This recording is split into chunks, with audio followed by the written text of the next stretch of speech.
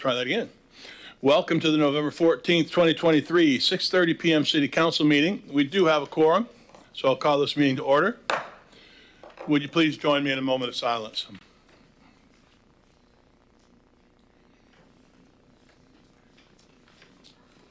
And the pledge to the flag. I pledge allegiance to the flag of the United States of America and to the republic for which it stands, one nation, under God, indivisible, with liberty and justice for all.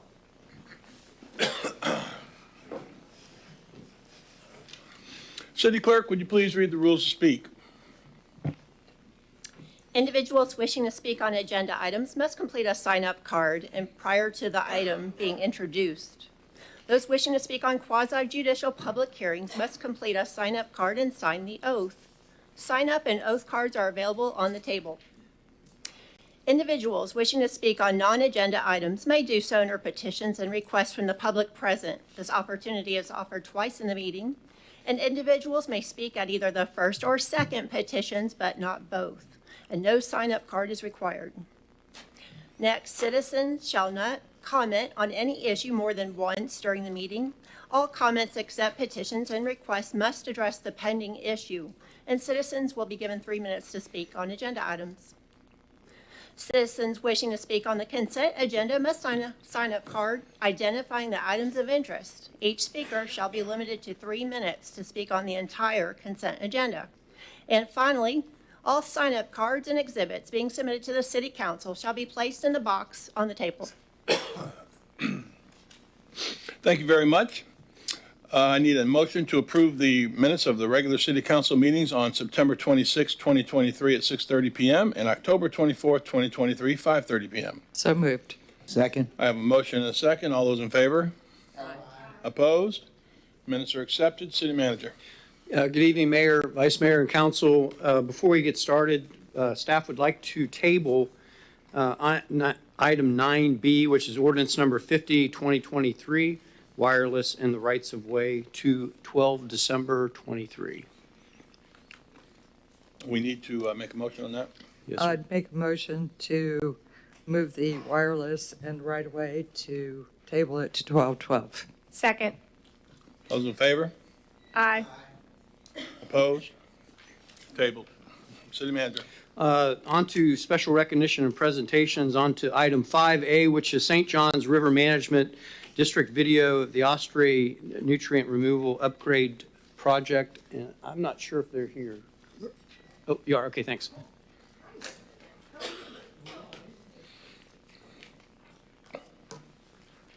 I was remiss in my duties of not checking in. I apologize. I'm glad you're here. Thank you. Thank you, sir.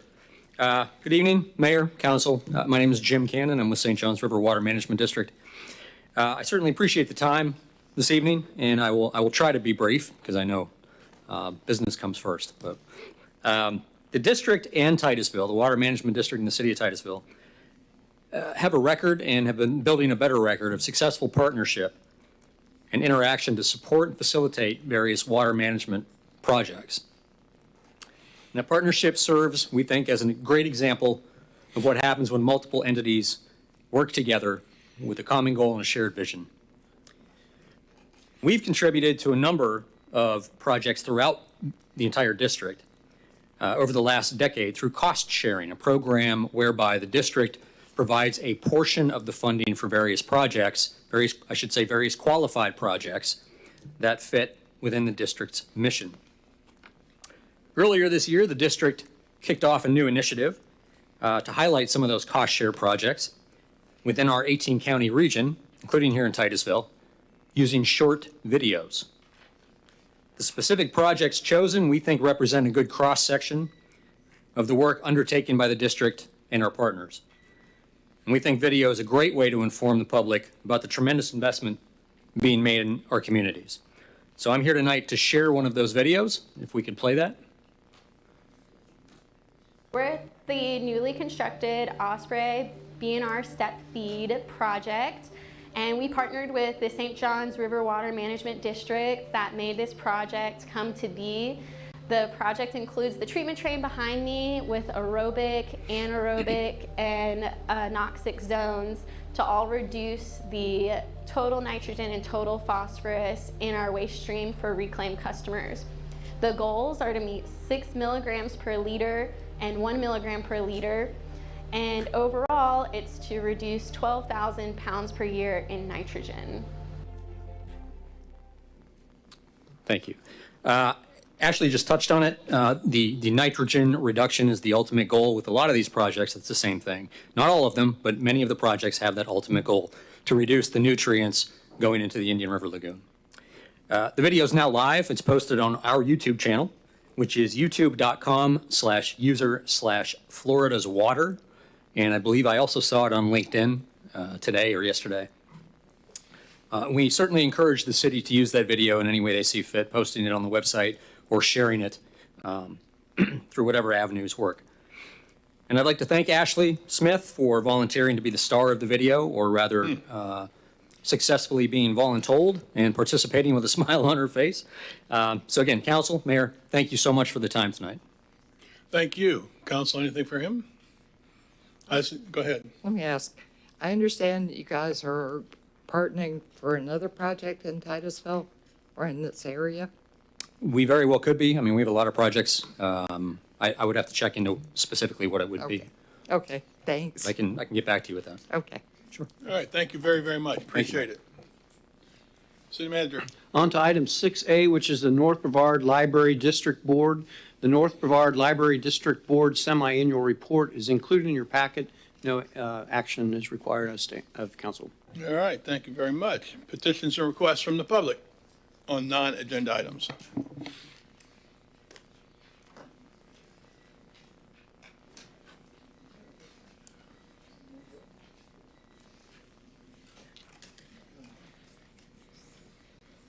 All right, start us up. Let's go. Okay, Stan Johnston. I'm a registered engineer, and I sent you this, and also on November the 14th, I sent a letter. So I have something that's not very pleasant to hear about, and that is the email that I sent you today, November the 14th, has to do with someone who has done much good for the city, but he's done some things that is not so good, and but it involves a number of people, including a city manager and other people who are in some conspiracies. And this is one of the conspiracies I've shown you many times. It's fraud. It's city manager and a number of people involved in that. And if you notice over here, I had an addendum to it. It says I've added Attorney Broom to this poster, added it today. So I'm going to read a section of this email that I sent you. It says, an example of a good friend who has betrayed me and my family, that is City Attorney Richard Broom, is as follows. And it's read for you. City Attorney Richard Broom is a witness to my findings of city corruption regarding the $70,000 fraud, which I just showed you, by city manager and others, as recorded in ORB 8506, page 1374. This finding is part of a conspiracy in which factually he is also a conspirator in this. This fact is verified and continues today as demonstrated in public meetings from 2019 to today. He is also a conspirator of my findings of numerous government corruptions.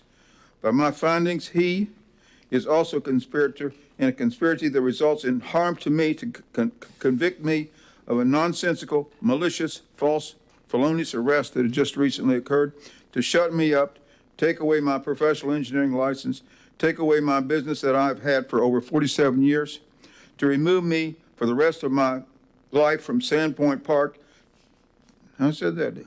To take away my ability to vote, to take away my ability to bear arms, and to remove me from practicing my religion at Park Avenue Baptist Church, of which my family has had continuous membership for the past 53 years. Furthermore, Attorney Broom, who is a member of my church and who I have protected for many years, should willfully resign from his office position as city attorney. Why? Because these truthful findings of him promoting fraud and him publicly promoting a conspiracy, misleading counsel and others in dishonesty, prevent him from legally representing mayor, council members, city manager, etc. The bottom of this letter is noted Romans Time's up, 8:48. May I have another 30 seconds? No, I really can't do that with Okay. this topic. Matthew so 5, thank you. 3 through 12, the message. Okay, you. thank you. Thank you. Any other petitions or requests from the public? No, we got a lot of agenda items. All right, city manager. Oh, there we go. Go ahead. I thought I heard movement over there. There we go. Tony Schifolo, Tropic Street. Tony. I'm here tonight not as a, I'm here tonight to just let you know that on Thursday, the citizens in the nonprofit organization Speak Up Titusville, which is being sued by the city council because you don't want to certify the referendum that was passed by over 82% of the voters in last November's election. And we're going to court again on Thursday. This time it's an appeal of the judgment. So this is our third time in court, and it's getting to be rather expensive. And I just wanted everyone to know that that's happening again on Thursday, right here in Titusville, in the historic courthouse. Thank you. Thank you. Anybody else? All right, city manager. On to consent, City Council, do you have any questions for any of the staff for consent agenda items A through L? I see none. City Council, do you want to pull any consent agenda items A through L? I see none. City Clerk, are there any cards for consent agenda items A through L? Yes, sir, 2 individuals. And Mr. Mayor, I'd like to read the titles for the record. Thank you. Consent agenda item 8A, approve resolution number 30, 2023, amending resolution number 35, 2010, relating to the registration fee for vacant properties with mortgages in default. Consent agenda item 8B, acceptance of the award for the FY24 Bulletproof Vest Grant Program. Consent agenda item 8C, approve the Titusville Resort and Destination Low Impact Development Maintenance Covenants. Consent agenda item 8D, approve right-of-way vacation application number 3, 2020 extension request. Consent agenda item 8A, correction E, approve task order for the Blue Heron and Osprey plant permit renewals. Consent agenda item 8F, approve the award for the contract for the Barna elevated storage tank demolition. Consent agenda item 8G, approve the purchase of equipment for public works. Consent agenda item 8H, approve the request for the fire department budget transfer request. Consent agenda item 8I, approve the Brevard Emergency Management P25 one-time upgrade invoice. Consent agenda item 8J, approve task order for the construction engineering services for the Osprey and Fluid Screen project. Consent agenda item 8K, approve the change order for slip lining manhole lift station rehabilitation. Consent agenda item 8L, approve and accept the legal services of bond counsel Rhonda Bonds Collins, Esquire, of Bryant Miller Olive Law Firm. Thank you, sir. Council, anything you want to ask or say? No? Call the cards, please. Stan Johnston, Did he put what items he wants to talk about? I apologize, sir. That is 4 items, B, E, F, L. Thank you. Okay. You ready? Yep. All right. The city of Titusville is plagued with corruption, and for this reason, I'll enumerate some of them. I have enumerated. Which one are you talking about here? D, E, F, or L? I'm talking about all of them. What I'm asking for you to do is to stop business because you Well, need to straighten up. that's not on the consent agenda. Oh, yes, it is, sir. No, I'm Yes, asking it you is. to talk about D, E, F, or Okay, I'll L. talk about the ones about the police departments. Which one's that? Is that I told you just recently, as I was talking to you, is the failure for the city manager, the and chief of police, and the mayor Diesel to return my phone calls, and that was on November 1st, 3rd, 8th, and 9th. And it's regarding secret rumors demeaning me and my profession fed to elders and the pastor of Park Avenue Baptist Church. Stan, these are And that not has on to consent do- agenda. You need to talk about what's on the consent Okay, agenda. would you stop the clock, No, please? but keep going. I would like to have my 3 What you signed up minutes. for. I want my 3 Or you're going to minutes. sit down. Talk, yeah, you haven't Give me talked my about 3 any of minutes. these I am issues. talking about what the police is doing, and I don't, I What object, letter I is that? object to this item. What letter? 8B and also 8L. So what's going on? So please listen, and I wish you would just Well, not take so you're, much. you're not talking about these. That's the problem. Yes, But go I ahead. am. Go ahead. Listen up carefully, because what has happened is that right now is the city of Titusville is violating my constitutional rights of freedom of religion. In other words, the chief of police and the city manager have goes to my pastor, and they have all kinds of secret conversations, and none of them will tell me what happened. And right now I had an elder come to me and say, listen, we're looking at removing you from the church. So that's got what to do That's with got to this. do with what the police is doing. So But I'm that's got objecting nothing to to do these with the two consent items. agenda. That's got to do with you expressing yourself, and I get that. We have petitions and requests for that, and that's what you did. And now you're sitting here and you're And not the clock talking is about running. any. The clock it should be is. stopped. You should talk about what you're supposed to talk about. You signed up for 4 things. You've talked about none of them. I have. I'm talking about, I don't want the police to be given this money, for example, in 8B. They don't deserve it when they're violating my constitutional rights. They're not looking at things. They have no rights of going to my pastor and making up all kinds of stories, and nobody, not even the pastor, he's admitted to it, but he won't tell me what they are. And now I'm being told that I might be removed from the church, which my family's been a member of 53 years. That's not freedom of religion. That's going behind my back and doing this stuff. And they're not even telling you that I'm asking you to return my call. That's another problem. So right now I'm asking for the business, you don't like this, but Time's up. Thank you. may I have another minute? You haven't talked about this stuff anyway. So no, I appreciate it. Thank you, Coach. Next one. Jesse Wright, item 8C.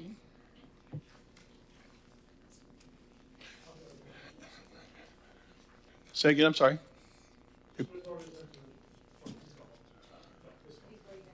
Okay, all right, thank you. Okay, anybody else? No, sir. All right, city manager. Move to Oh, approve. I thought you're right. You can't read that again, can you? No, don't. All right, You don't want to do that. Now we want a motion on this. You threw me Motion. off, Jesse. All right, Member Nelson. Move to approve consent agenda items A through L. Second. I have a motion from Member Nelson, a second from Member Cole. Roll call vote. Member Cole? Yes. Member Nelson? Yes. Mayor Diesel? Yes. Vice Mayor Robinson? Yes. Member Stokel? Yes. Consent agenda passes unanimously. Now, city manager. On to ordinance number, agenda item 9A, which is ordinance number 48-2023, Florida Live Local Act ordinance and resolution number 25-2023. On the October 4th, 2023, the Planning and Zoning Commission recommended approval of the ordinance and resolution with the request of the commission to continue with possible future recommendations. On 8 November 2023, the Planning and Zoning Commission recommended denial of both the ordinance and the resolution with the recommendation to the City Council to assemble a subcommittee with planning and zoning members, city staff, attorneys, and citizens from the public to work together to revise the ordinance and resolution. That vote was 7-0. The ordinance is based on input from the City Council on the September 26, 2023 meeting. Senate Bill 102, the Live Local Act, was passed by the legislation and signed by the governor earlier this year. At the August 22nd, 2023 regular meeting, City Council approved staff's definitions, policies, and procedures to help implement Chapter 2023-19 laws of Florida. The draft ordinance adopts definitions and develops standards for projects that would qualify for the Live Local Act. The resolution proposes a checklist to help clarify the Live Local qualifying projects.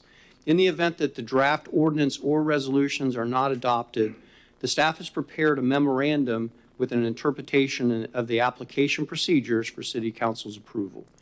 And Mr. Parrish is here to help guide you through this process. I'd like to read the title first. Please.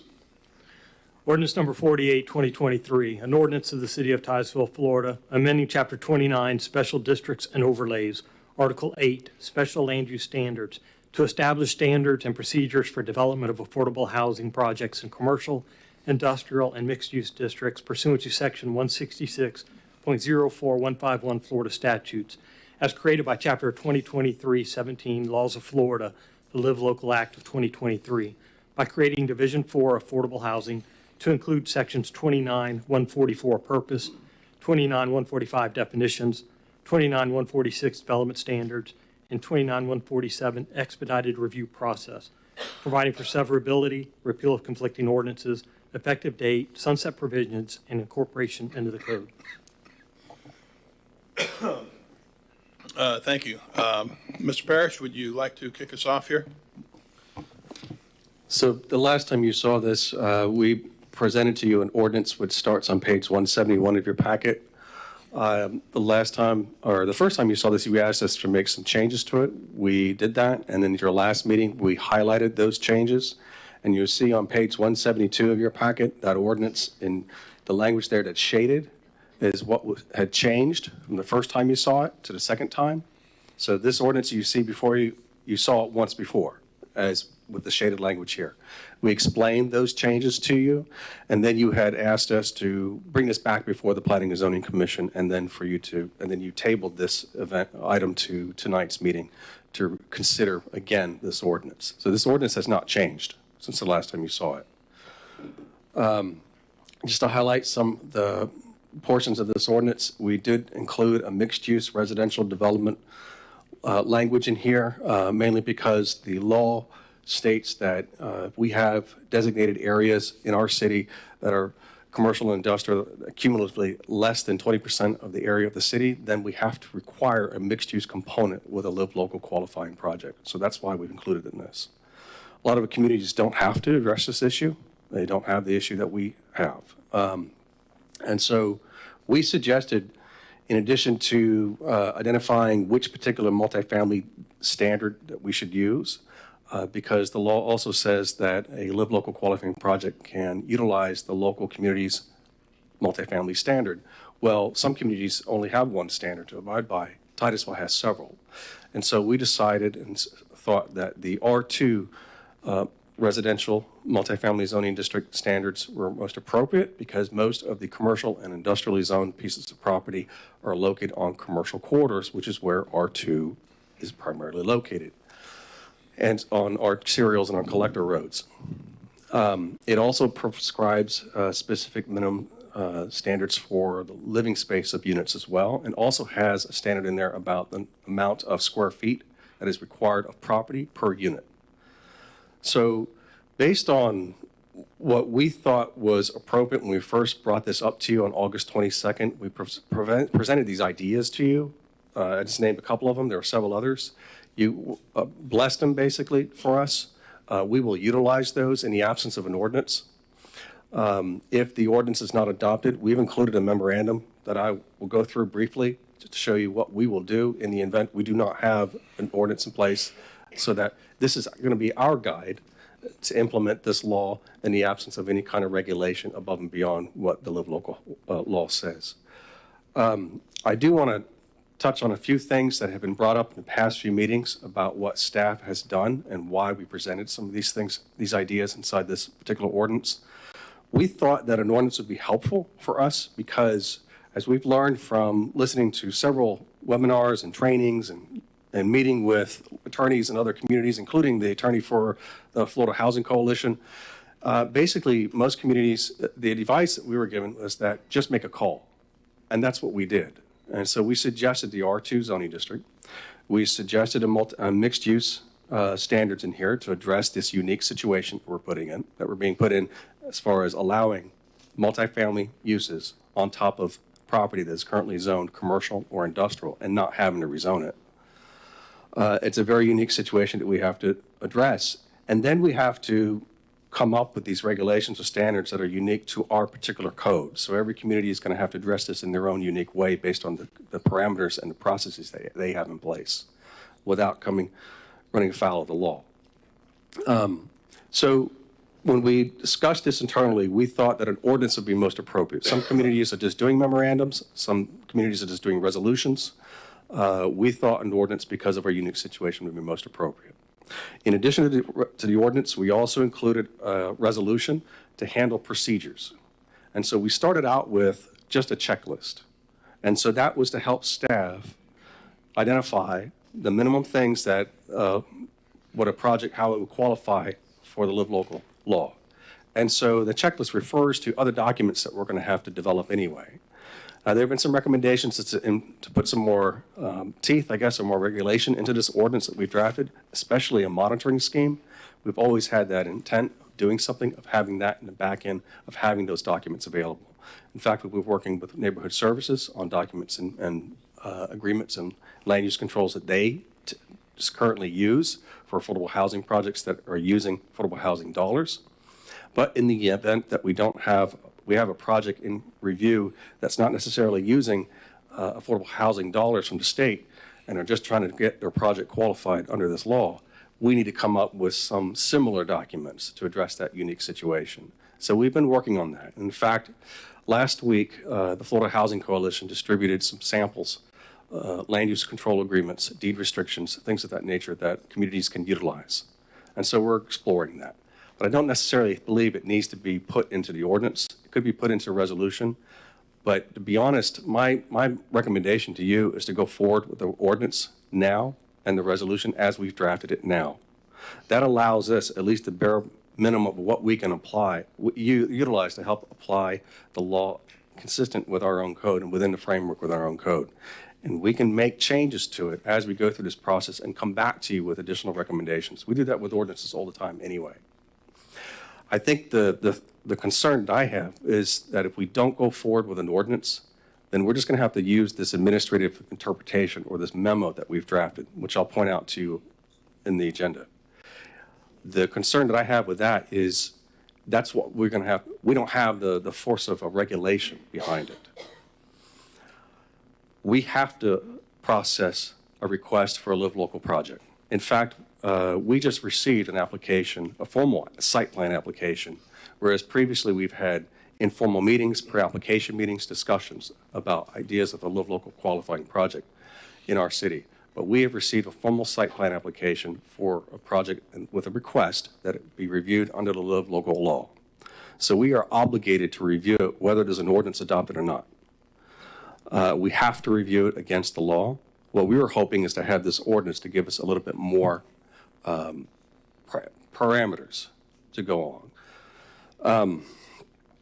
I do want to point to the memorandum on page 178 of your packet.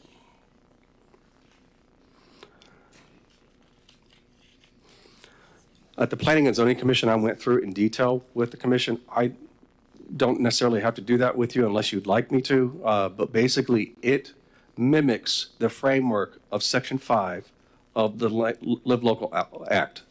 Specifically, that's Section 166.04151, subparagraph 7 of the law. And that is the particular section of the law that is about land use. And that's on page, and if you want to see that particular section of what the law says, it's on page 190 and 191 of your packet. But this memorandum on page 178 mimics the structure of that particular section of the law. And we've pretty much just kind of either word for word stated what the law says or summarized what the law says, and then we put in in italics underneath how we're going to address that particular section of the law. And for example, we've identified what is a mixed-use zoning district in our code. What is an industrial zoning district in our code? What is a commercial zoning district in our code? And we've used the existing framework of the zoning tables. If you remember, I showed you at one meeting the zoning use table that we have and how it categorizes our zoning districts based on what's commercial, mixed use, and industrial. So we had those laid out for us, so we utilized that. Some communities don't have that advantage. Further down, on page 179 of your packet, you'll see we talked about the density and how the city will apply that section of the law. 4, under height, it describes here how we'll apply that section of the law. Under 5, development must be approved administratively. Our site plan process is an administrative process. If an applicant needs or has to deviate from a particular section of a code through that administrative process, there is a process for that. And that is typically a variance or a waiver. And that has to go through some kind of process, whether it's a quasi-judicial process or some kind of administrative waiver process. But it is our current process. What I've heard so far in some iterations that have been presented to us and been sent to you by email are some suggestions to include additional requirements that allow this project to be brought before you in some, or in the public forum in some way, either as a consent agenda item or through the Development Review Committee, or some kind of process that we currently don't have. I'm concerned about that because what that means is that we are creating a process to somehow get around what the law says. The law says that if they can meet the exceptions that are called out in the law and qualify as a live local project, it must be approved administratively. Now, other things of the code that they have to adhere to that are not accepted out by the law, they still have to adhere to. They have to adhere to the policies of the comprehensive plan. They have to adhere to concurrency requirements. They have to adhere to the regulations in our development code, the zoning standards. We've laid out in the ordinance and in this memorandum and a situation where we have that mixed-use component requirement of a live local qualifying project. That mixed-use component will be those uses that are permitted in that underlying zoning. So, for example, a project that is requested to qualify under live local on a commercially zoned property or an industrially zoned property will be able to utilize the uses that are permitted within that particular zoning district that they're trying to put that residential component on. The issue that we have is there are situations where some uses underneath those particular zoning districts that we have, commercial and industrial, that might not be compatible with residential. The criticism with this law is the land use portion. Every other portion of the law is very good. It has a lot of money being thrown into affordable housing projects, but this one particular section about the land use portion has received a lot of criticism around the state. But I don't think it's going to change because the other portions of the law are very good and a lot of support for it. In fact, my understanding is that the legislature made a unanimous decision on this law, so I don't anticipate any additional changes to it. At least I haven't heard that. So I think we're going to have to stick with it, with what we have. The criticism, though, from a planner's point of view and from just, general citizens' point of view, is that you shouldn't put residential next to industrial. It's not compatible. That goes completely against Euclidean zoning, the basis of zoning, how it all started in the 1920s. It doesn't coincide with each other. It's not compatible. But yet this law is asking for that. So what we tried to do is in the ordinance was to provide some parameters in there to account for those situations. So for example, in the ordinance it says if you're going to incorporate an industrial component with the residential development that you're proposing on an industrially zoned piece of property, you have to separate those uses. And there's buffer requirements. And so we've added the buffer requirements from our code and put it in there into the ordinance. That's currently not there now. With a memorandum of understanding here or this administrative interpretation, it's kind of hard to implement those things when they're not in ordinance. So without an ordinance, we'll have to negotiate with an applicant to make sure things are compatible and work together. The criticism about the law is that you're putting low-income people in industrial areas, and that there's a federal issue related to environmental justice, and that's a real issue. So we feel like if you have an ordinance, we can have some parameters in there to help address those issues. But without that ordinance, we're just going to have to work through what we have available, and that is the Live Local Act and our ability and our means of how to interpret this, basically, and work with a developer. If it's on a commercially zoned piece of property, then we're going to allow them to utilize the underlying uses that are in that zoning district. And a lot of them are retail and commercial, which are generally could be compatible with a residential use. Some of them could not be. Because of that component, we thought that we would throw in some kind of additional recreational component to it. And we included in the ordinance an open space and a recreational component. The best example we could find is the urban village zoning district, because that is a zoning district that we currently have that addresses a situation where you have commercial and residential combined together, and you have recreation as a component of that.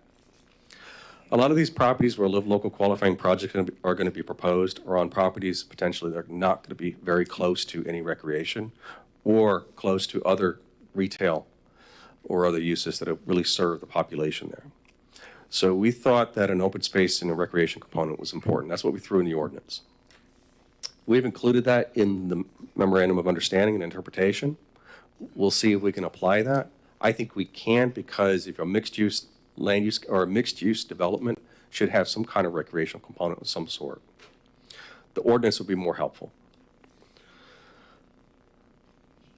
The question about how we're going to calculate the 20% threshold and whether we're going to require a live local qualifying project to be have to include a mixed-use component, that has to be done each time we receive an application. If there was a recommendation to include a suggestion where we're going to have on January 15th, this is when we're going to calculate it, and no matter what happens after that, everybody has to follow with what the calculation we did on January 15th. I don't know if we can do that. When an application comes in, we have to make that evaluation at that time. There was a suggestion that we're going to leave it up to the developers to determine that. We don't. We have our own system, our own process. We have our own GIS maps to be able to make that quick calculation, and we'll make that determination. Application procedures. On page 180 of your packet, we've included that. Those are just minimum things that we would ask for. We would ask for that anyway with an ordinance. Again, procedures, monitoring tools. I think that can be done best in a resolution, so because those need to be tweaked more often in an ordinance, and that could be easily brought back before you to make those kind of changes as far as what an exhibit is required, what kind of language we want to throw into a monitoring tool, whatever that might be, or fee. And that's the other thing too. We actually suggested a fee in the resolution that's before you of only $200. Now, since that, we've received some recommendations from other communities to up that. And in fact, the public has actually suggested that as well. We're totally for that. We just don't know what that particular fee should be. Now, whatever fees we come up with, we already have a site plan review fee that we're going to require any applicant to submit to us. We've included on page 181 the adjusted gross income and the definitions that are in the statute about what is affordable housing, but I want to point you to page 182 of your packet.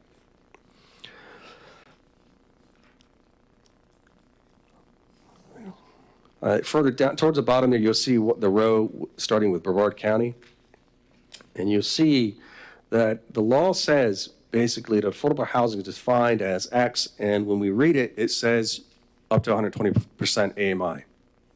So when you look at that row of 120% and go all the way to the right, and you'll see, for example, the column where it says rent limit by number of bedrooms in unit 2, for example, a rent potentially at that AMI could be $2,300.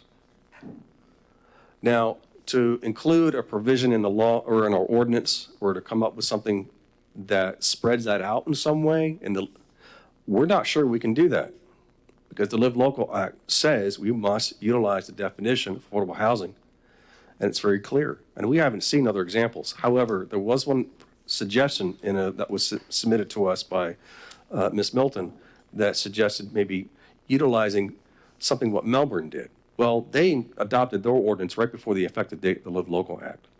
But they did include something in there that said that if the Live Local qualifying project is going to propose, and if you recall, one of the qualifications is of all the residential units, all they have to do is make 40% of them affordable housing.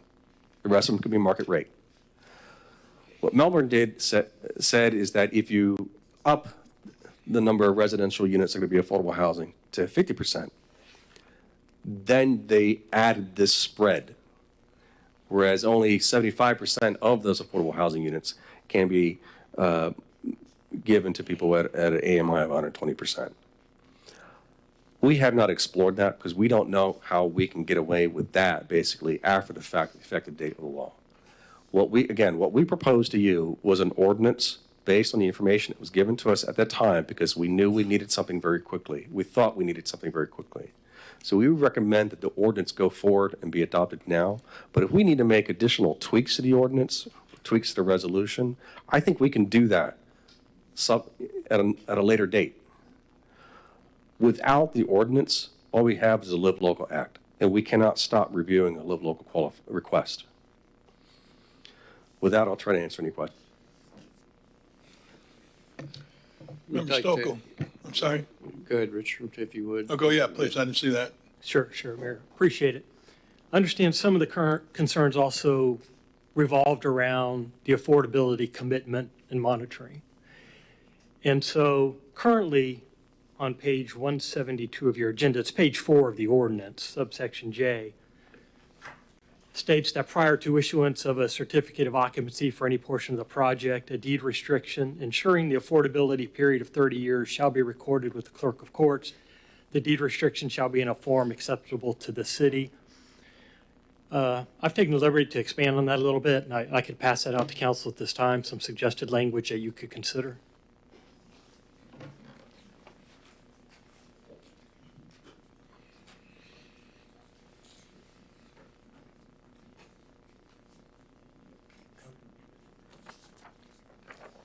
And for the public, I'd like to read this language this time, same language that you have in front of you for your consideration. Pursuant to the Live Local Act, at least 40% of the residential units within a proposed project shall be affordable as defined in section 420.004 Florida statutes and shall remain affordable for a period of at least 30 years. This requirement shall be incorporated as a condition into any administrative approval. Furthermore, as a prerequisite to the issuance of a building permit, the property owner shall execute and deliver to the city for recording in the public records of Brevard County on a form approved by the city attorney, a land use restriction agreement detailing the affordable housing restrictions in compliance with the city's monitoring requirements.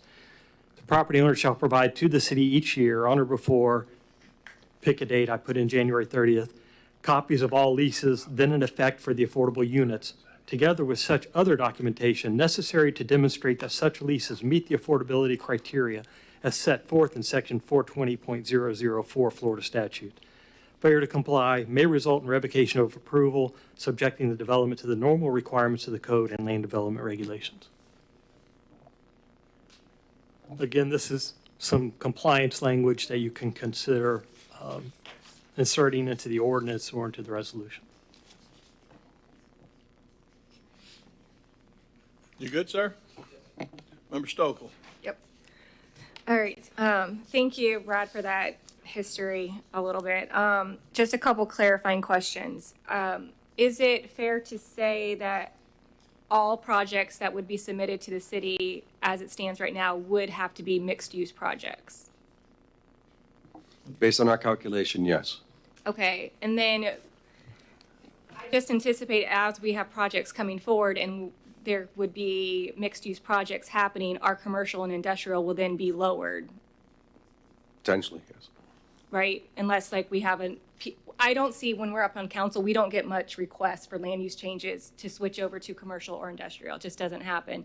So I feel like we're gradually going to see our commercial and industrial potentially going lower, which would then reiterate all projects potentially would be that mixed-use component. Mm-hmm.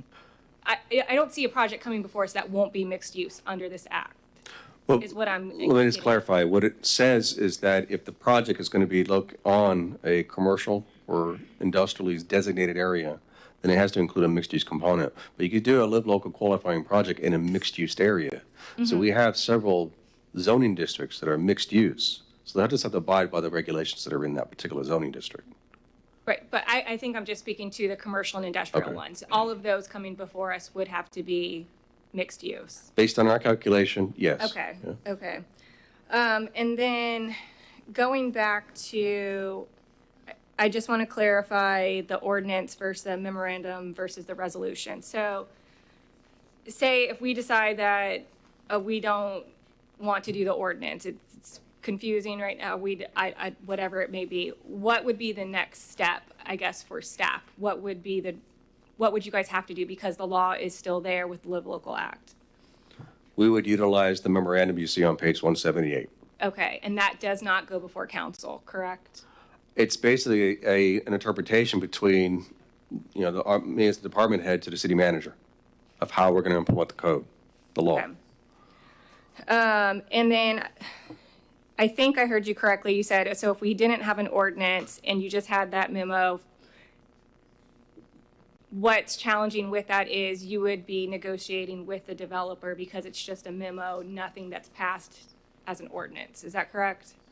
Yeah, it just opens it up some more. So, we have the law, has this parameters. You have the memorandum, brings it down a little bit more. The ordinance brings it down, that reduces the amount of negotiation. Can the memo not have the same exact verbiage as an ordinance to have that same So strength, I guess? I look at it as an administrative interpretation of how we're going to implement the law. If a developer disputes that, disagrees with it, then we have to figure out whether we were correct. And if we are correct, and this is our call, basically, then there is a process that the applicant can go through, such as an appeal, an appeal of an administrative interpretation, or whatever process that might be, depending on what the issue is before us when they, as part of their review, our review of their application. Also, I would believe that if you're going to be creating regulations as part of this process, such as open space, recreation, regulations have to be created by ordinance. So if you're going to Okay. do policies and just apply the current standards you have now to that multifamily, as statute says, and the underlying zoning, then you could say, we approve your procedure and your policy, we understand and we bless that. But if you're going to put some of these compliance requirements together and any other regulations, in my opinion, that should be done by ordinance. Okay, and just to circle back to that, I think that you'd said, because we know some municipalities are doing nothing, and some of them may just have R3 zoning, for instance. It's very clear for them because of our different zoning categories and other aspects to it, it would make more sense, in your opinion, to do an ordinance. In our situation, I think it would. Some communities, examples that were brought up to us were, coastal communities, for example, are built out. They're small. They might not have a lot of industrial. So they might not, might only have one multifamily standard. So it's very simple to them. Some communities, I think I saw a memorandum from Rockledge. They just made their interpretation. And they might have a unique situation compared to us where they only have one standard, and they might have a lot of commercial. And so they don't have this mixed use component to deal with. So it's very simple of how they can apply the law. And they may only have one height standard and maybe a very limited density issue as well. That might not become an issue with a Live Local project. Some communities have very high residential density that now is going to be applied anywhere, basically. So they want to address it in some way. How do you mitigate that? So every community has to address this in some way differently. The county just did a memorandum, basically, or some kind of memo, saying this is what the law says. And basically what I read was developer proposed to us how you're going to meet the qualify, and then we'll review it. So I don't think they really came up with specific procedures. So some communities are just doing something kind of simple like that, and other communities are going full out based on their issue with, a lot of regulations and stipulations, depending on their situation. And if Live Local ends up changing, we could go back and change our ordinance based on however the law may change Of as course. well. Yeah. And if we decide not to do something and not to do the ordinance, realistically, what's going to happen is staff would interpret the law and work with developers on that interpretation and apply it accordingly. Yes. Okay, thank you. Member Nelson. This is really for Richard. We talked about penalties if somebody did not comply with the Live Local Act. They didn't have that percentage of affordable housing. We talked about maybe sending it to the code board maybe fines? Sure, I think it depends on what the violation is, and like any other project, once they get a site plan approval and it's approved under ordinances, they're gonna have to comply. If they don't, then of course code enforcement could take action as far as violating the site plan, whether it's the site conditions, whether it's not following the affordability requirements, not providing the documentation we may require timely, and we would ask for compliance. Depending on what degree that is, does it involve going to court to get an injunction? So I think we would have to evaluate the violation at the time and determine the appropriate measure to bring that property into compliance. But a minimum, I think, as we said here, if you don't comply and you don't qualify, then you can't take advantage of the statute. So the question is, do we need to put that in a potential ordinance so that people are aware this is what's going to happen if you violate the Live Local Act in Well, certain again, ways? I think it depends on what that violation is, and we would utilize the tools under the law. Wouldn't limit ourselves, because there Okay. may be some enforcement actions we want to take that aren't necessarily spelled out. But we would use the enforcement tools currently in our code, such as code enforcement Okay. and daily fines for noncompliance. Okay, Or it may be a matter of bringing it in and saying your project no longer qualifies under Live Local because it's not affordable, and you're now going to be under the current code. and under the. And it depends on current what stage there's a violation as well. tax situation also. Right, and that's kind of the language I had in here, that, failure to comply may result in revocation of approval and other. So yes, we could Okay. always look at that. But to answer your question, those are some of the avenues we would utilize to bring a property into compliance, just like any other property that may violate the conditions of development or site plan. Okay. Brad, I agree with you. I think we need to be careful. I think the whole purpose of the statute was to avoid I want affordable housing as long as it's not in my backyard. And so I think we need to be careful. I did read through multiple ordinances. I think I read Melbourne, Winter Park, Connie's, Boca Raton. And I started out with the idea that the Boca Raton ordinance was the easiest to read. Sorry, Connie.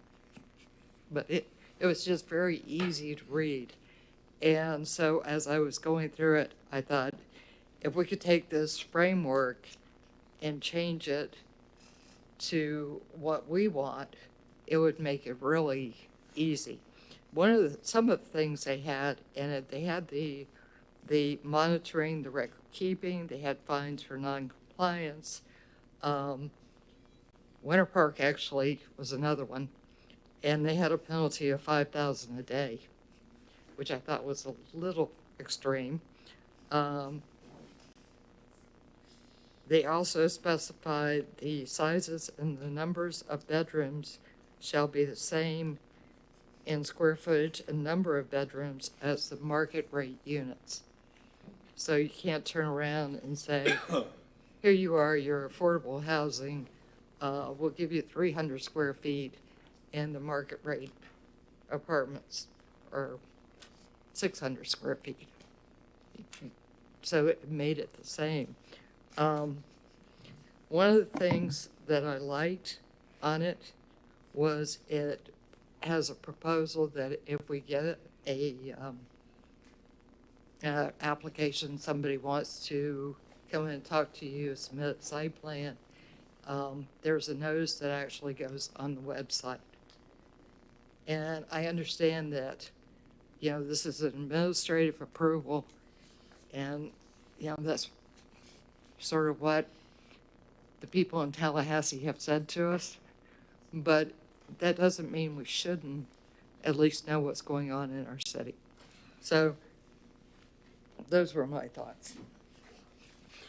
Let me interject here, Brad. How many, and I think you've kind of said it, but I want to reiterate it here.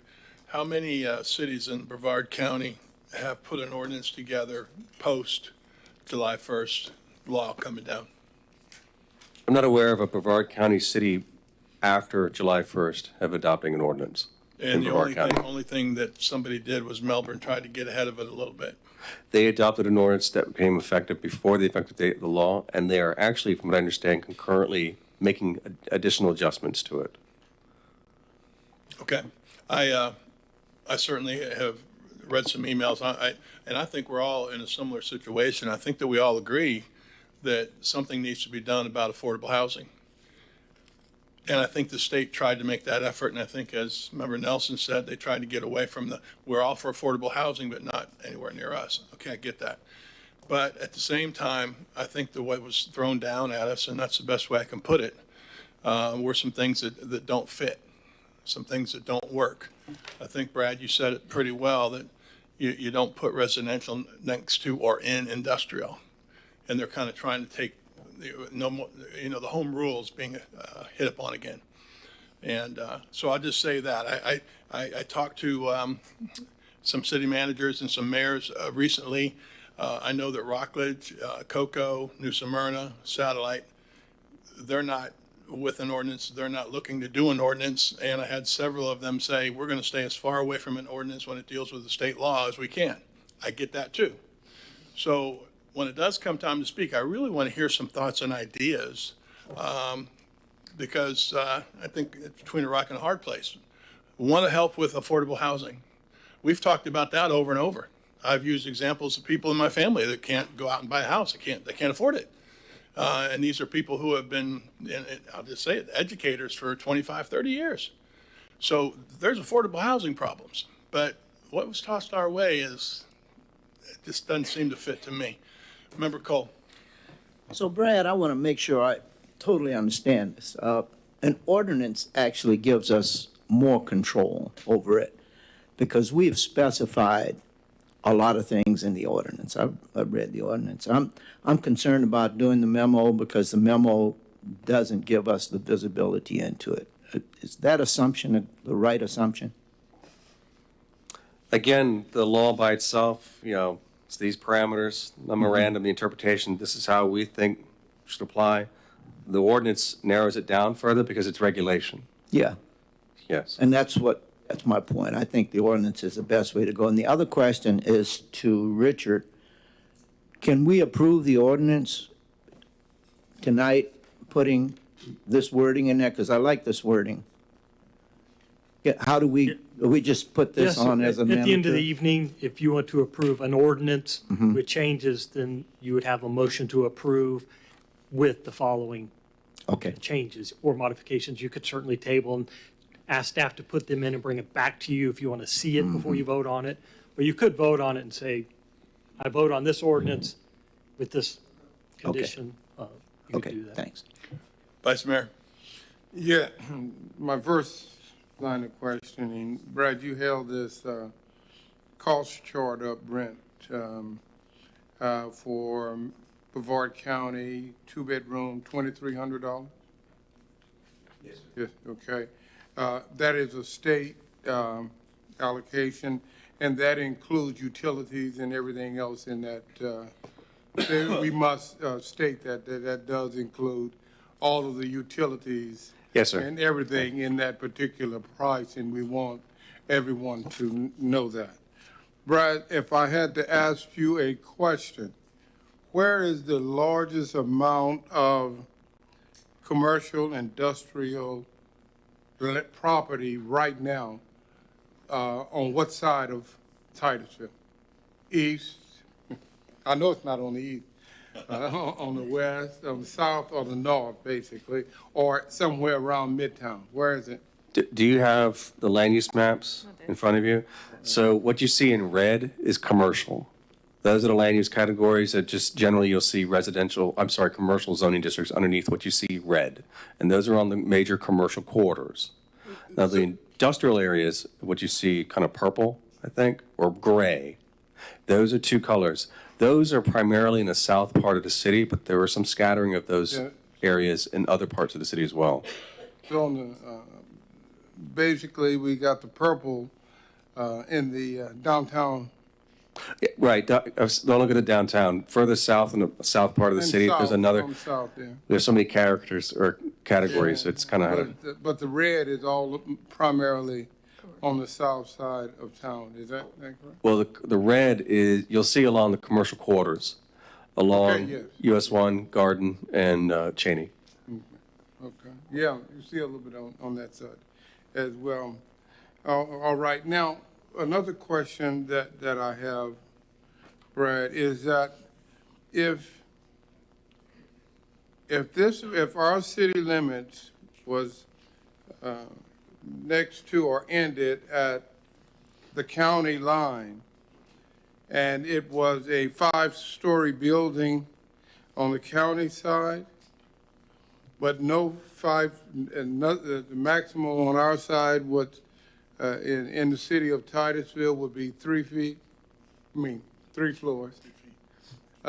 Which would we have to adhere to in this particular act? The county's regulation or examples out in the county unincorporated area would not be counted towards any assessment or analysis. We would have to adhere to that. Correct. Only within the city boundaries. Okay, that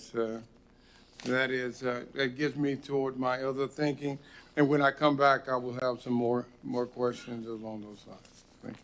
Member Stokel. Yep, sorry. I forgot a question I was going to ask.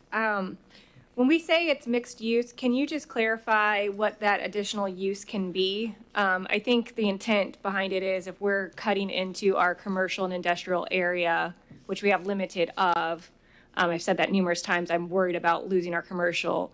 If there's that mixed use requirement, what can that mixed use be other than the residential exactly? So on the red, there's several zoning districts underneath. So some of them are called regional commercial, community commercial, neighborhood commercial, tourist, office professional. The regional commercial is probably the most intense. It allows big box stores, big large retail, car lots, gas stations. The tourist zoning district primarily is hotels. The community commercial is similar to the regional commercial, but a little bit more limited. It's actually, allows for smaller lots. So you have strip centers, basically, in that zoning district. St. John's Plaza, I believe, is got the community commercial zoning district, but Target has a regional commercial zoning district. The office professional scattered in various areas. There's several of those zoning districts along Park Avenue. That primarily is only office. Professional offices. It does allow a single-family home. So, I can share with you the list, the zoning use table. You can see for yourself all the list of all the uses that are allowed underneath each one of these particular zoning districts. So when they're submitting their project for mixed use, along with their apartments, for instance, what can that include? Or do we have any say over what we would want potentially to be with that? That's kind of what I'm getting at. The law does not give very good guidance on it. It doesn't even define what a mixed use is. But we have a definition of mixed use in our code. So we utilize that. We wanted to be careful about coming up with new definitions, new criteria, new processes that the law doesn't just prescribe, doesn't even requires things to be done administratively if a project qualifies. But the mixed use component was the most difficult portion for us. Mm-hmm. As you can imagine, all the uses in there probably aren't appropriate in a mixed use development. So in the ordinance, I believe, I'll have to look at it again, but I believe we restricted it to only those uses that are considered to be permitted within that zoning district and permitted with limitations. But if it required a public hearing as a CUP, I think we excluded those in that version of the ordinance. Okay.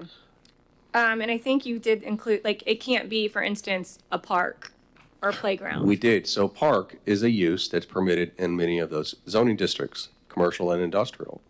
So what we decided to do was include that as a mixed-use component if that's going to be proposed. But it does say public park. So what we prescribed in the ordinance was that a public park would have to be dedicated for the benefit of the public. So it'd have to be a portion of your property dedicated for a public purpose, basically. And then they would be maintaining it. So it doesn't have to be a building.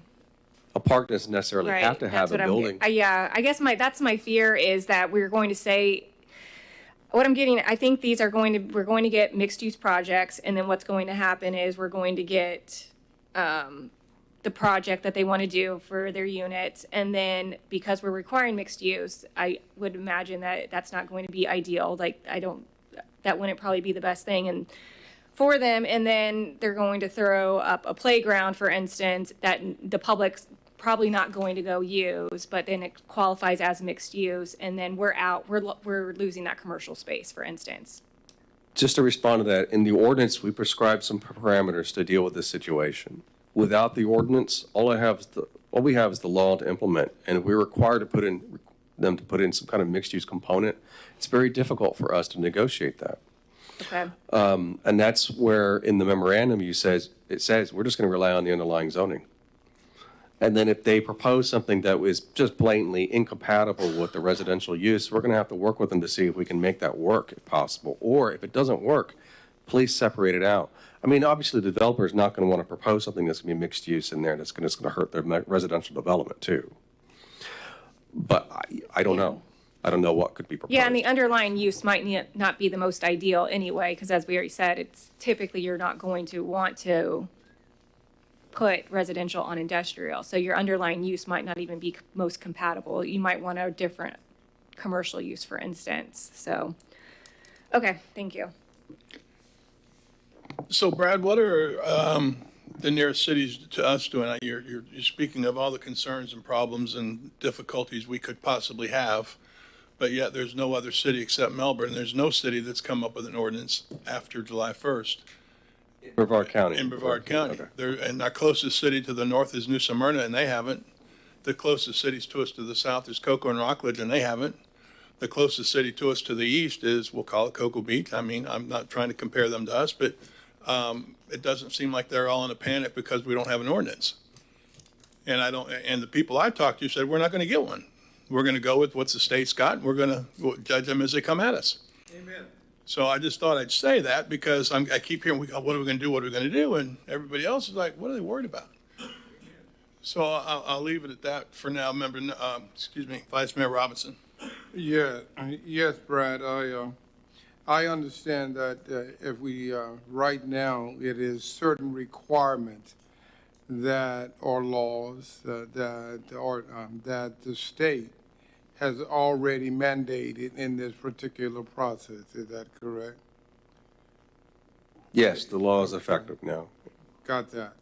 There is, they have said in this particular process that we adhere to the ordinances and codes and so forth that we right now have in place. If we have nothing else, they stay in place and we govern them, we govern the new project by what we already have in place. Is that correct? Correct. That's what the law says. Okay, that's what the law says, Yes. right? And right now, my question to you, if we just stay where we are with already everything that's in place, when we do business as usual, so to speak, what is the greatest thing that can happen to us if you have to approve a developer's proposal under our present circumstances? You mean greatest as far as what could be a Yeah. scenario, a worst case scenario? The or- worst case scenario, you said that you don't have anything that's concrete to make your decisions as we move forward if you get that proposal. But if we just based it on what we already have in place, where do we stand at the end of this process?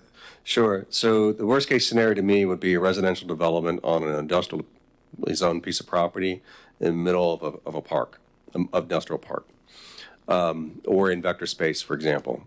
And it's not associated or adjacent to any other services to serve the community there. And then we have to require some residential or non-residential component to it. And then I'm going to have to work with the developer to figure out what that is and how that's going to work. Okay, and thank you. Now, my other question, when you are building affordable housing, the law states that you have to have a certain amount of accessibility, the resident have to have certain amount of accessibility to school, stores, bus transportation, transportation route, does it not? The law only talks about that in relation to reducing parking. So what it says is, it actually says that we have to consider allowing someone to reduce their parking if they are within or a mile of a transit hub.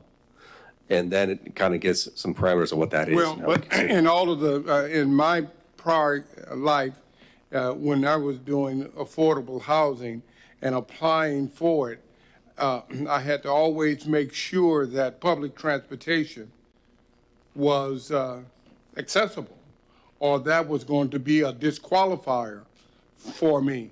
The law does not prescribe anything like that. So if a project owner wants to But no, utilize. this law doesn't. No, But the laws that are in place now does for affordable housing, for affordable housing. if they're qualifying, utilizing affordable housing dollars. Yes. But it- And in essence, is with all of the tax credits and all of this, isn't this using affordable housing dollars? The additional tax credits you see in the law weren't tied to any of the things that you were talking about. Okay. Now, I think when you're using affordable housing dollars, there are all those parameters that come into that. But, So- you know, property owner could come in and not technically use that. They don't have to, if they can get away with that. Right, but and you're going to, I'm confused in the sense that the state or the government is saying, okay, we're going to give you all these tax incentives, but we're not going to require you to adhere to the standards that we have held other companies or other developers by in developing affordable housing. I haven't read that in the law. Okay. That's odd. It's very odd that I can build affordable housing, get tax credit out in the middle of Timbuktu. I don't have to make sure that the people who are going to be living out there have public transportation. Something's wrong with that picture. So there are 3 tax credits that the law talks about. Now, we've been asked to, by a previous request by you, we came to you and asked if we could research this. So we're still researching one of those tax credits that the city could utilize. Okay. If we want to. So we need to come back to you and give you our recommendation on that. But there are 2 others that if you qualify under Live Local, you can automatically utilize. I don't understand if those are specifically tied to other requirements in the statute.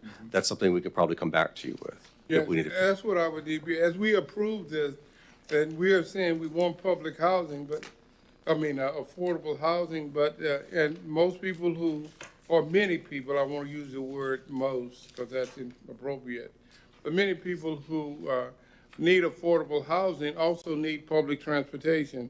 And if that's not a part of the package, we got some issues that we need to deal with.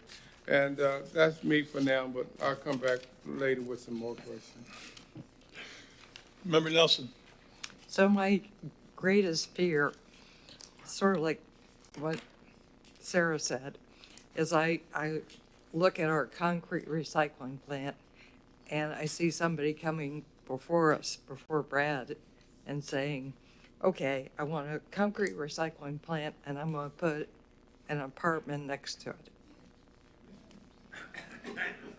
I mean, that could happen. So the way it stands now, do we even have a right to ask for a buffer between those uses? If I'm going to get that kind of request, we're going to push back. We're going to say this is not compatible, it doesn't work. There may be other conditions of that particular use that may be applicable. Okay. So some of these uses that we have, they're not, they're permitted, and sometimes they'll have special conditions with them in order to allow that use. So they still have to adhere to all the other requirements of our code. Correct. So I can't, hypotheticals like this, it's hard to answer. But in that scenario, I probably would push back and say we need to come up with a different way of allowing this project or reviewing it. But I guess my question is, in those kind of scenarios, is a code helping you say, no, we need a buffer of 30 feet between? I mean, are there things in there that will help you, back you up?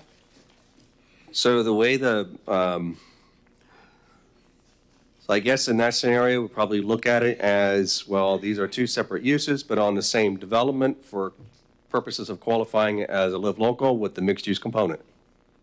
Well, they're separate uses. Let's apply different standards, some other standards in our code that can help us mitigate the impact. Right. And so we'll look at our buffer standards to see if, this is obviously an industrial use versus next to a residential. Let's use those buffer standards there. I don't know if that's going to be enough, but we could probably utilize that. And then we'll have to apply that. Typically, we apply those buffer requirements based on the zoning district or based on the use, what's going on in that zoning district. I guess I'm looking at it and I'm thinking, if we have an ordinance, one, you have something to fall back on.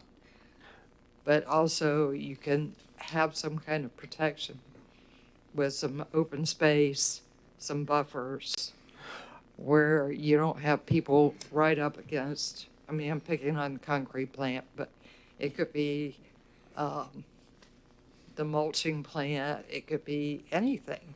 I don't want to say that our ordinance that we drafted before you in the resolution is perfect. There are still holes. There's still gaps that we'd like to fill in. The time when with the information and the examples that are out there and the education that was provided to us from the different agencies, APA, American Planning Association, Florida Housing Coalition, and those who authored this law, we came up with what we thought to help us in our scenario. Okay. We've always told you that we can come back to you with additional changes. Okay. We can come back to you to fill it, because as we go through this and we're reviewing a particular project and a particular request right now, we're already seeing some things that we need to resolve, some questions that we need to resolve. So depending on how serious that is, we may have to come back to you and say, we didn't think we need to have this particular regulation or standard in place to help resolve this particular issue in case we have it again. So, question, why do you think the other cities aren't rushing to create some kind of ordinance? Well, I think some cities are rushing. We saw Boca, we saw Winter Park, we see other communities, especially in the south part of the state, and Tampa and St. Petersburg have already done this as well, in Hillsborough County. And you're seeing some other, but I think what a lot of the small communities aren't rushing because they don't have this issue. Like I said earlier, they're already built, some might be already built out. They might not have a really high height requirement anyway, or even a high density requirement. And they might even have the land use requirement issue that we're facing. So some communities are probably facing the same issue we are. We just haven't been made aware of them. Okay. But yes, a lot of communities are not addressing this because they're not, I think a lot of communities are looking at this, a wait and see approach. Well, Just do an interpretation and wait to see what the legislature does. I can see Cocoa Beach not running to do it, because Satellite Beach, because those are pretty well built out. But I'm surprised that some of the others haven't come. Rockledge, Cocoa, I think Yeah. they're not quite as big as we are, but they're very similar in a lot of ways. And those are some of the people I talked to, so they have no plans. And they've got things going through right now. They have them on the, like we certainly have some waiting. So I want to real quick, because maybe I'm a little confused, but one of the biggest concerns I had with this on July 1st and I have now is that we are talking about a lot of things and, give a buffer and give a this, but in reality, the state, we can't supersede the state. A municipality must authorize multifamily and mixed-use residential as allowable uses in any area zoned for commercial, industrial, or mixed use if at least 40% of the residential units in a proposed multifamily rental development are, for a period of at least 10 years, affordable as defined in such and such, notwithstanding any other law, local ordinance, or regulation to the contrary. I'm not saying that covers everything. I'm not saying there's some things we can't, push back on. But I think some of the discussion I'm hearing is as if they didn't say this.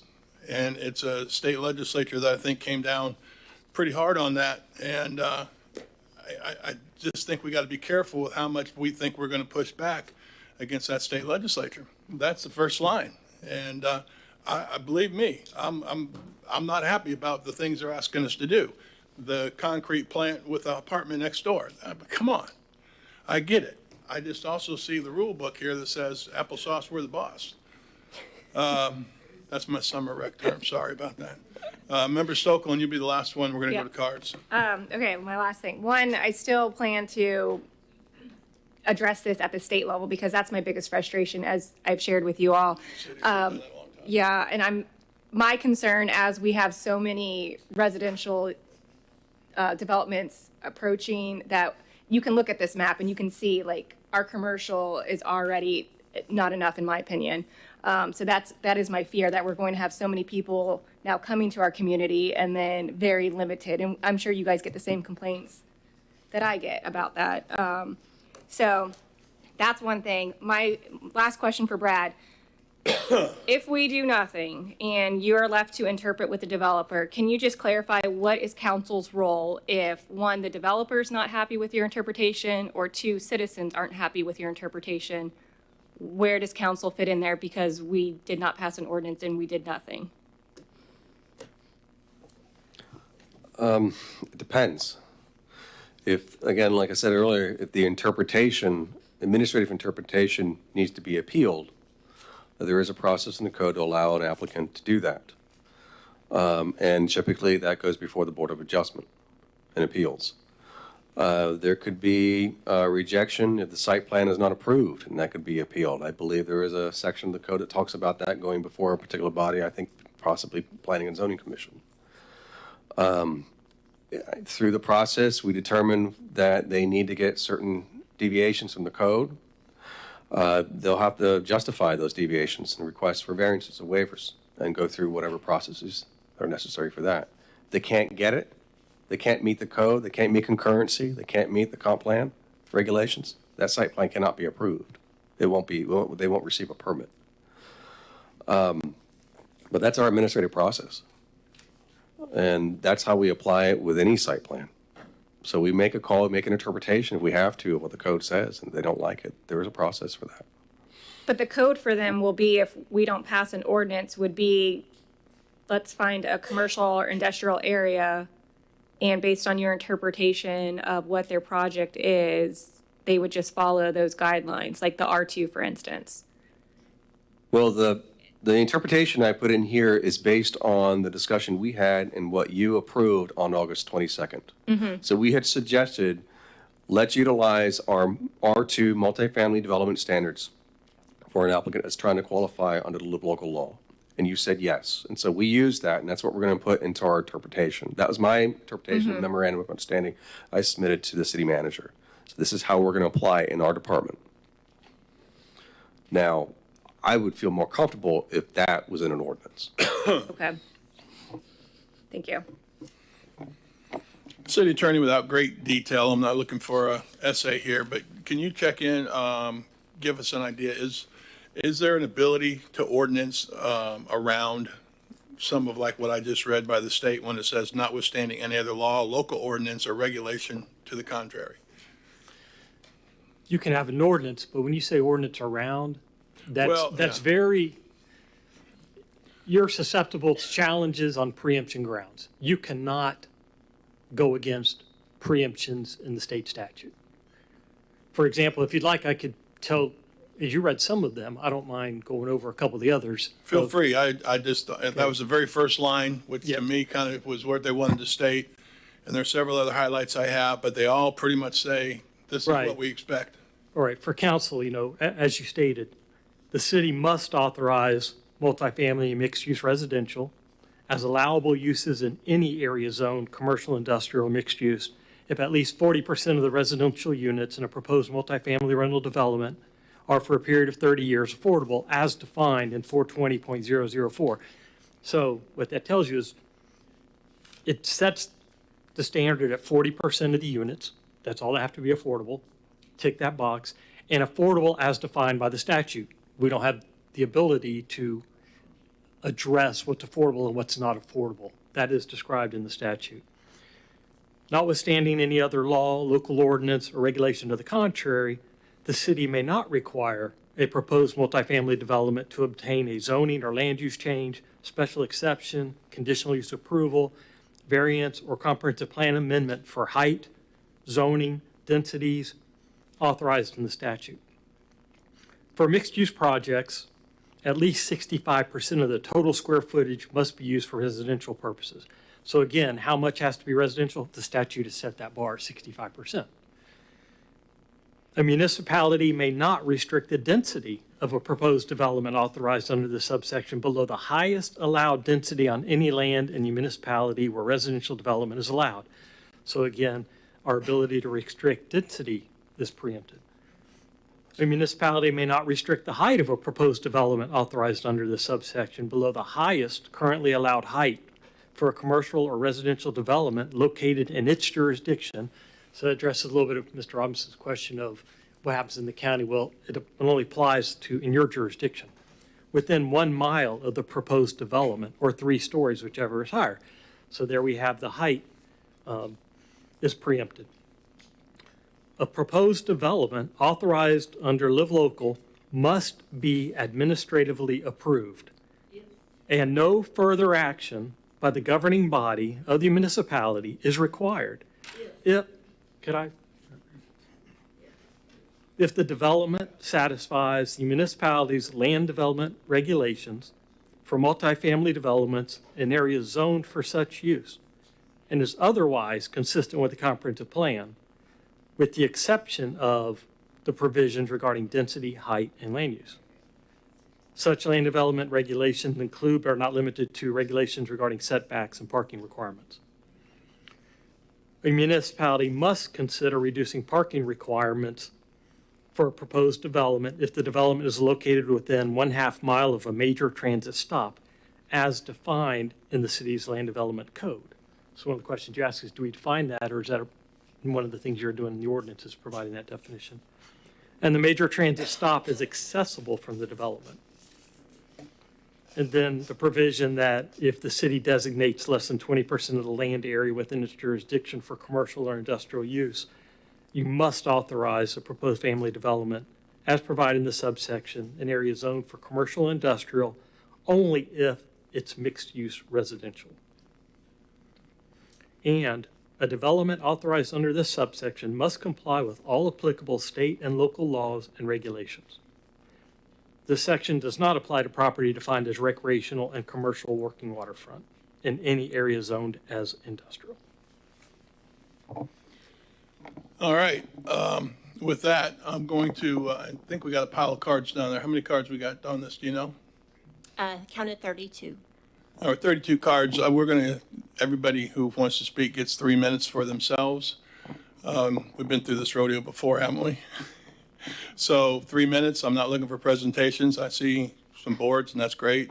But you got 3 minutes. Pick your best points. And really and truly, we're kind of in that. We are in this together. I really want to hear a great idea or a great concern or whatever. But I will say my biggest concern and what I hear from other cities is this is a state law that we're trying to ordinance around. I'm not saying we're doing that, but I'm liking to hear some good ideas positively. You know, again, I think we're all for the same thing. We get there's affordable housing issues, but this has kind of been thrown at us in a way that makes no sense to me.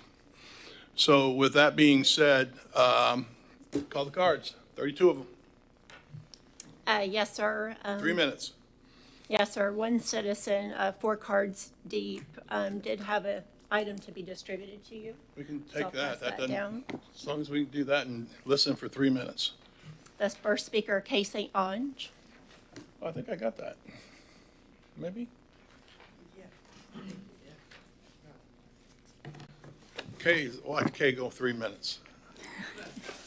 Watch. Kay St. Ange, Maryland Avenue.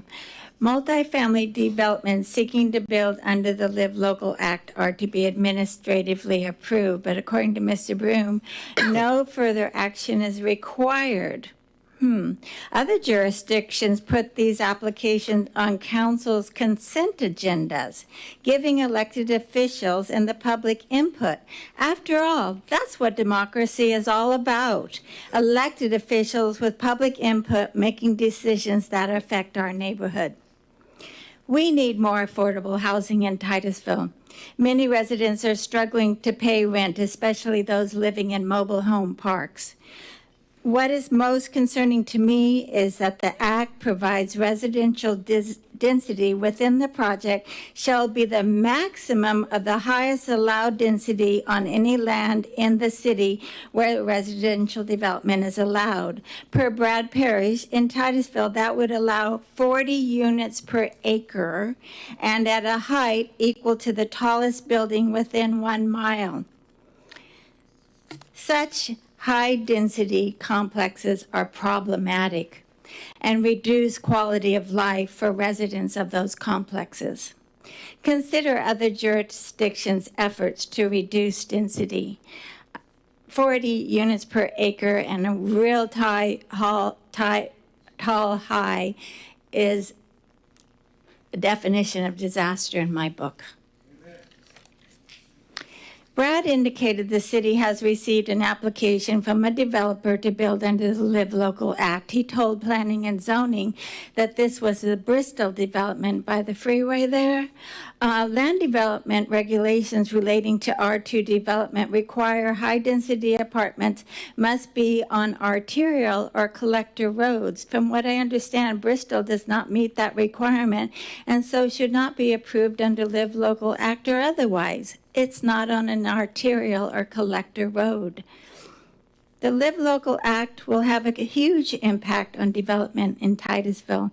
Please take the time to carefully consider the various issues needed to be addressed in this ordinance.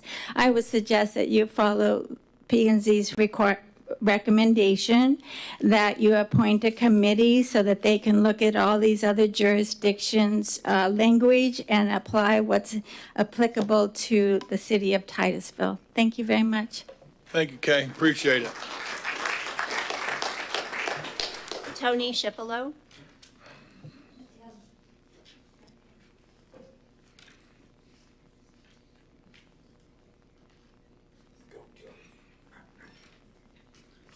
Shipolo Tropic Street. The Live Local Act is a oxymoron, as it takes away yet again local control over smart growth in favor of land-grabbing investors, developers, and the building industry. I'm concerned how this Live Local Act will impact my old established neighborhood, which is unfortunately one of the MU districts. The state law is bad enough without further stipulations in favor of developers being written into an ordinance to be adopted by the city of Titusville. You know, those incentives such as ad valorem tax exemptions, sales tax rebates on all building materials, including appliances, access to federal housing funds if they declare 40% of the units to be affordable.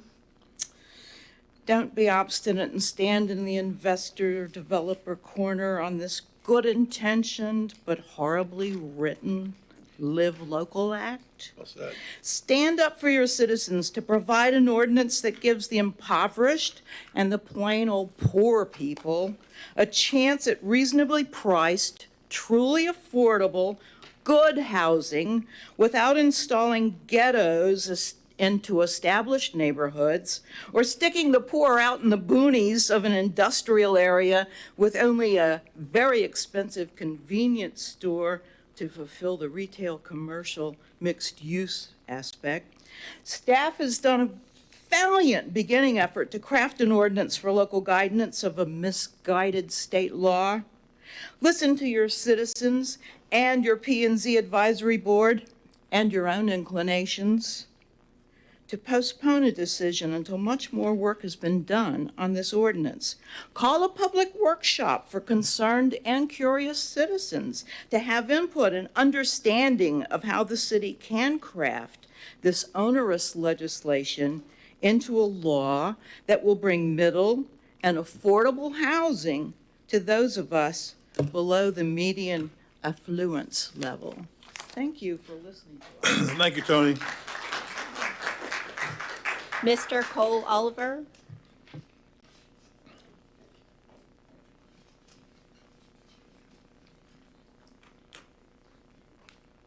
Good evening, Cole Oliver, 1901 South Harbor City Drive, Melbourne, Florida. I thought I was going to come here tonight and really urge to push this ordinance over the top of the hill. But, you know, hearing the commentary and a lot of the questions that you all have, I think it's not quite there yet. It needs a little bit more. As I represent a lot of developers in the community, the one issue that I saw that really jumped out on me in the ordinance that's drafted is in the mixed use definition. It requires you have to have a minimum of, I believe it's 20% of the floor area ratio be non-residential as part of the mixed use component. But how that floor area ratio isn't counted or defined really and clarified as to if you are dealing with some of these other mixed use components, such as a public park or outdoor amusement area, et cetera. And I brought this up last time I was here, is how do you define the floor area ratio of a tennis court or of a, you know, amusement park that may not have any actual buildings, but that's an allowable use under the mixed use code? I would say that I'm incredibly grateful and appreciative of staff's efforts. They've really worked very hard on this. I believe the state has put the community in a very difficult position, both staff, the community that lives here, the developers that are trying to bring this product that the state has said that they want to be in the state. No one has clear rules, and everyone's going to have to try to work together to figure this out.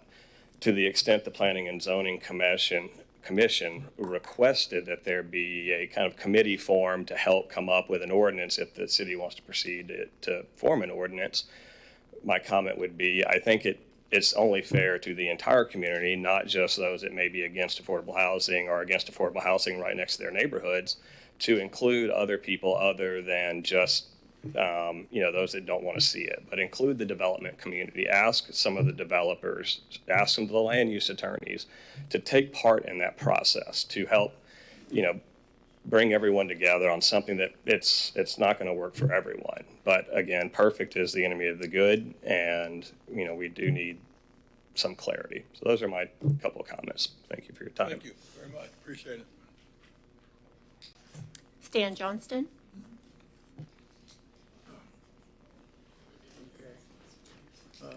Coach, can I have 3 minutes this time? 3 minutes. All right, thank you. 3 minutes. 3 minutes, okay, thank you. 2:54. All right, I'm going about to say just the same thing I said last time. And that is that I'm not looking for a construction of a little Miami. Titusville become a little Miami. When people are talking about the state's effort on this and state's level and state mandates, do you know where this come from? If you think it's not coming from lobbyists, you're living in a fantasy land. So it has to do with maximizing profit of somebody. So I think you should look at it. But when you put an ordinance together, when staff puts an ordinance together, I don't think it should be required for the city to spend hours and hours and hours in trying to figure out what's going on and expect to perfect it later. It's half-baked. So it's really not, it's planning on this is seems like kind of not with much brains. It's just half-baked. And I don't like this thing about unlimited height. I don't like the thing about 40 units per acre. And I just think that we're going the wrong way. So can anybody?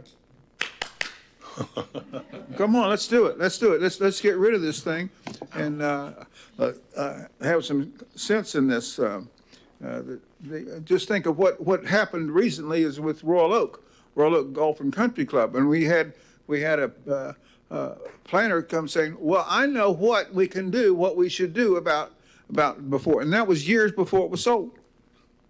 And then we ended up with what we ended up with. Now it looks like it's going to be a mess because planning didn't do it. Didn't recognize what's going to happen. So I'm not really pleased with what our planning department's doing. Not at all. Not at all. So I would like you to do some common sense, which I think is going to be hard to get from this council. But let's see if you can do it. Let's see if we can do something good this time. And I'd like to see you do something better. Is this your best? Thank you. Karen Kulas.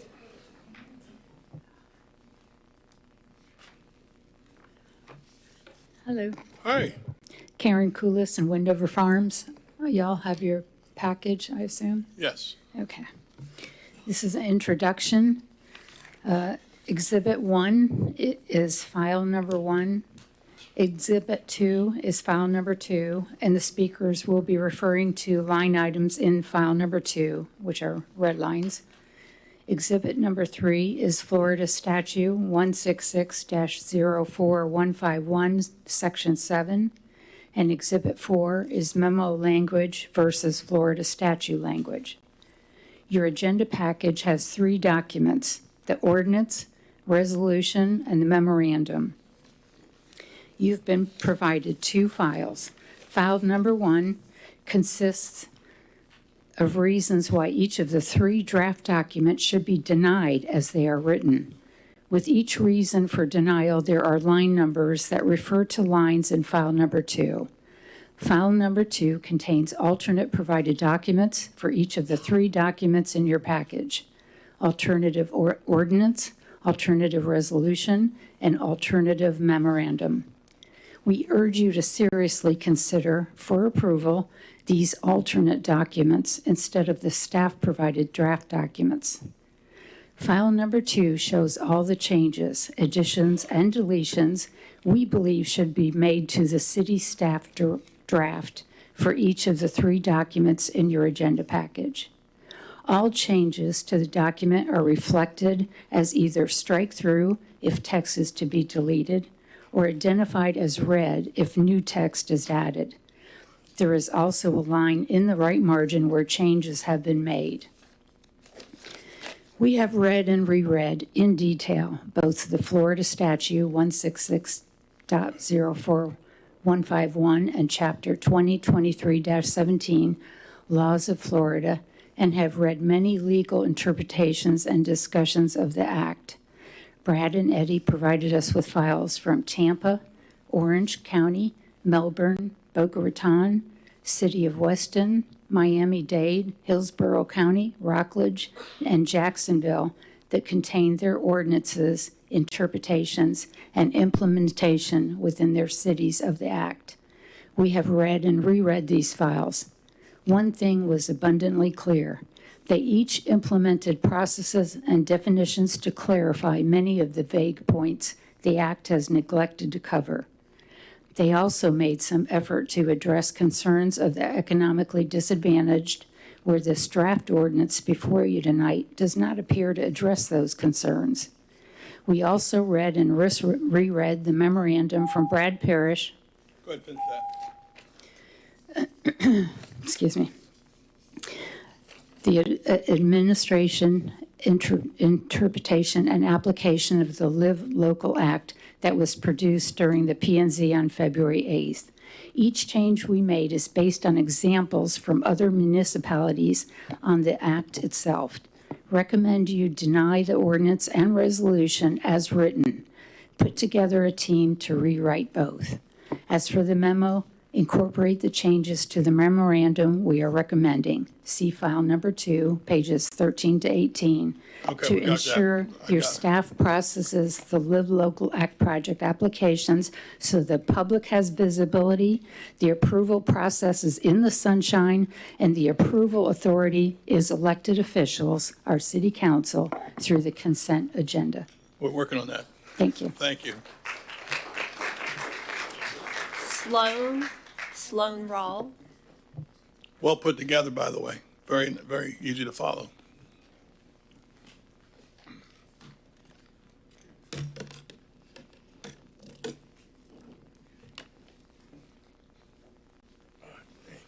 Hi. Hello, my name is Sloan Rawl, Morning Dove Court in Wendover.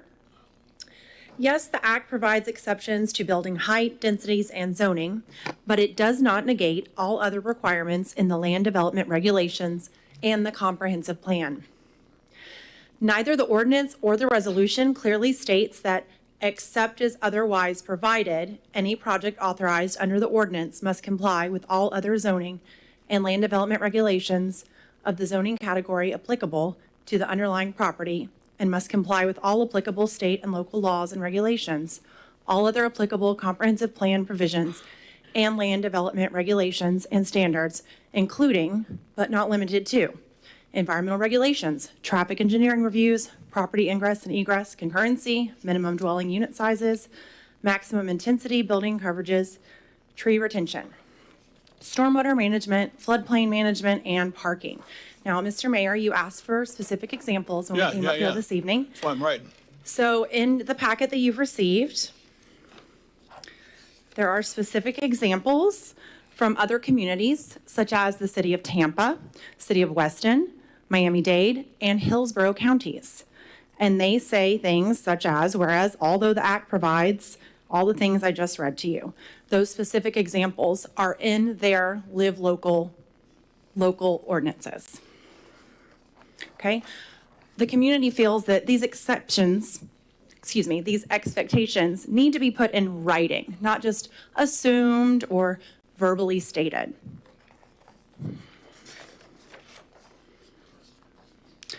As they are currently written, they certainly help the developer and ensures decisions are made behind closed doors and keeps the decision from an elected body to do the administrative approvals. Okay? As Ms. Karen just said, we have provided the alternate for the ordinance, the resolution, and the memorandum to address these deficiencies. I recommend that you deny the ordinance and resolution as written and put together a team to rewrite both. As for the memorandum, you can incorporate the changes to the memorandum that we are recommending in your file number 2, pages 13 through 18, to ensure your staff processes the Live Local Act project applications so that the public has visibility, the approval process is in the sunshine, and the approval authority is elected officials.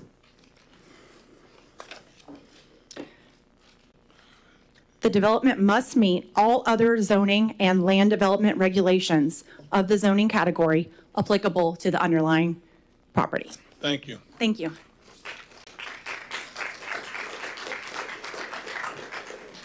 Roger Liang.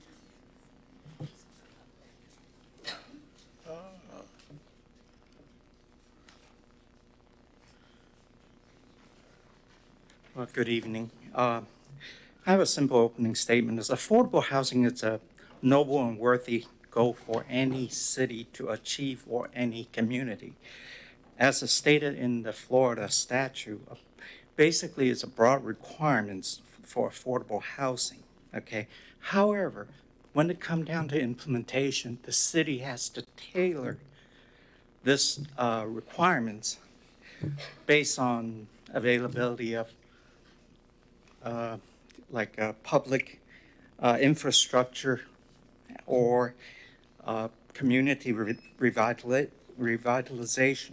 Now, Ms. Connie Milton already presented to the P&Z board with a host of other cities and what they're doing about this requirements or the Florida statute. Okay. Now we look at the memorandum, and it just basically paraphrases in a very high level way. There's no tailoring, based on our city requirements or like infrastructures or revitalization of your city, dilapidated infrastructure like Miracle City malls are. Well, not Miracle City, the Titusville Mall. Yeah. I know what you're saying. Okay.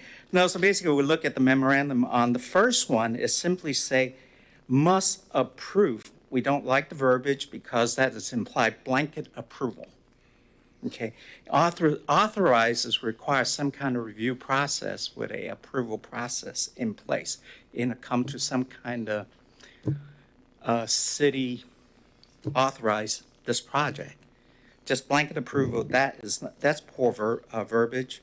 And we don't really, based on our conversation we have tonight, mix use is clearly undefined at this point. I don't even know how you're going to write an ordinance based on something you don't understand. So that's the first item. The second thing is that the word cannot require. It's a blanket statement. There is no thinking about it, just cannot. We would prefer verbiage of may not.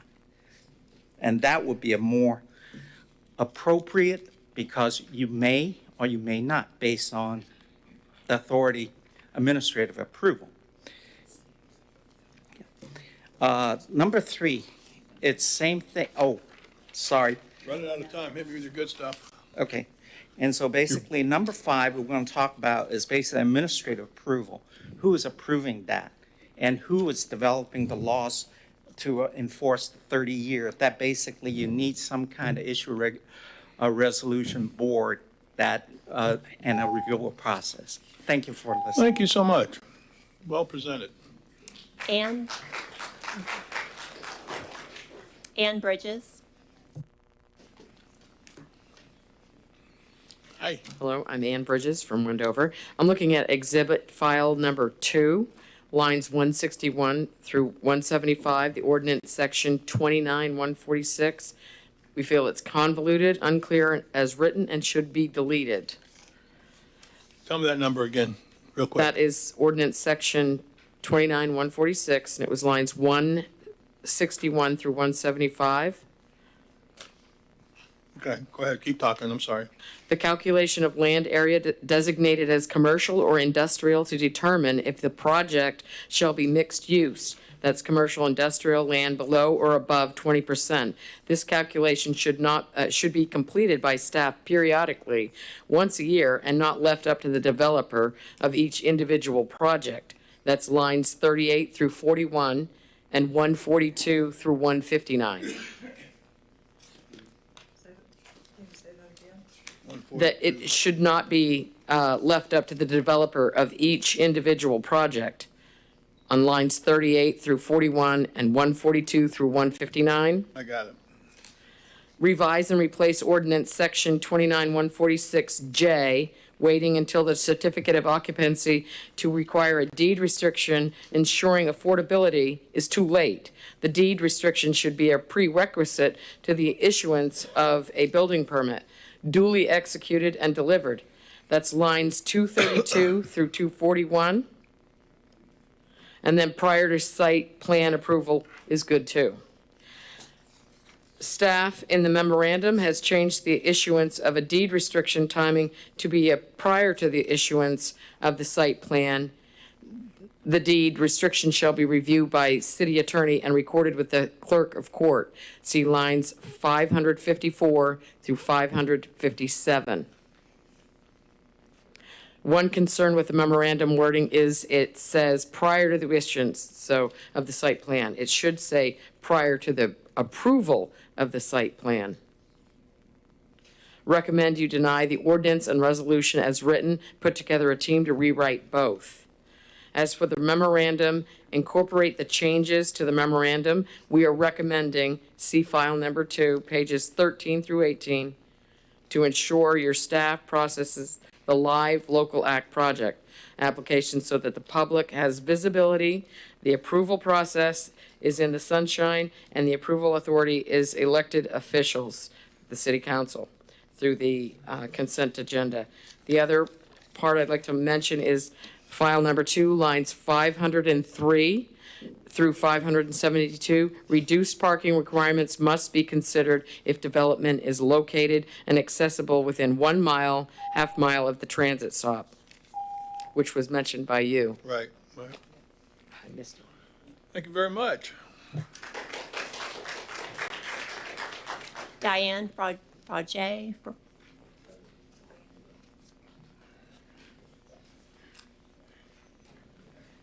Everybody's got their part.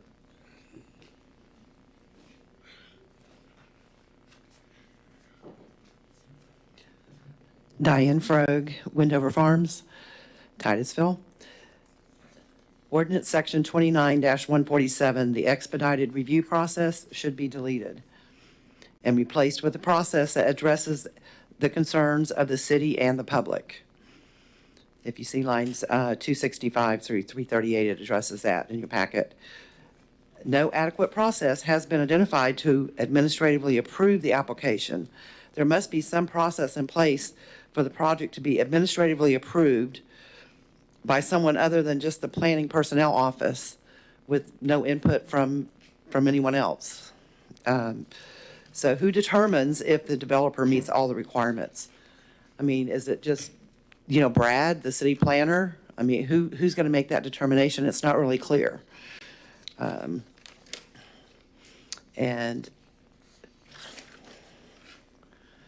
so I think there must be more direct and detailed in the checklist to clarify at the beginning of the checklist in order to begin the review process for a Live Local Act project. It just seems like it's very kind of cloudy, you know, we're going to check this box and then we have to approve it. That doesn't really seem like that's a good idea to me. In addition to all the standard documentation required per LDRs and comp plans, i.e. Environmental studies, surveys, traffic studies, the developer/applicant must provide staff with the following. So if you see lines 534 through 537, which would give more clarity to what their plans are. Also, the need to add additional item on the checklist to address the parking reduction. That hasn't really been, I don't think, fully addressed of what the parking reduction is going to actually look like. So we recommend that you deny the ordinance and resolution as written, but we would like you to put together a team, and planning and zoning, you know, approve that too. And I think that they were very insightful in seeing that that would be very helpful if we all, you know, you had a few people from the community, the lawyers, everybody, you know, that's going to be involved here, get together and come up with some ordinances that have teeth, that can really work and that can be good for the city. Thank you. Thank you.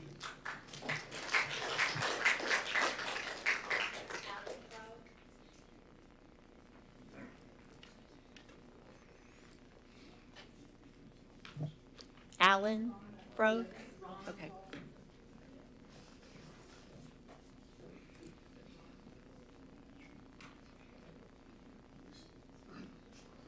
Hi, Alan Froh. I just want to go on record. I am against the way it's being handled, and just that's it. Thanks.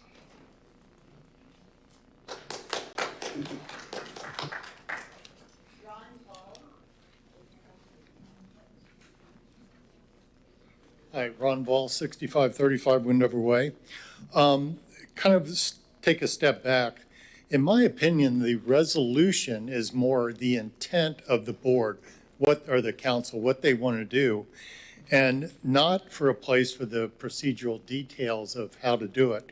So for this, the proposed checklist, which is now in the resolution, should be moved to the ordinance, and as everybody else has mentioned, also beefed up to include many more items.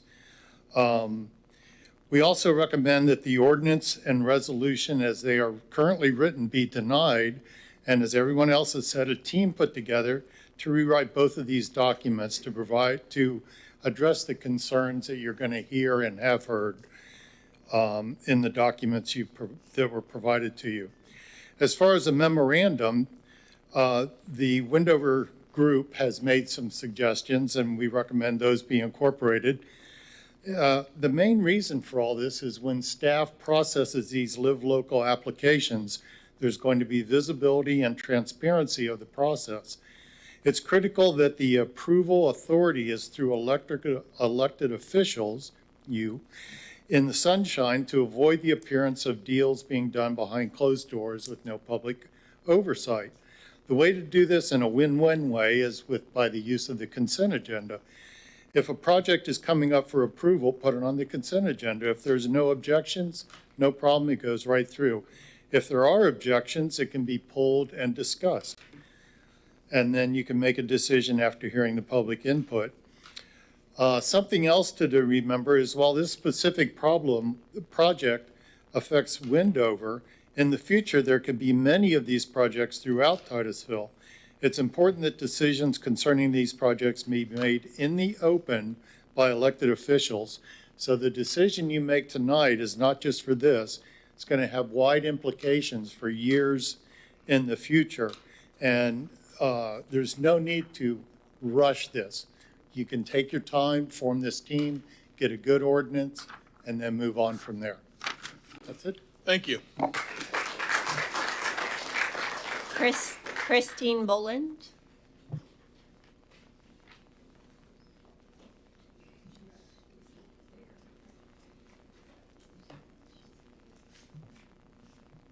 We can give her a second. David Hamad.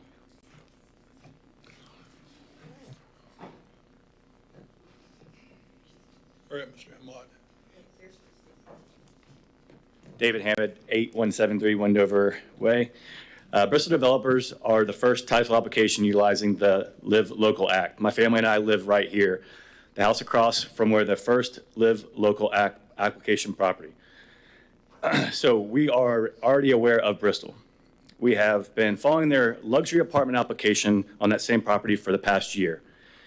In their application, SA 3-2022, they requested the 26-acre parcel zone regional commercial with a land use of commercial high intensity be changed to a high density residential plan development.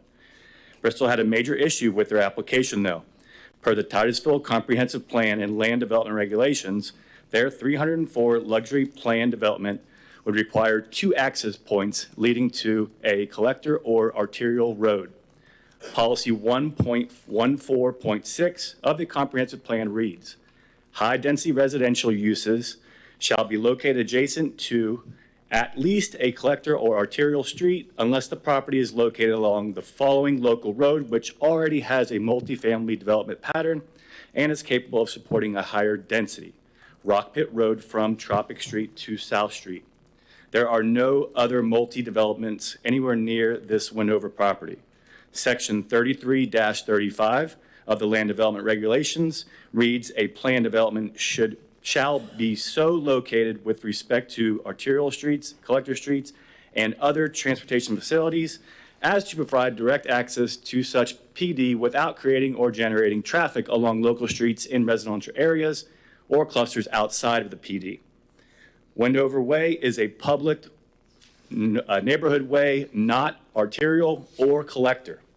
Since the property's only physical access to this collector or arterial road is Highway 50 directly onto the I-95 East exit ramp, how would they ever get this pass? Well, here's what they did. They applied for the Live Local on the property where, unless we put language in to protect this comprehensive plan section, they believe they can use the new law to negate access point regulations by not clearly stating that only use, height, and density are affected by the laws. As the Florida statute indicates, it leaves all other parts of the comprehensive plan vulnerable to be exploited by developers, including access points. Please thank you.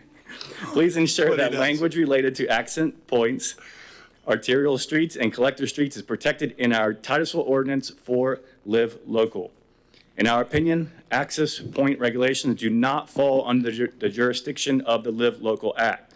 Thank you for your time and consideration. I have faith you will make a correct decision regarding this matter. Thank you, Mr. Hammond. Thank you. Okay, Christine Boland.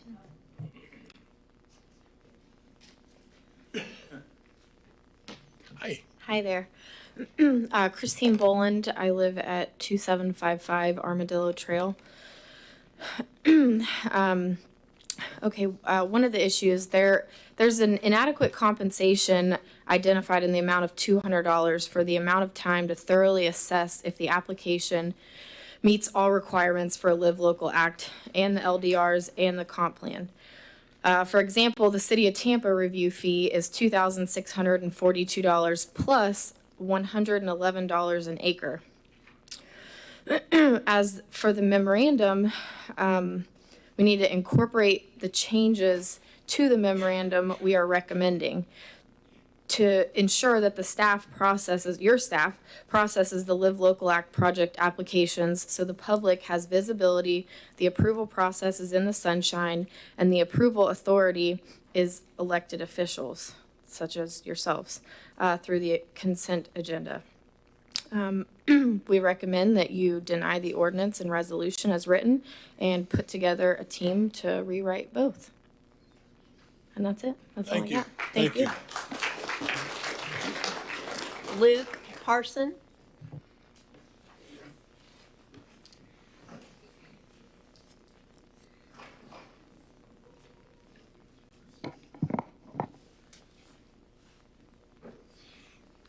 Luke Parsons at 511 Wendover Trail. I think, and you guys have talked about a lot of it so far, but the Live Local Act is vague, obviously. We've established that. And I think one thing that you mentioned was an ordinance to go around it. And I don't think it's to go around it, it's to go with it, because there's a lot left up for translation. I think one thing that can be discussed is variances. I know that there's certain things that the law specifically says, and we can't contradict that in certain ways. But there's variances that we can or can bring up from certain planning and zoning ordinances already, or requirements, and put it in the ordinance just to make it a little more specific. I think that could help out a lot. There's a few examples we put in lines 389 and 393, or 393 of y'all's handout. And I know that obviously another topic that Brad had mentioned is that we have applications waiting, but at the same time, I think that there's a little bigger of a picture here than one or two applications that are waiting. I don't know if there's a time frame you guys are required to respond to an application or not, but obviously the whole thing's kind of new to us and the whole state. So that's what I'd like for you guys to consider. Well done, thank you. Carlos Novella. Hi. Both my mom and my sister have houses in Wendover Way, and Toss your name and your address for me. my address is 4438 Hickory Hill Okay. Boulevard in Titusville. Okay. The Florida statute does state a proposed development authorized under this subsection must be administratively approved, and no further action by the governing body of the municipality is required if the development satisfies municipality land development regulations for multifamily developments in an area zoned for such use and is otherwise consistent with the comprehensive plan, with the exception of provisions establishing allowable density, height, and land use. The key words are administratively approved if satisfies LDR, which means low density residential, for area already zoned as multifamily. It does not state administratively approved projects that will be constructed on commercial or industrial zoned land. Will there be different approval processes for projects on land already zoned multifamily and a separate process for projects on commercial and industrial land? You good? Okay, thank you. Okay. No, I'm good. I'm not answering. Linda Crawford. I'm not answering questions. Linda Crawford, Bobcat Trail in Wendover. I'm going to expand a little bit more on what Carlos was just talking about. Under 7D in the Florida statute, and that you can read here, we're talking about administrative approval, and that is a concern here. So we want to follow the statute, and the administrative approval part is actually required if the development satisfies the municipality's land development regulations for multifamily developments in area zoned for such use. And then you can read the rest there. So in other words, the statute says if the property is already zoned multifamily and the developer applies to build a multifamily project on the property and meets all other LDR and comp plan requirements, then the project can be administratively approved. But the statute does not say to administratively approve projects on industrial or commercial zoned land. Any developer that applies to build a multifamily project on industrial or commercial zoned land must go through a process similar to applying for a rezoning and or land use change, such as 1, put in an application for the project, say the Live Local Act, and provide all required documentation, surveys, environmental assessments, traffic studies, etc. Number 2, notify the public via sign on the property. Number 3, city staff to evaluate the submissions from the applicant and owner and produce a staff report, recommend approval or disapproval. That goes to P&Z and City Council first and second readings. And 4, City Council votes to either approve or disapprove the project. Now, secondly, I'd like to cover the memorandum. I believe that there is missing wording, and Councilman Robinson, I know that you were asking about whether, what happens if there's no ordinance, and this memorandum seems to be standing unless you tell them otherwise. And there are substantial, wording is substantially missing from this. So in the memorandum, the Florida statute's not quoted correctly in 6 locations, and we'd like them, they're in lines 452, 468, 474, 475, 479, 480, 488, 490, and 518. So between 452 and 518 in your packets, Exhibit File 2, you can see. So the statute actually says what's right here. So, for example, rather than must approve and then skip authorize, it should read must authorize multifamily and mixed-use residential as allowable uses on any area zoned for commercial, et cetera, et cetera. Connie, can you move forward a little bit? Bring that forward. Number 2, for example, may not require a multifamily development to thank obtain you. a change in land. Yeah, but when you're pointing, it was helpful to me. Here, fine. I'm sorry, go ahead. So some of the specific wording, for example, number 5, a development authorized under this law must be administratively approved if it satisfies regulations for a multi-development in area zone for such use and is otherwise consistent with the comprehensive plan. All the red here is what's Take a few missing. more seconds, and we So, interrupted you. so anyway, we recommend that you deny the ordinance and resolution as written. We have given you our suggestions, so you're getting community input now from us. And, and you're making great notes. Nobody can read them but me, I'll tell We you would that, love but- for you to incorporate our changes in the memorandum and just ensure that there's a lot of visibility and Thank just you. be careful with that administrative Well approval. done. Thank you. Glenda Rowe.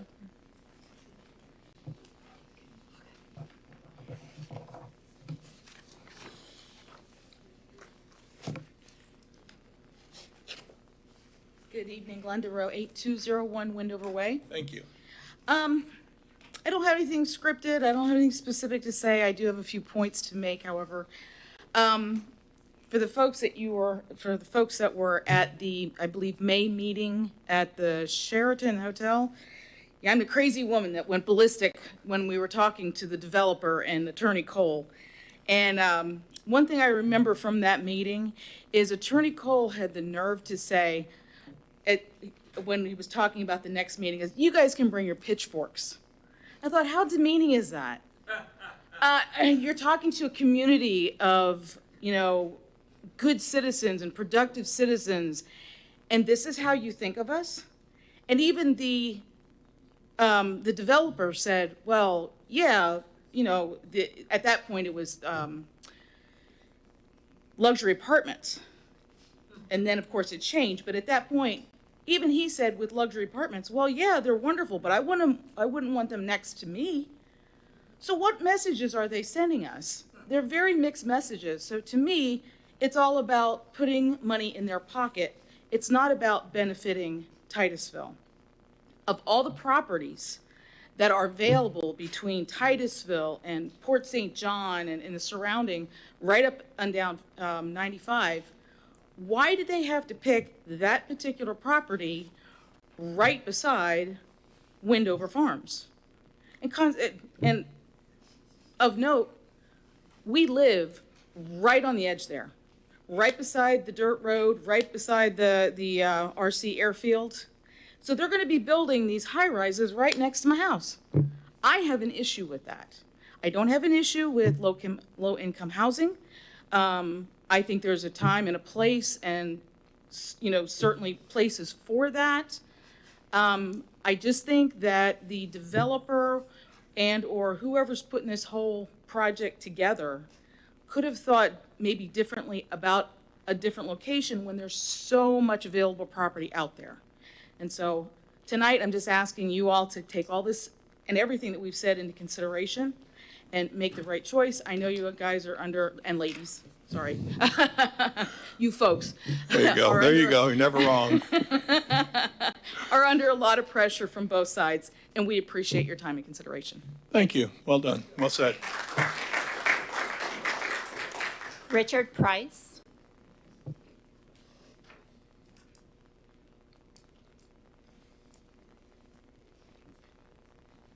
Richard Price, 2934 Long Lake in Winter Farms.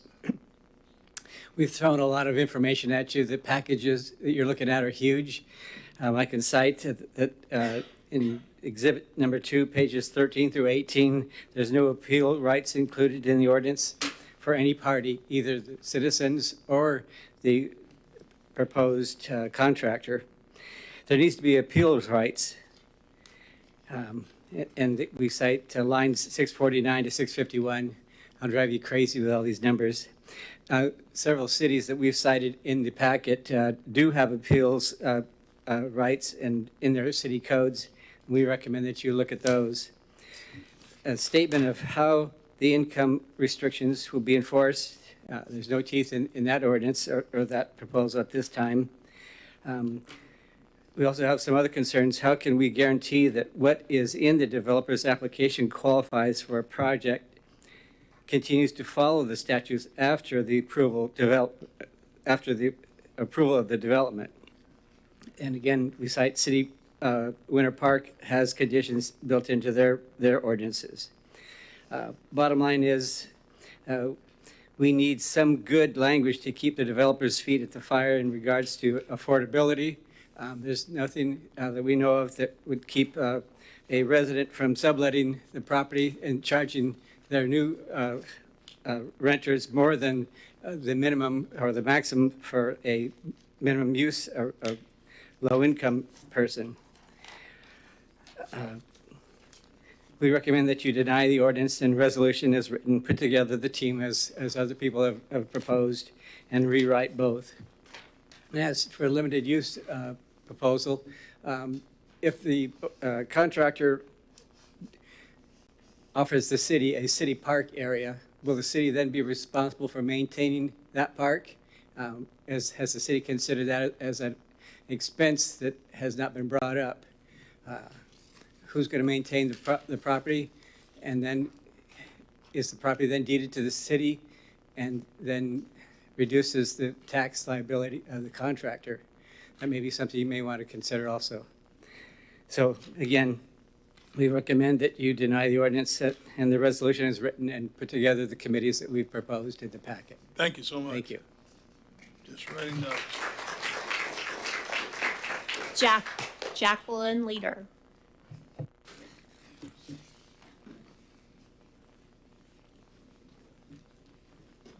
Jackie Leader, 7762 Windover Way.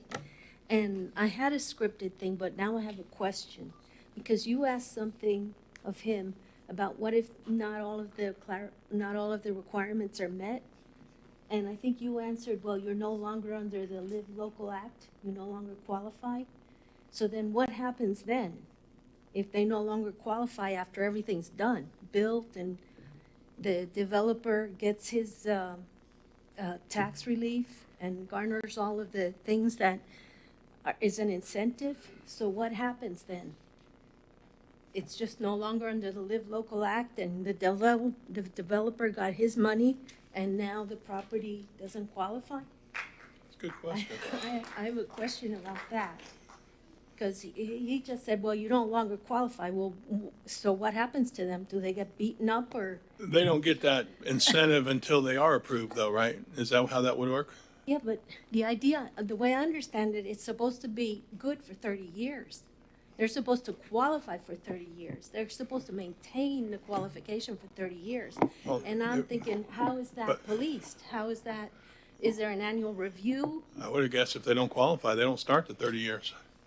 If, So if they don't qualify, what? What? usually, if you do a contract, say the state gives them money, and they would have to sign a contract. If for some reason or other they're not under the Live Local Act, the state would come after them for that money back. That wouldn't be us, that'd be state, wouldn't it? That would be the state of Florida. Yeah, state. Yeah. Yeah. And then Exactly. What are the We're not gonna solve that consequences? What are the Then consequences? So the if, state say- takes their money back, what happens to us? Well, that one's down the road. What we're trying to do is get there. So with that said, I don't think we're gonna solve what happens with that right now. I wouldn't have thought they could qualify if they don't meet all the check marks, but We're not even there yet. But it's supposed to be for 30 years. It's supposed to be that they continue to qualify. That's what I understand. So that needs to be If at some clarified. point they don't qualify, they would lose that tax benefit. So say somebody came in and for 5 years. But the tax benefit is at the beginning. The tax benefit, the way I understand it, the tax benefit is for building. There's an ad valorem tax benefit. Okay, so Richard's better to explain this. Well, that I don't understand either then. It sounds like none of us do. That's right. So we need So we're not there yet. Yeah, exactly. I'm not even to that So point. I don't know how you can accept the ordinance and the memo. The ordinance has definitions for low-income housing, doesn't have them. The memo does. It goes into that table that has 2,300. That's for the 120% times 30%. That's not for the 30% times 30%. So you're not looking at the whole thing there. There's a question about parking, about what is reduced parking, how do you define it? And let's see. There's some other stuff here. Oh, and it says it shouldn't discriminate between low-income units and market rate units as to access, parking, etc. That's not covered. So I'm going to say the same thing that everybody has said. Forget it and start over. Thank you. Lindsay Grizzle. I can see the last end of the tunnel down there. Hello again, Lindsay Grizzle. I'm on Gator Trail in Wendover. An email requested through public record from Winter Park Planning member and I believe the commissioner of Winter Park and P&Z member Rogers. The email reads, cities are getting legal challenges, especially due to the lack of definition in the law. So even if nothing else was done, adopting a definition for how you read the terms is a good idea for every city. Another amazing part is that all a developer needs to do is say verbally that the project will meet the law, but does not have to provide any proof or face any penalties for noncompliance. There's so many scams out there, I could go on and on. So that's from the Winter County or Winter Park. Winter Park? Yep. The Winter Park ordinance actually does say to terminology, so they are defining a lot more terminology that's than in our ordinance. I quote, to terminology not defined in the Florida statutes with respect to implementation consistent with the Winter Park Land and Development Code. Then the section goes on to define the height, what height means, what allowed means. We need clear definitions to reduce the potentially exploited gray areas. This is currently happening now with the access point issue that you've heard about. The city planning team and assistant city attorney, assuming if you watch the P&Z meeting from the 18th, you'll see this correlation. They say that since access is related to density and density is related to the statute, then automatically this makes an access point directly related to live local. So that wasn't said, that was implied from the language, and I would encourage you to go back and read or listen to the October 18th P&Z and how the assistant attorney answered some questions. So this is a blaring example right before you. With this assumption, 1,000 potential cars could go out from Bristol Development, which is the 26-acre property, onto a Wendover Way instead of an RTO road. There goes the comp plan requirements, 1.14.6 for high-density residential access, and then also the land development regulations for a PD. We also have the concern, how can we guarantee, like everybody said, that after 20 or after 30 years, or during that 30 years, that the approval, that the developers stick to that original contract. In Winter Park, I walked in, believe when you were reading them, but they have an affidavit that includes very good language. I emailed, I believe, that to you yesterday, and or was that today? Yesterday. Agreement to an annual audit. So the affidavit is an agreement to an annual audit by a certified public accountant attesting to satisfaction of property income and rental fees. And then the rest of the ordinance it includes a $5,000 per day fee if the ordinance is not being followed through with as well. So that language should be. That's one, you talked about that one, didn't you? Yeah, Winter Park has a fine, $5,000 a day. Okay, thank you very much.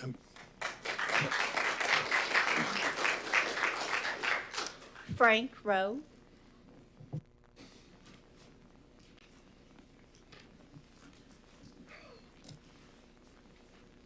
Good evening, thanks for having me.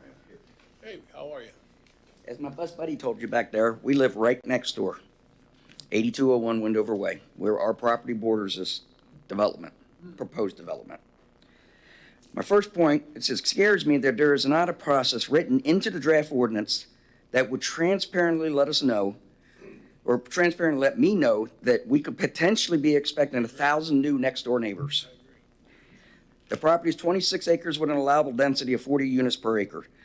The only reason I am privy to Bristol's local application, live local application, is because of their previous application to rezone commercial to residential that was before you folks here. And the requirement of hosting a community engagement meeting, which I attended. Other city residents will be completely blindsided by a neighboring LLA, live local application, even though by a fluke, as we learned about it. I feel fortunate I know and can speak about the live local application submitted on the property next to me. Allow others that same opportunity that we're getting tonight to speak to this issue, please. Please consider the consent agenda and public posting option adopted by other city ordinance to be included with the administrative approval. My second point, by not clearly stating that only use, height, and density are affected by the law, it leaves all other parts of the comprehensive plan vulnerable to be exploited by developers, including access points. Other city ordinances say all other state and local laws still apply.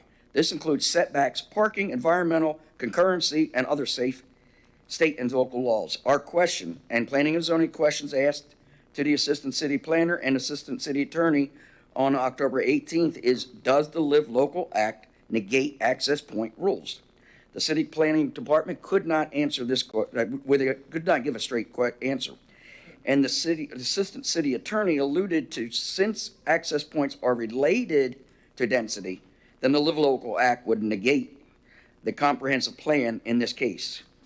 Well, so density is regulated by the Live Local law, and access points are related to density. Therefore, access points are regulated by Live Local laws also. How many other rules related to density are going to be suspended by association? This is a known gray area, even to your own planning department, that you have the ability to require clarification. Mayor, you said the document will never be perfect, which is true.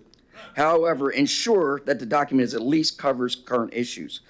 Our ordinance language should include, this includes setbacks, quotes, this includes setbacks, okay, done, basically. Parking, environmental, concurrency, access points, and other state and local laws. Without clarity, this area is already being exploited by Bristol. The comprehensive plan by both the PUD and high-density residential requires them to have access points onto arterial collector roads, and you've heard this. Right, good, thank you, well presented. Glenn Bacala.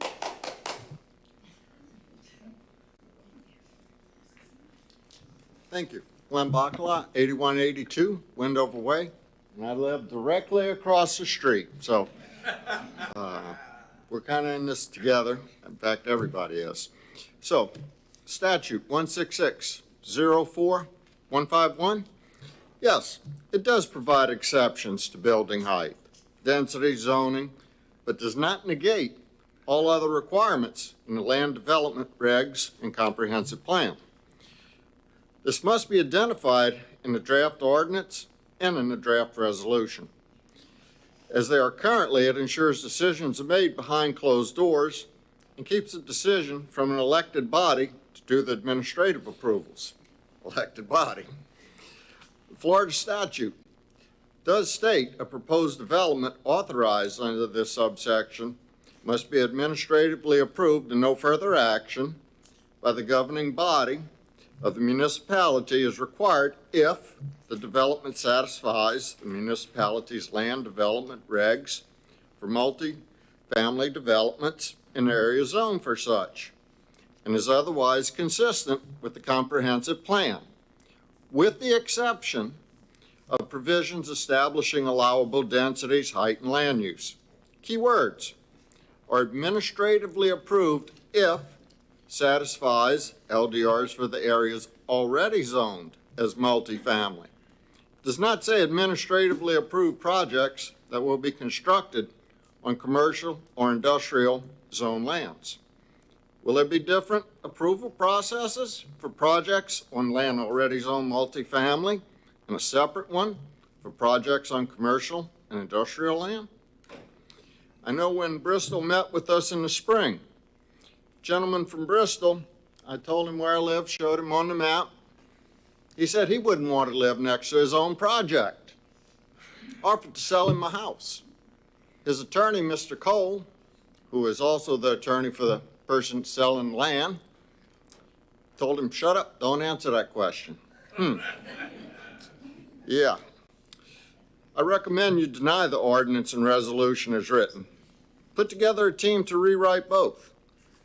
As for the memorandum, incorporate the changes to the memorandum we're recommending. File 2, pages 13 to 18. To ensure your staff processes the Live Local Act project applications so the public has visibility to the approval process is in the sunshine, and the approval authority is elected councils, you, the city council, through the consent agenda. Thank you. Thank you. Well said. Good presentations. Paul Leader. Paul Oath Leader. If Mr. Parrish would move the mic down like he did at other meetings. How do we do that? You want to use the table? Can you use the Yeah, I think you did the table. Didn't you do the table? I think you talked to the table last time. Okay. I need my exercise.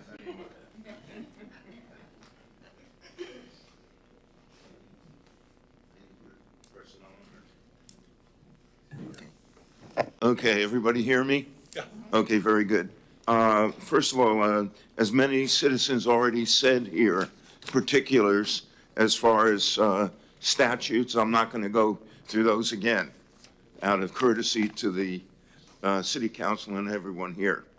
I'm going to go more in an emotional way. First of all, the best government always is local government. What I mean by that is the transparency that a citizen can talk to the mayor or the council members and hear what they're saying is very, very important.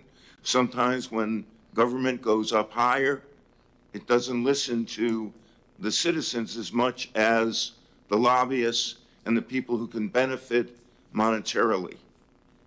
Maybe that's what the state of Florida did with this thing.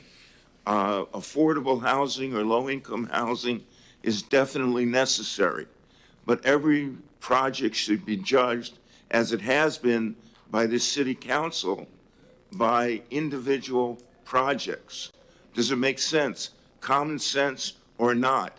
Is it common sense to put in on 25 acres more than half the residents in a community that has 600 houses? Or does it make sense to put it so close to an airport? Or why, in the law itself, the statutes, this live local statutes, why does it exclude waterfront properties? Did it do it? Maybe because there was lobbyists involved. You have given a lot of your time as mayor and council people here to listen to the people. The people here are not only for Windover Way, but for the whole city and the whole state of Florida. Already, municipalities are added ordinances with different wording in it for their localities and to make it common sense. That's all I'm asking. Make don't give up your control as a city council and mayors to the zoning process, the planning process, and according to the way I read this interesting thing, I quote, notwithstanding any local laws. That means in spite of any kind of local laws, you're supposed to do what the state of Florida says you're supposed to do, even though common sense and the people in the area don't want it. Amen. It just doesn't make sense to me. Thank you. Thank you. Paul. Thank you very much. Dan, can I respond? Absolutely. For 2 Absolutely. seconds? Yep. I understand everybody's position, and I understand the frustration. One of the cities that tried to impose a moratorium to allow them to look at the law, come up with some ordinances. I just looked it up because I was curious. It was Doral.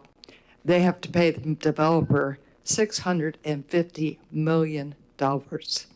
That's the agreement. So whatever we do, we need to be careful, and we need to stay within the law, because we can't afford to be. We don't have that much money, guys. We can't afford that kind of a settlement. So whatever we do, we need to be careful. Maybe if you end up putting in a lot of these wordings that make sense in the ordinance and in the memorandum, put in there like a lot of the other communities have put in, and then speak to the other communities. Speak to DeGraw, speak to Miami-Dade, Weston, and the 6 other communities that have already put in wordings to protect their community. I'm just pointing out that some of those communities Oh, right. are in the middle of legal problems. And whatever we do, we don't want to be there. And I will just add to that, I kind of started off with, because you guys have been saying even before, with emails or whatever, a lot of things perhaps we're thinking, we losing any power, any local governance on that. And I'm hearing a lot of good stuff. I'm writing a lot of stuff down that I'd like to inquire about, a lot of the things that have been said. But I got to go back to my first thing and said that in the end, and I didn't even know that story, if the state legislature has the hammer and we're the nail, we got issues. But I don't want to just say that that's the end of it. I'd like to inquire an awful lot about some of the things I just heard. So that being One said, other thing, when I look at the 2 pages that the law is in the state of Florida, it is so vague. I It's think that- asking for, I almost it's think that was asking on for a purpose. lot of interpretations. I think that was on purpose. Didn't work for Doral. I've read the Internal Revenue Code for years as a CPA, and that is explicit. Bad in a lot of cases, but it's explicit. Yeah. This is so vague, it's ridiculous. And I would take what you said about, I don't want to say anything great about the IRS, but anyway, I would agree with you. I'll take specific as opposed to, that's one reason I probably have so many questions written down from what you said. It's so vague. It's very difficult. And it makes it tough on you, Brad. I realize that for sure. You're right in the middle playing ping pong by yourself. So, Maybe what needs to be done is what's suggested by a lot of citizens here, is to have a little bit of time, a committee set up, and investigate it. Make sure that you're not putting yourself into a position where you're going to have to pay attorneys, no offense, guys, but pay attorneys because the lobbyists have paid attorneys on their side. Okay. The local government is best at the local level. I appreciate that, and I agree with you. It's Thank you. certainly the one closest to the people. Sandra Klinger. She passed. She passes.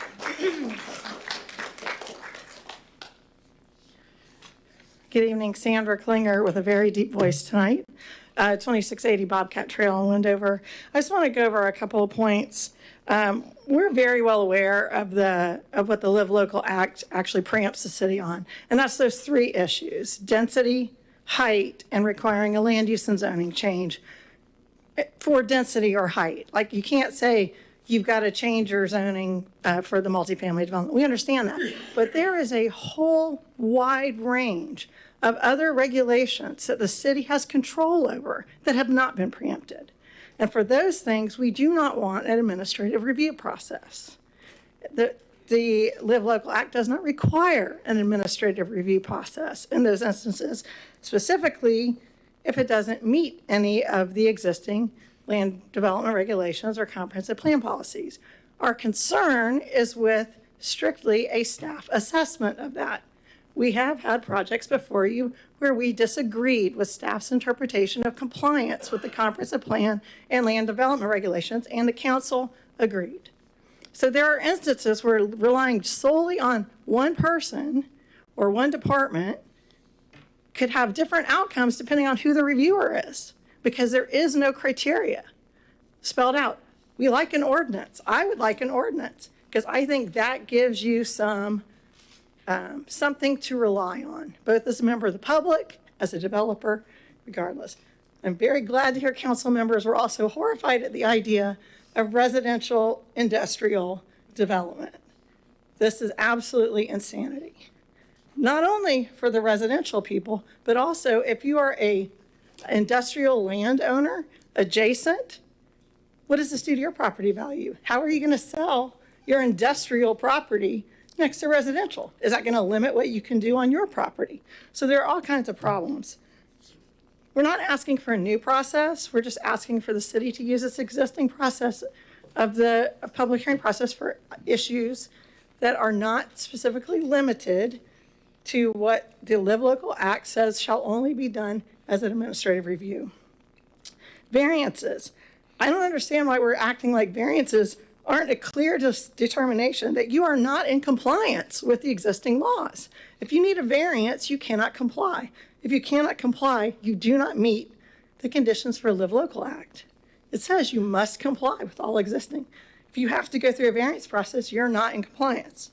Enforceability. The language, I really like the Winter Park language. I think it is very clear. It's very to understand. You understand what the teeth are. You understand what the impacts are if you don't comply. What Attorney Broom submitted had nothing about down the road. And what the other speaker had said earlier, once they're approved 10 years from now, who's tracking that and what is the consequence? Thank you. Thank you.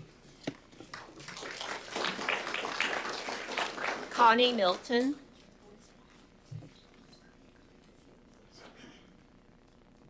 Connie Milton, Wendover Farms. I want to point out in particular one area of the statute which has been misquoted in the memorandum, totally misquoted. Exhibit 3 has the statute, section 7. It says, and your attorney read it. Now, why he didn't talk about the interpretation the way the statute says, I don't understand that. But it says a proposed development authorized under this subsection must be administratively approved and no further action required if the development satisfies the municipality's land development regulations and, or for, multifamily developments.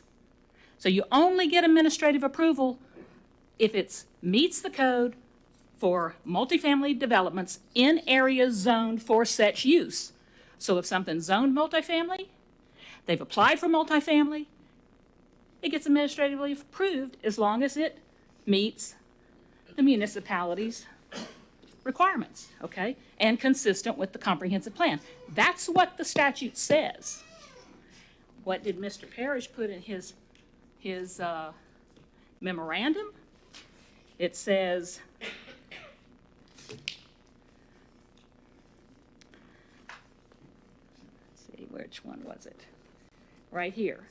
A development authorized, now the red lines is what the statute says. The black line, now this is exhibit number 4. The black line, the black text is what the statute or what the memorandum says. The red lines is what Mr. Parrish left out. A developer authorized under this law must be administratively approved if it satisfies regulations for a multifamily development in areas zoned for such use. So it's a multifamily development in a multifamily zoned property and is otherwise consistent with the comprehensive plan. That's what the memorandum should say.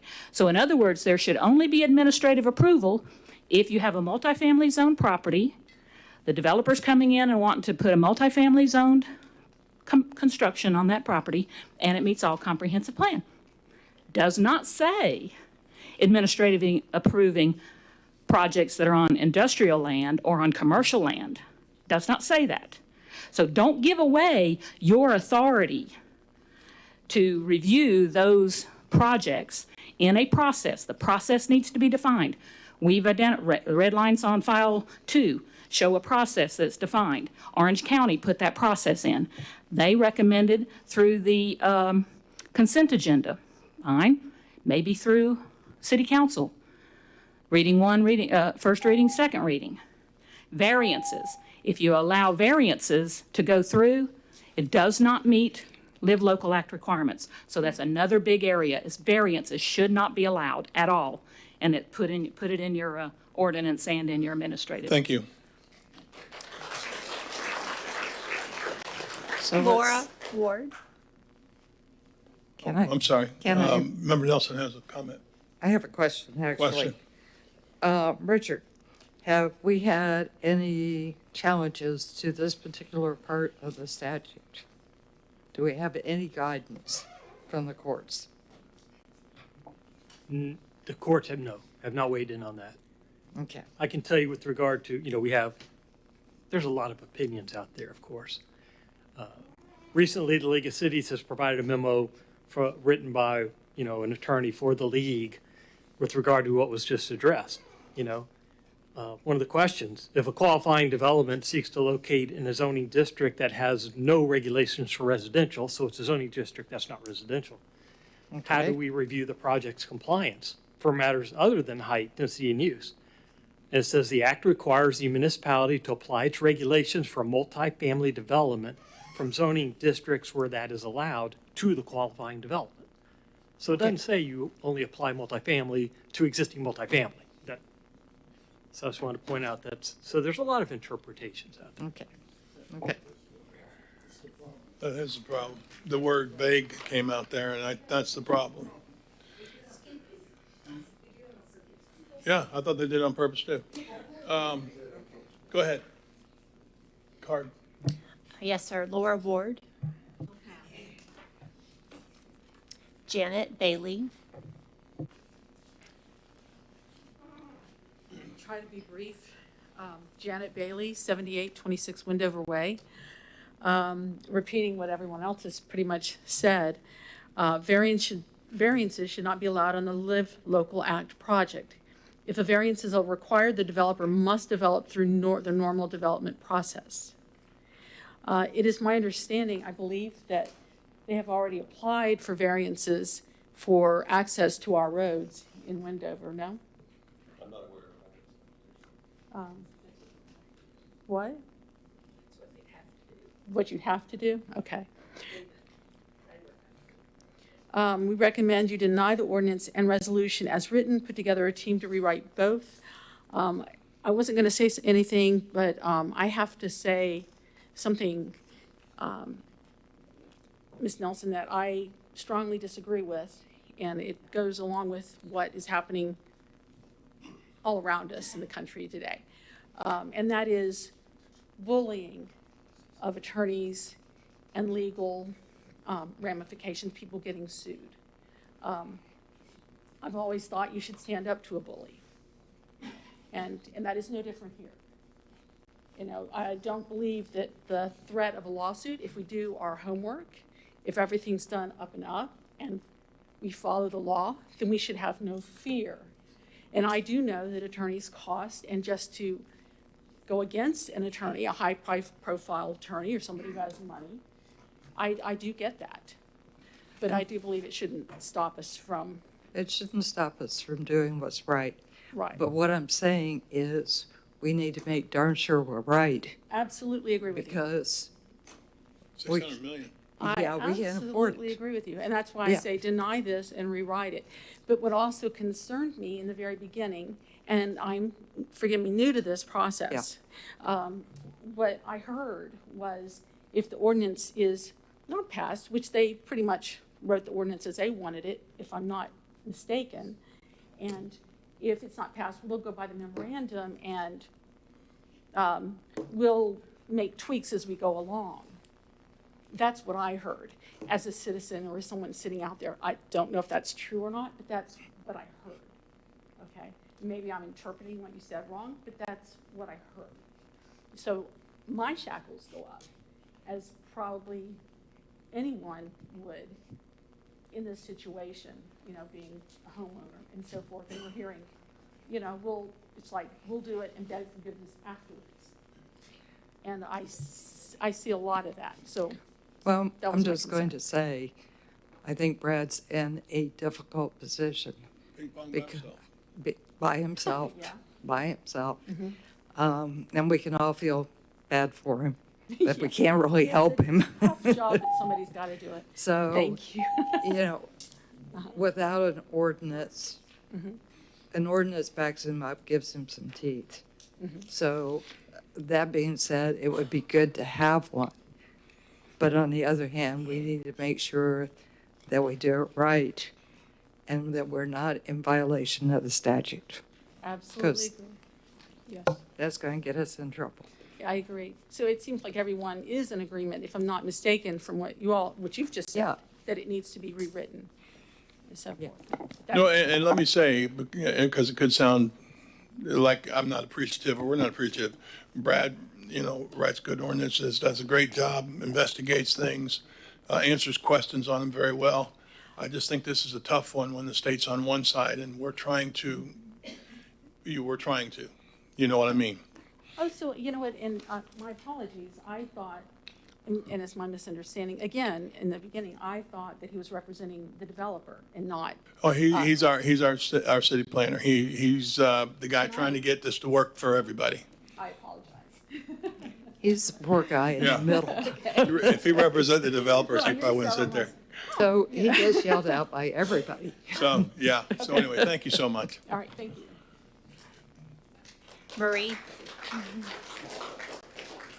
Marie Bailey.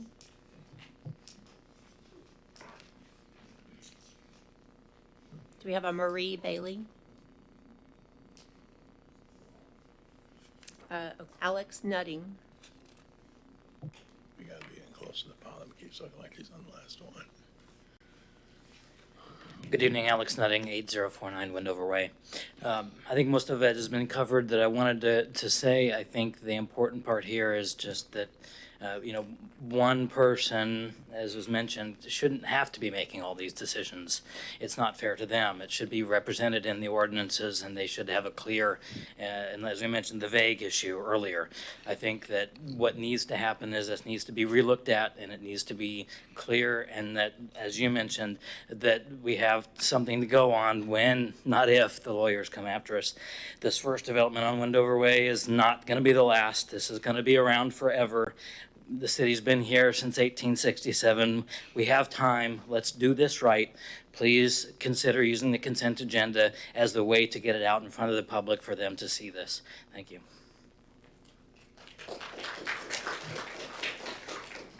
Megan Moscaso.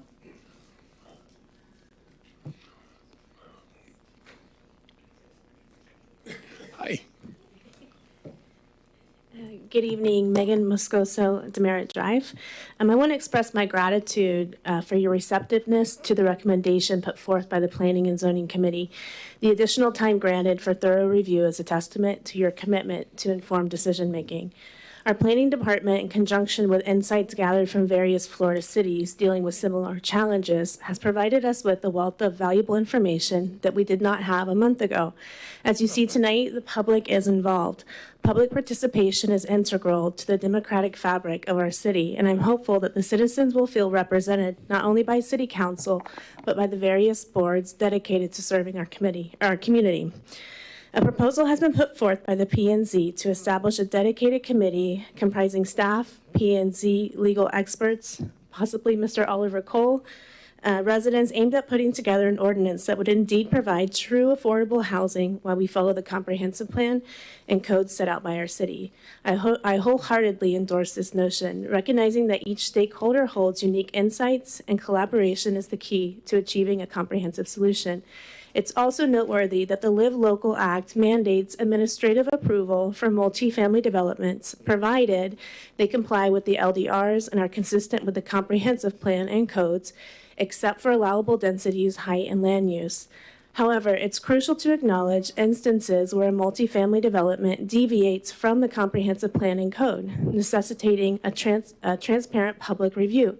An example of this would be Apollo Gardens and now the Bristol development.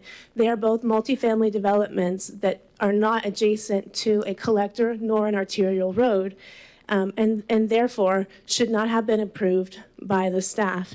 The reason why I feel like you're hearing the same thing over and over is that the public has lost faith that the staff will do what the comprehensive plan and the code states. And that's why we are coming before you asking if we could look at a different process where it's not just Brad who has to approve these things, but we can come up with a plan together to better work through this. I believe that through collaboration and commitment to the principles that define our city, we can navigate the complexities of the Live Local Act, ensuring that we don't lose sight of what the act is intended. It's intended to provide affordable housing to our community. So thank you for your attention and your dedication to the well-being of our community. Thank you. John Rogers.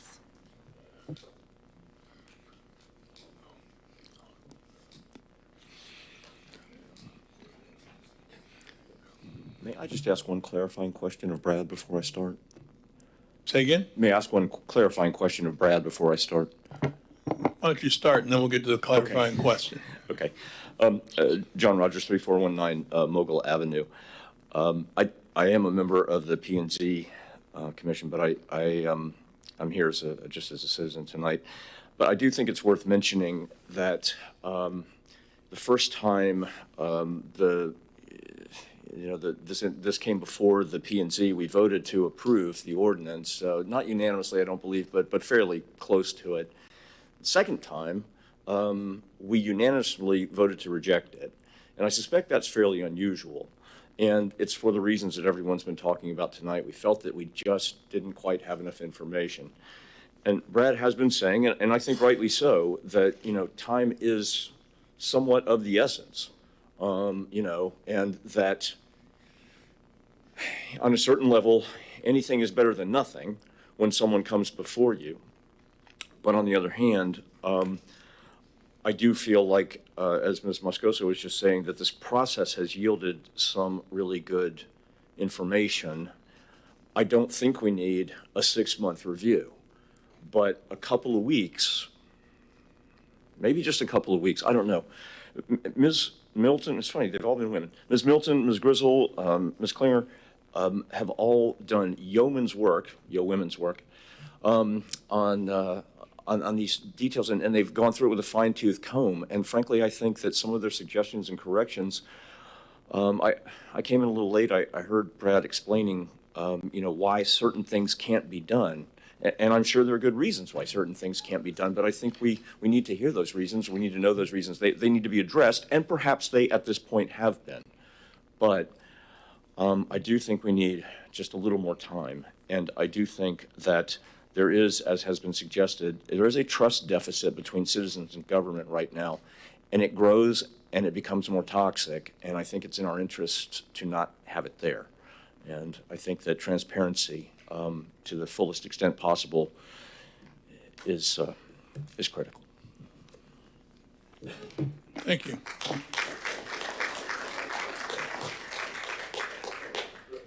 We have 2 cards left. The next speaker is David Hamad. Might I ask a question? Yeah, go ahead. What do you got? Sorry, Brad, it's occurred to me that I didn't quite know the answer to this. I'm embarrassed to say this. The height requirement, is it the highest building previously existing within a mile, or is it the highest current zoning within a 1-mile radius? Because we got this 13-story thing over there from the 60s or whatever it is.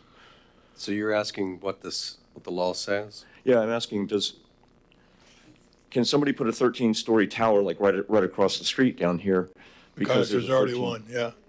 The statute says the highest currently allowed height. So whatever height is currently allowed by the code. That might be grandfathered in. They're not going to tear it down, but at the moment, you could not build a 13-story tower. We would look at the code now and the height that's currently allowed. Yes, okay. Good question. Good question. That is a good question. Go ahead. David Hamad? You Okay, already spoke. maybe there was two cards. My apologies. And our last speaker, Elizabeth Parner.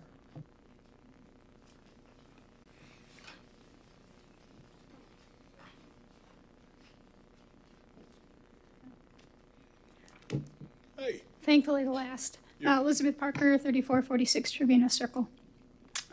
Thank you all for taking the time to listen to everybody tonight, because I know it was a long night. I had a number of kind of varied and sundry points, some of which were excellently covered by Windover crew. But I think it's important to ask a couple questions that I didn't hear. The first being, within the Live Local Act, it states that we have to provide a inventory of the publicly owned land at a periodic frequency, which I guess then becomes subject to being built upon, and I'm wondering if anybody's planning to address that in our ordinance. I also had a question with regard to the 20% mixed use rule. What percentage of Titusville is industrial and commercial zoned at this time? So the answer to the first question, there's another provision of the law that says we have to identify a list of publicly owned lands that could be appropriate for affordable housing. We had to include a list that went above and beyond what we usually had to include were owned by special districts as well. So we have already accomplished that. We had to do that by October 10th. We actually did that by resolution with City Council's approval on October 24th. So that's on our website per the requirements of state law. The second answer to the second question, based on our estimate, we believe we're at 18.4%. So given that we are below the 20% rule, does that give us any of an advantage with regard to building, I guess, only mixed use? It simply means that we must require a mixed-use component with a Live Local qualifying project. And is the Windover project that's currently going in a mixed-use project?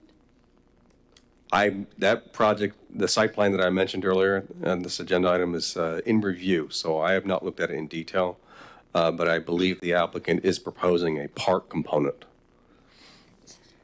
And given that that mixed-use development is significantly different than the Windover development, and our rules with regard to our technical manual, I guess, states that new arterial streets shall be located to separate incompatible land uses and to form neighborhood boundaries.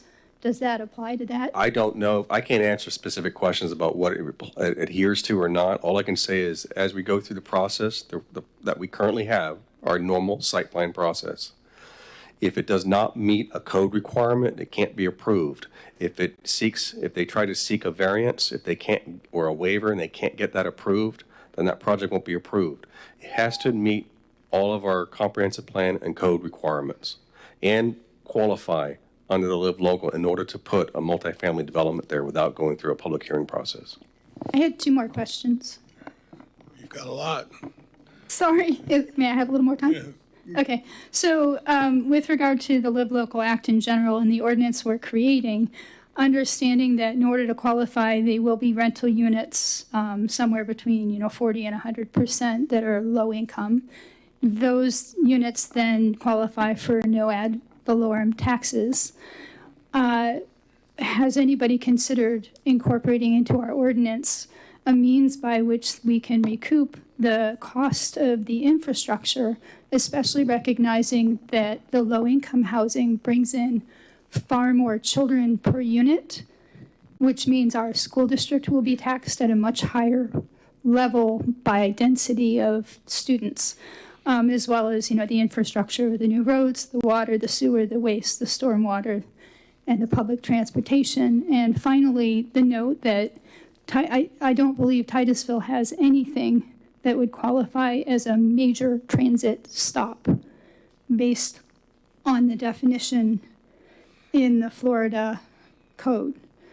So the parking is also, I don't think, up for grabs there. I think they have to provide parking for cars. Thank you for hearing me all the way through. Hey, thank you for being here.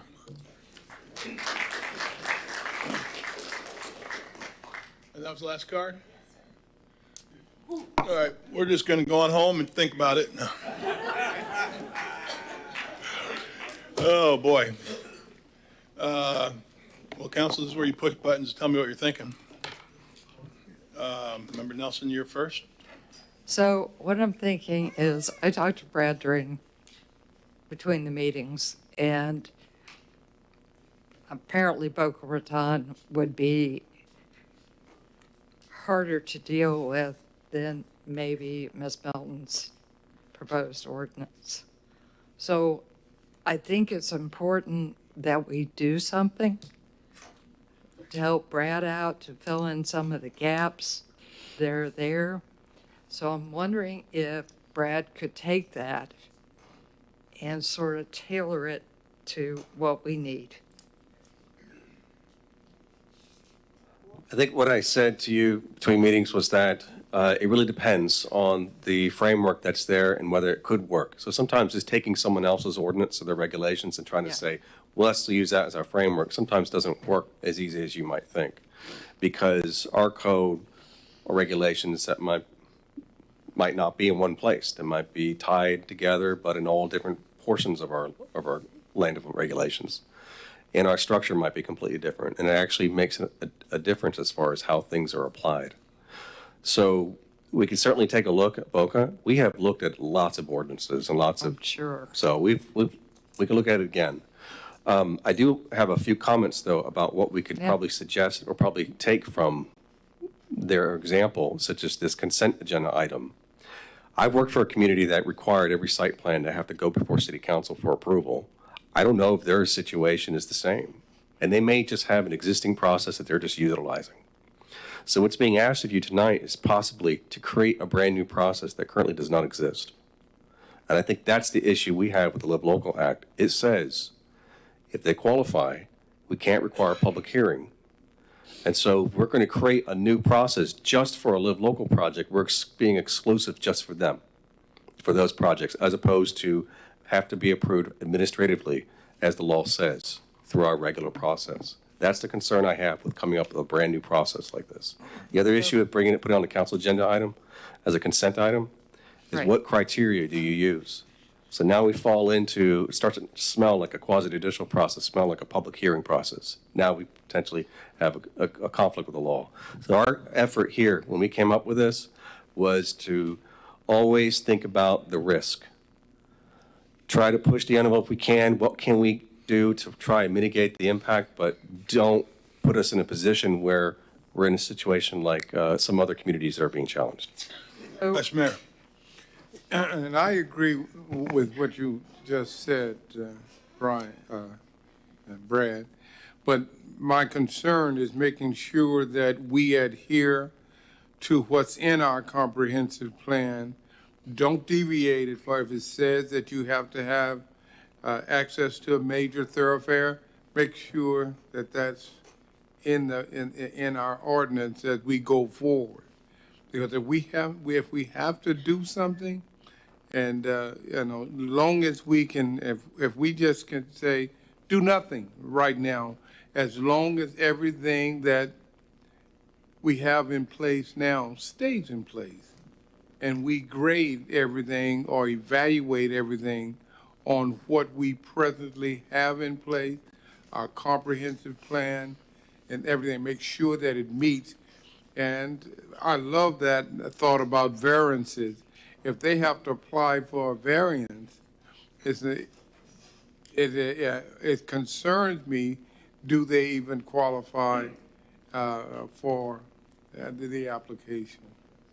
I do have an answer for that too. So we in our current, some cities have, they specify specifically what you can qualify for a variance. what can you get a deviation from and through what process?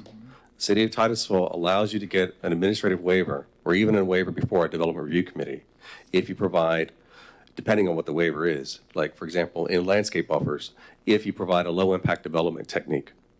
That's something we included in that low impact development ordinance. You can reduce your parking and probably have more ability to reduce it, especially the size of spaces and the orientation of spaces, if you include a low impact development technique. So there are a lot of deviations that could potentially be done if you follow those rules. There are hardships, though, just so you understand. If they propose a mixed-use component and the development that's being proposed as part of that mixed-use component, maybe a retail development, can't meet, for whatever reason, a development standard because of some issue or hardship on the property, the process of a variance is the means to be able to, and the onus is on the applicant to prove that they have a hardship. If it's not approved, they just don't get it. They won't be able to adhere to that standard then. But if they do get it, then it becomes a deviation that they are allowed because of a unique circumstance on their property. So I'm not sure how other communities are saying that if you are seeking a variance, then you're disqualified immediately. I'm not sure how that will play out, and I'd be interested to see how that does play out. Member Stokel. Yes. So if someone were to apply under the Live Local, do they have to meet the comp plan right now? So if they put in the application specifically, let's talk about the access points. With the exception of what is specifically exempt from what's precluded by the law, by the Live Local Act. What does that mean? That's the density.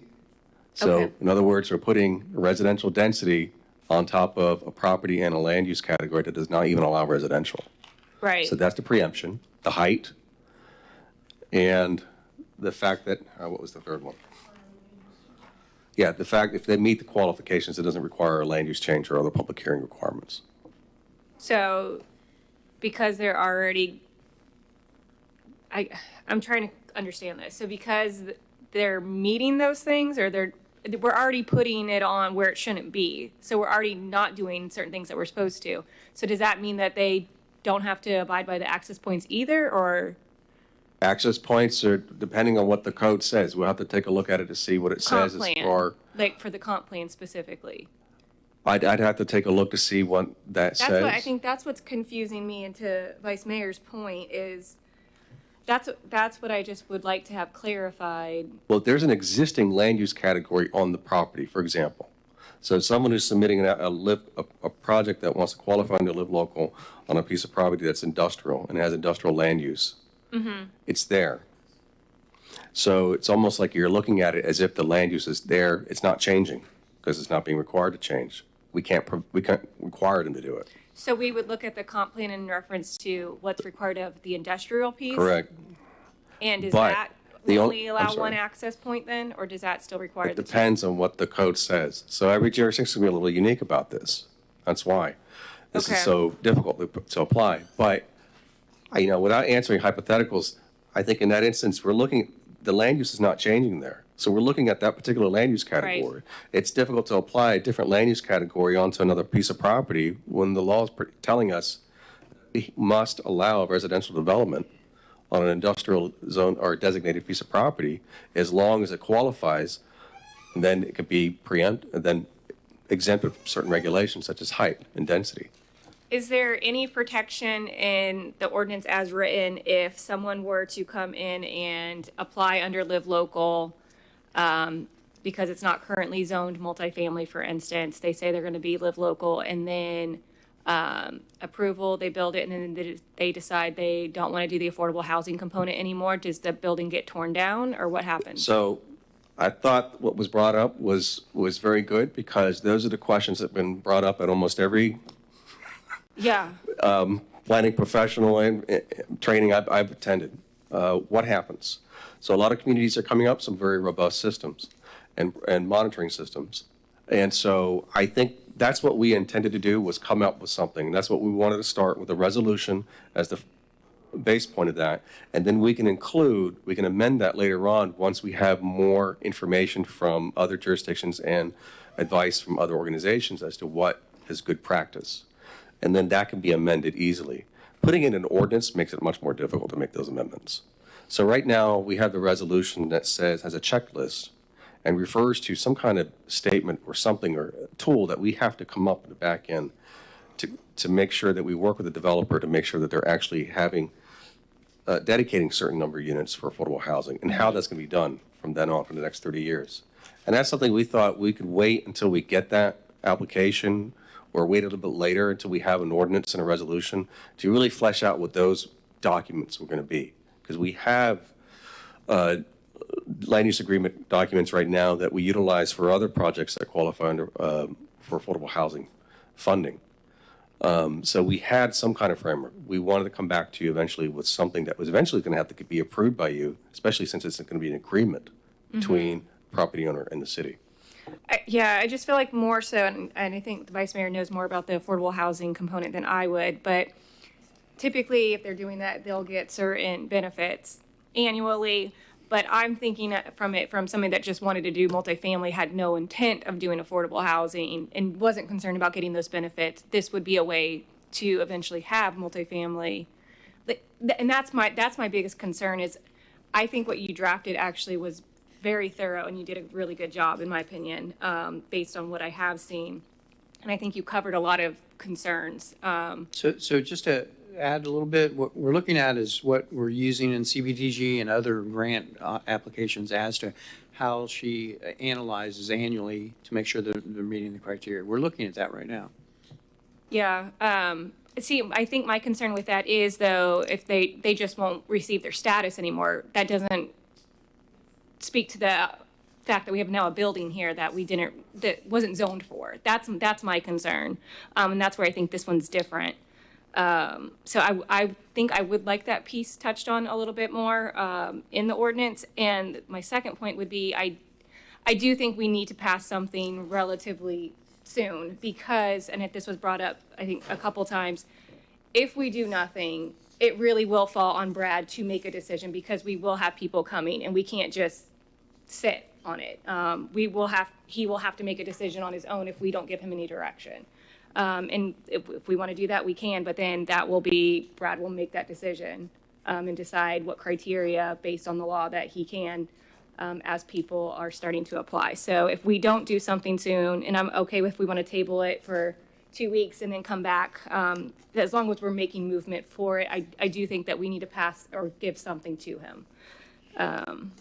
But my biggest thing is I would like to have a greater protection in there to make sure that what is actually being built and developed will stay that way. And then if they don't, like the building will have to come down or something. I don't want to be caught in we were trying to do it, but it just didn't work out. So just let us, keep it. Let's just do a land use change or whatnot. I don't want to be in that situation. And I do appreciate what you did with trying to specify certain percentages with what was in the law.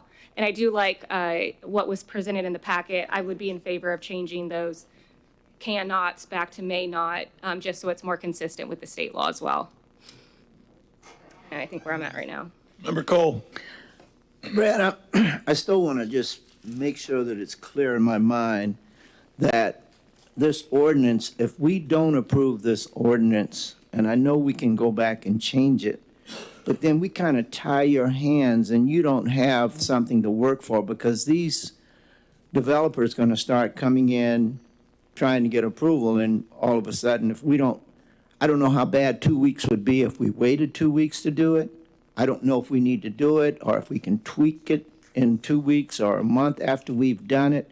Do we completely tie your hands as far as what you can do in working with the developer if we don't pass it tonight?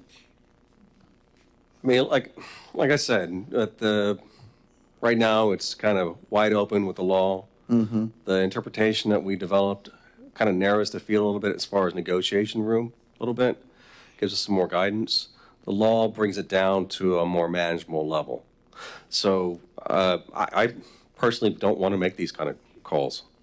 I'd like to have this kind of project brought before you through a public hearing because the property is zoned commercial for the example that we've got in review right now. But the law prevents that because of certain exemptions that they have to qualify. The issue that we have is we have to go through the motions and figure out how they qualify. That's the purpose of my question is I want to make sure that what we're not doing is tying you down by not approving it right now. And as it evolves, we can evolve with it. I'm asking. I never really say this to city council members or elected officials, but I strongly recommend approving an ordinance at this stage. And the resolution. The resolution is a procedure. The resolution is an application process.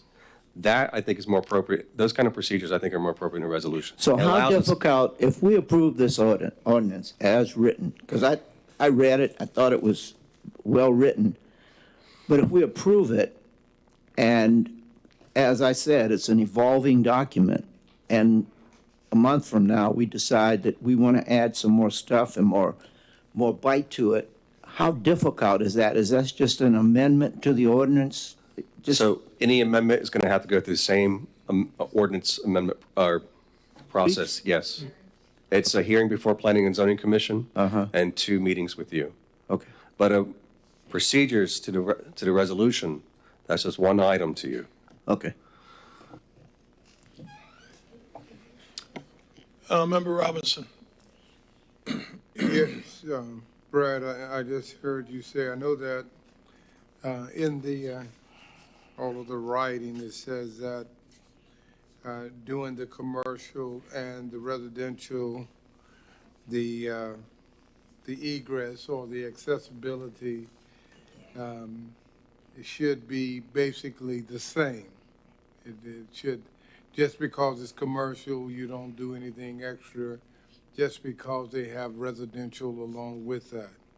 But it says if it becomes a problem, then you can go back and reevaluate that particular process. Does it not say that? Say that, you're talking about what the law says? Or? What the law says, right. It says if you have less than 20%, you have to have residential and commercial, and the accessibility to that property by road should be the same for the commercial as well as the residential, unless it poses a problem. Yes, again, the ordinance that we drafted for you is not perfect. There's definitely going to be some things that we're going to have to make some interpretations on. But I think that we'll have fewer of those if we have the ordinance. I think there's still going to be some conflicts. Like, for example, we're proposing R2 multifamily as a multifamily development standard on an industrial or commercially zoned piece of property. Mm-hmm. So the question then becomes, where there's conflicts between those 2 zoning districts, what happens? Well, the current code also says that what's more stringent is what you apply when there's a conflict. So there's some guidance in the code already to help us with making some interpretations where there's potential conflicts when we go through this process. So when it comes to access or driveways or number of driveways or length and where they should be located and whether they can be a development put on that property because of whatever criteria that's on there, we'll have to address that through the review process. Again, the project example that we have right now is still in first review. We haven't even completed our comments on this. As you are approving it, Brad, is that because in a conversation earlier this past week is that who's going to check to make sure everyone is in compliance? So the site plan process includes various people who are specialists, and they look at different aspects of a site plan. I'm not an authority to approve a stormwater plan. The engineer reviews that and makes sure it's compliant with the code. If it's compliant with the code, he doesn't see any more issues, then that portion of the site plan is consistent with the comp plan and the code. There are reviewers of landscape review. There are reviewers of utilities. They do the same thing. And if they don't have any more comments or suggestions or statements of this is an issue or that's an issue or in conflict or whatnot, and eventually all those comments have been resolved, That's how a site plan gets approved, basically. And then they provide to us those construction drawings, and we slip them a permit so they can go ahead and start construction. All right, thank you. City Attorney, because it was mentioned here several times and it was recommended by the PNZ, tell me what the situation would be for a committee or team, as I heard it put, to work on an ordinance, and then I'm not sure what they do with it from there. I'll be honest with you, I've not heard of a committee coming together and doing an ordinance. So I'm going to ask you about that, and I felt compelled that we needed that asked out there because it hadn't been mentioned. If council were to create a committee to make recommendations to you, of course, it would have to be residents, because our code says when you designate committees, they should be residents. It would be subject to sunshine. So anybody who's on that committee cannot talk to each other outside of a publicly noticed meeting regarding those issues. It would require minutes, notice, you'd have staff committed to that because it would have to be in the sunshine. And then, of course, in order to get recommendations, I'm sure that would take a few meetings. So you'd have to determine, how long you're going to have that committee out there. And did you want to set a sunset time for that committee to come back with the recommendation and how long that would be? That might make it a little complicated, but I'm not going to put that away. Obviously, I started off by probably stating my opposition to the ordinance, or at this point, any ordinance. But it sounds more and more like we need to get some, I don't want to call it temporary, because you can't call it a temporary ordinance, but in reality, that's how I would see it. We allow for the ordinance for him to work with. At the same time, we plan to, got a lot of stuff that some of it was really good. And this, to me, it was a very valuable, yeah, seriously, a lot of valuable information and concern, well presented, by the way. I thought it was really well done. You did a good job of assigning the people to different stuff. I'm serious, that was really good. But at the same time, some sort of addition of, hey, we can do better here, we can do better here. And that's kind of what I heard people saying. They weren't being, negative about this or that. They were saying, hey, we can do better here. Hey, you don't have to do this. And those are things that need to be considered. How will you consider that, I think, would also have to be decided. But perhaps a committee, which of course is the next question, how do we pick those 3 or 4 people, however many people you put on that. But one way or the other, it sounds like we also need to consider, but I do still digress back to, Rockledge is going through some judgments on what works and what doesn't, and they don't have an ordinance. Cocoa doesn't have an ordinance. New Smyrna doesn't have an ordinance, and I can go on and on. I know we all brought in examples of ordinances. In some cases, I'm not sure how Tampa matches up with us. I'm not sure how Boca Raton matches up with us. And really and truly, I even hesitated to say New Smyrna, but they're, fairly close to us. Cocoa and Rockledge, maybe it's a little smaller, but, pretty common to us. But they don't have ordinances right now, and they're moving forward. So, I'm kind of just thinking out loud in some of these situations. But Member Nelson?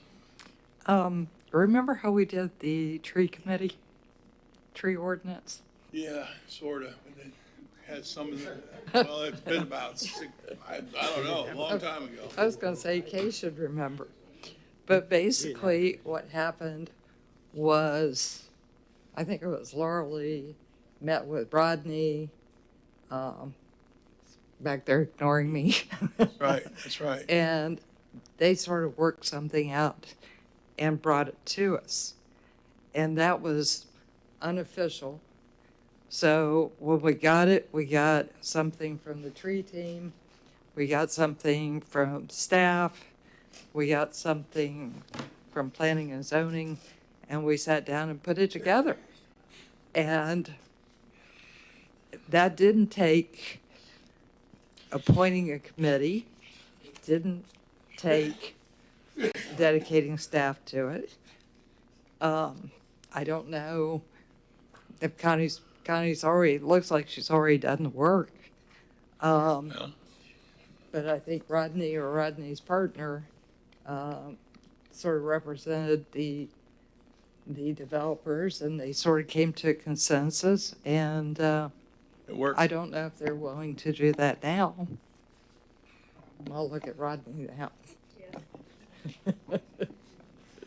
And then let them bring it back to us, or let them bring it to Brad, and let Brad see if he can merge it. City Attorney, can you comment on that? Well, one thing I'd like to comment on, there's been questions about the ability to tweak an ordinance. And of course, you can always modify an ordinance in the future through the process. But you also need to be aware of, once you create an ordinance and you receive applications and people start to develop, they're going to develop under that ordinance. And they're going to claim vested rights. So they're going to look at the ability to, once you have a completed application, to complete it under the rules in place at the time. So that doesn't restrict your ability to change an ordinance for future applications to be applied in the future.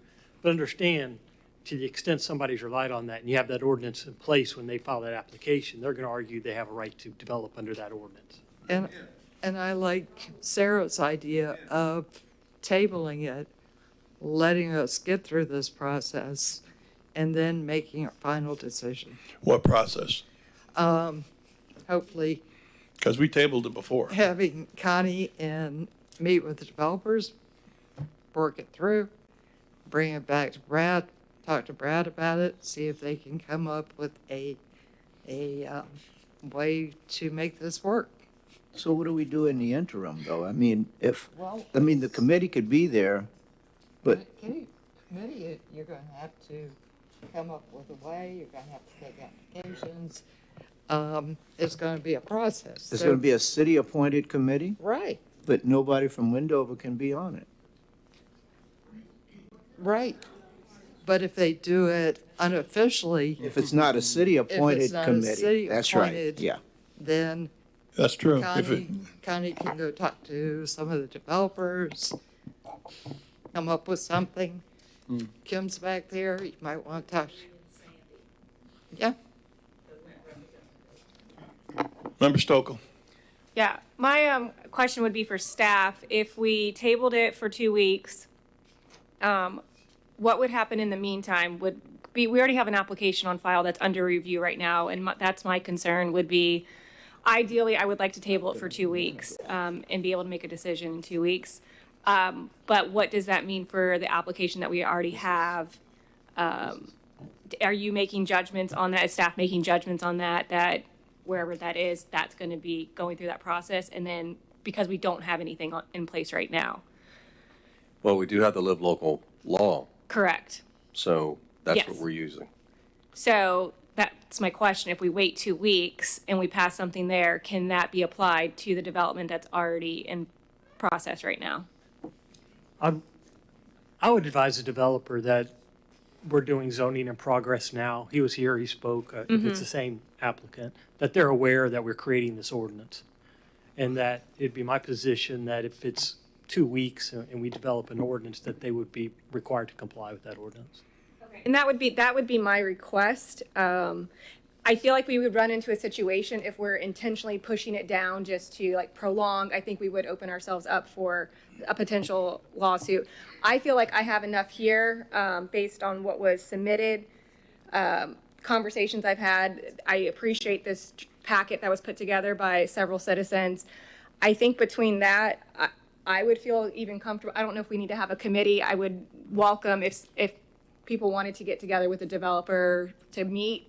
I don't really want to put it off longer than 2 weeks, but I would like to kind of go through this. In that 2 weeks, what I would personally be doing is going through this and aligning it with what Brad gave us as the proposed, what the citizens gave us, and trying to do my own analysis of what I feel like would be best moving forward, and talking to the developer side as well to see where, and then at that point, I feel like I have to make a decision.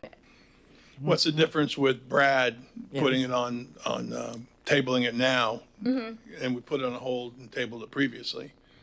And, I didn't have this packet, and I didn't get to hear the citizens. but what's the like- difference with Brad?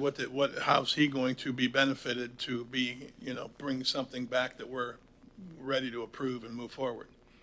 What's the difference between this table and the last table? I think for me, what I would like to see from Brad would be something more so that has protection for us from a developer coming in saying they want to develop under Live Local and then not doing the affordable piece. They've already built their structure, and to say we can't meet the criteria or whatever, we already have a multifamily, we just kind of, like, what protections do we have against that? That's my number one concern. And then I would like to see the exhibits that we got in Exhibit 3 and 4 with those verbiage changes more aligned with the state statute. I looked through all those seemed fine to me. So, just so I understand, and this is just a suggestion, what if you approve the ordinance in a resolution, and in your next meeting, I can come back with you with an updated resolution that has the provisions and monitoring tools that you're talking about?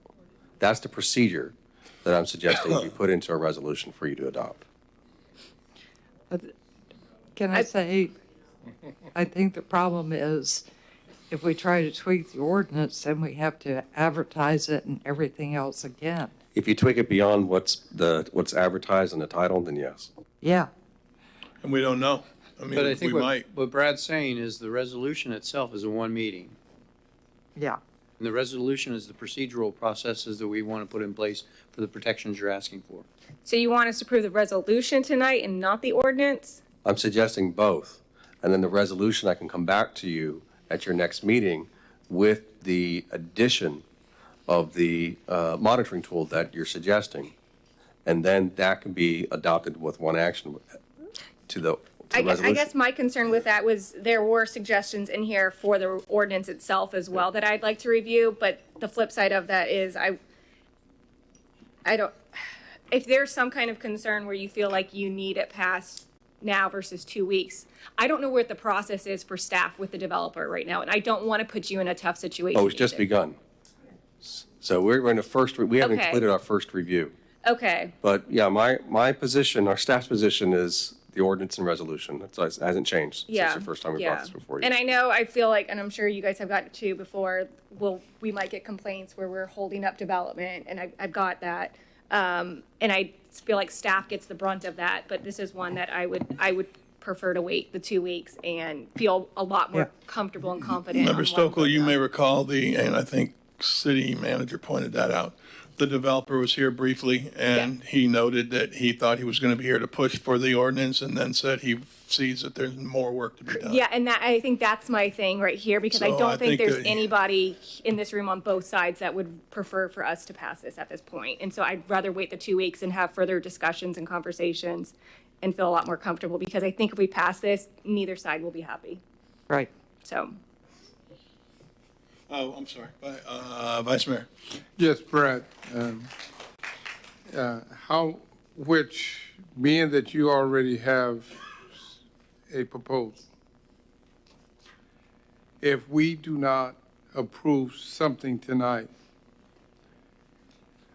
would it be perceived as an after-effect action?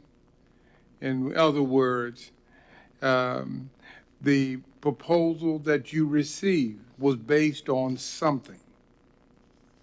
If we change anything, can it be perceived that we changed it based on his or her application? Someone can always make that argument. My argument is, like I said before, we're in the middle of creating this zoning potential resolution, potential zoning process for Live Local, that the only application we've received, that applicant was here and is aware that we are creating these rules. So it'd be my position that we're going to apply these rules. Now, granted, as long as they're done timely, it doesn't mean putting it off for a period of time. But I'd argue that they're aware that we're creating these zoning regulations. I don't even know if we have a complete application. I haven't seen an application. Staff is still reviewing the application. But to answer your question, anybody can argue anything. Anybody could set forth an argument, but it would be my position that they're aware that we are processing this. So for them to go forward would be at their own detriment because they know we're creating regulations. Okay. So Brad, my next question to you, out of all of the wonderful things that you have heard, and I saw you writing notes and taking notes when something keyed you, if you had the opportunity to incorporate some of the things that has been said this evening, would there be 2 or greater things that you would incorporate to make it better? Yes, there are a few things that we did not have an objection to and actually support.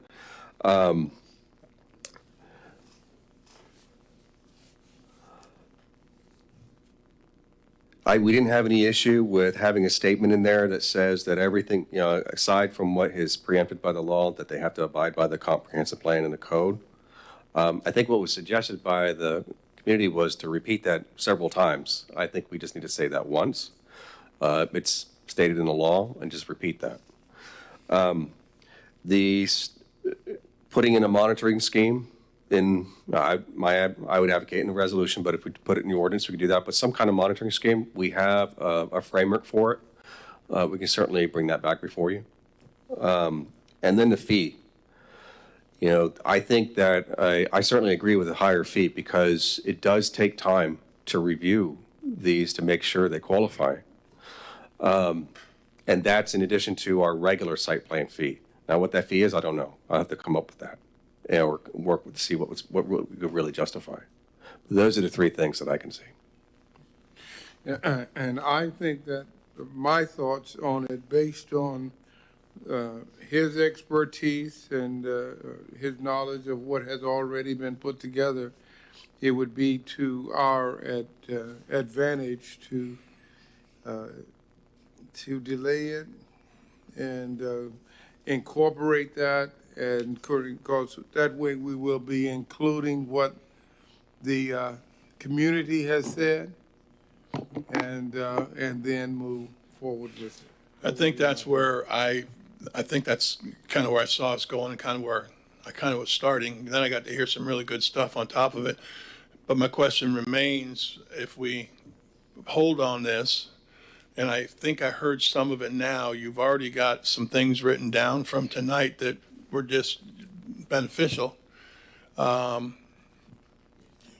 Would there be more communication? I'm not trying to get into committee or anything else, but would there be communication with the people we spoke of? I have proposed changes to the ordinances from Ms. Milton and a letter from Ms. Klinger already. I can certainly send them the Word document of this, and they can make a new version. Sounds like that's what you'd like to see. I our would version like to against see. another version. I really, and I really felt, and obviously my hat's off to you all the time, and I think you did a great job with this, but and I was very, very impressed with this whole thing. I just want to make one point, though. What you're going to see, if that's the direction of I'm not telling you to do council, this whole thing. no, what you're going to see is 2 versions of the ordinance. Our version that we believe is acceptable, that we can, and then y'all know you're probably going to see another version from the community. So you'll have 2 options of an ordinance. Let's move that direction. If that's the way you're going. I just want to make one point clear. I know you heard from both sides, from Mr. Cole, the developer, or the representative developer, and the community. What I heard from the community and from Mr. Cole made me more convinced that we needed an ordinance now. I just want to make that statement to you. What did you say? What? It made me more convinced that we need an ordinance now.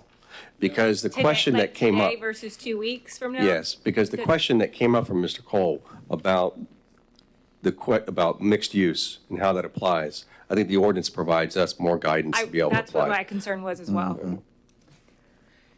And that's where I'm wondering, can that wait though for those 2 weeks before staff makes a decision on that to see what Well, not only that, I digress over to city attorney who said it's not as easy to just go ahead and, tweak an ordinance. Right. I think And then we that's need, why- I don't see how we pass the ordinance tonight and then add what we've heard tonight. And like you said, you may see 2 different looking ordinances and then we choose. What does that do to the one that if we were to pass one tonight? I don't know that works. And as you said earlier, what do? Well, you've got the Florida legislative state law, live local. You go off of that. Quite honestly, as Rockledge and Cocoa and New Smyrna and many others are doing right now. I will say, I do feel like probably both sides are going to want two different things as well. So just. No, I we see have it, to know but that. when city attorney said you can't just tweak it, you're gonna. Yeah, I yeah. think that we need to wait to get it done right. I'm not saying that's not right, but to add the issues that we heard tonight that we thought were very pertinent. I think we all did. And I don't think there was ever any consternation or conflict. I think it was, we were all working on the same thing and was presented well and I heard it well. And I think you did too, and I appreciate that. So I would take a motion on what we think we're saying, and then I'll see if that's what we're saying. I've got my light on. Let's go. I have, Okay. can I have I'll one give you question? just a second. I just have a question. It's over. No, go ahead. Ask your question. This is the exhibit number 4. It's actually this Florida statute. It's the Florida statute number 7, 7A. Could we get a legal interpretation from your city attorney what 7A means in relation to administrative approval and where else within this Florida statute that administrative approval is That's used? a very big Yeah. word tonight, so it's probably a good question to see if you can clarify. If we could get it in writing, I hope.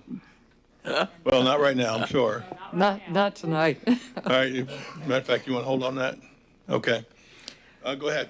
Move to table ordinance number 48, 2023, Florida Live Life Act, ordinance and resolution to November 28th.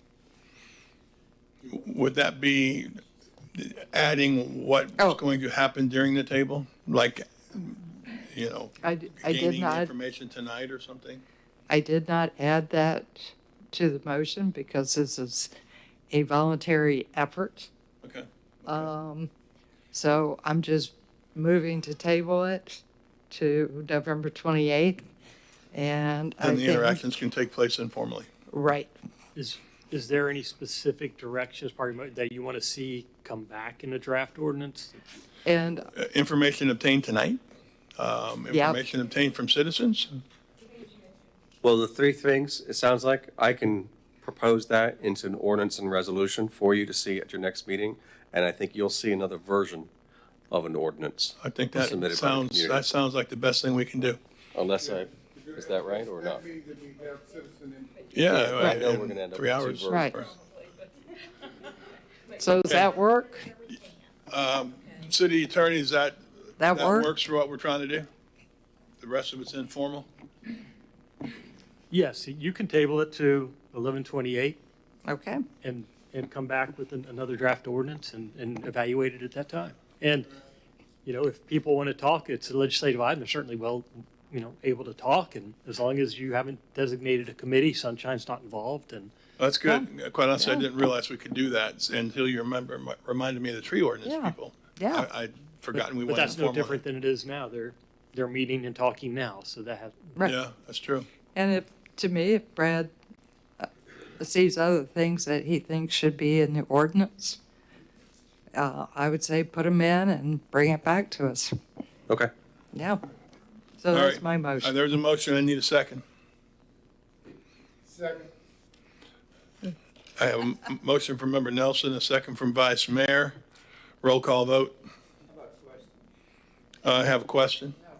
I have a question. I just want to make sure that I have a lot of consternation about this as far as not approving it. But if we can not approve it and kick the can down the road for another 2 weeks, we need to ensure as a council that we vote in 2 weeks.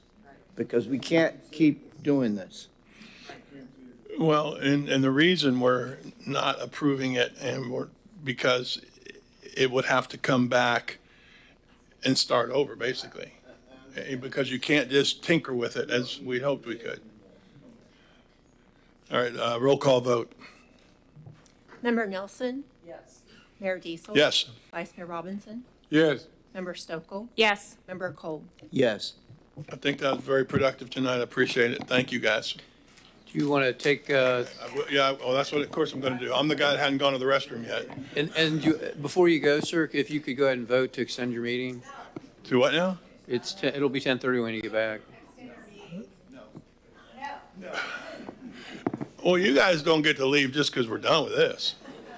Yeah. Give me a motion to extend the meeting to 11 o'clock, So moved. 11:30. 11:30. Just say it. We may not have to use it. Second. So Okay, 11:30. I got a 11:30. motion, a second. All those in favor say yes? Yes. Okay, 11:30.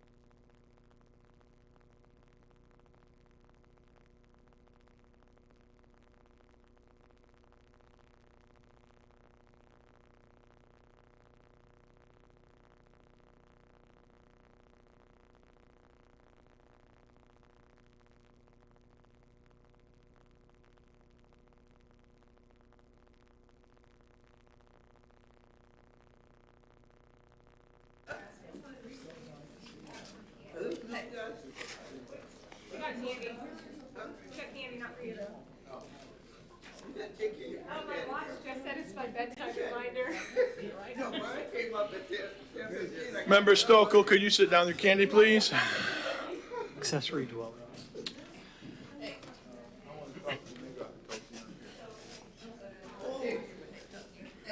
Bye-bye, thank you. It's not supposed to work. All right, we're going to call this meeting back to order. City Manager. We are on 9C, which is ordinance number 51, 2023, accessory dwelling unit ordinance, and the city attorney will read the ordinance for the record. Ordinance number 51, 2023, an ordinance of the City of Titusville, Florida, amending the Code of Ordinances related to standards for accessory dwelling units by amending Chapter 28 zoning, Section 28, 351 accessory dwelling unit, providing for severability, repeal of conflicting ordinances, an effective date, and incorporation into the Code of Ordinances. On October 18, 2023, the Planning and Zoning Commission recommended approval of the accessory dwelling units ordinance as presented with a change to Section 28, 351 C1E to have a minimum of 300 square feet and a maximum of 950 square feet. The 35% stays the same. The approval was 7-0. On January 18th, 2023, the P&Z Commission discussed accessory dwelling units as an affordable housing option.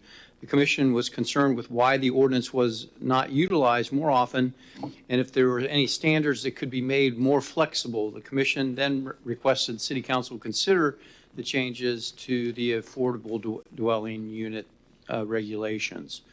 On October 24th, 2023, City Council directed the draft ordinance be revised to include Planning and Zoning Commission's recommendations for staff to propose new parking language. In addition, the building official suggested the requirements for a certificate of occupancy be removed as unnecessary and already may be required as part of the building permit process.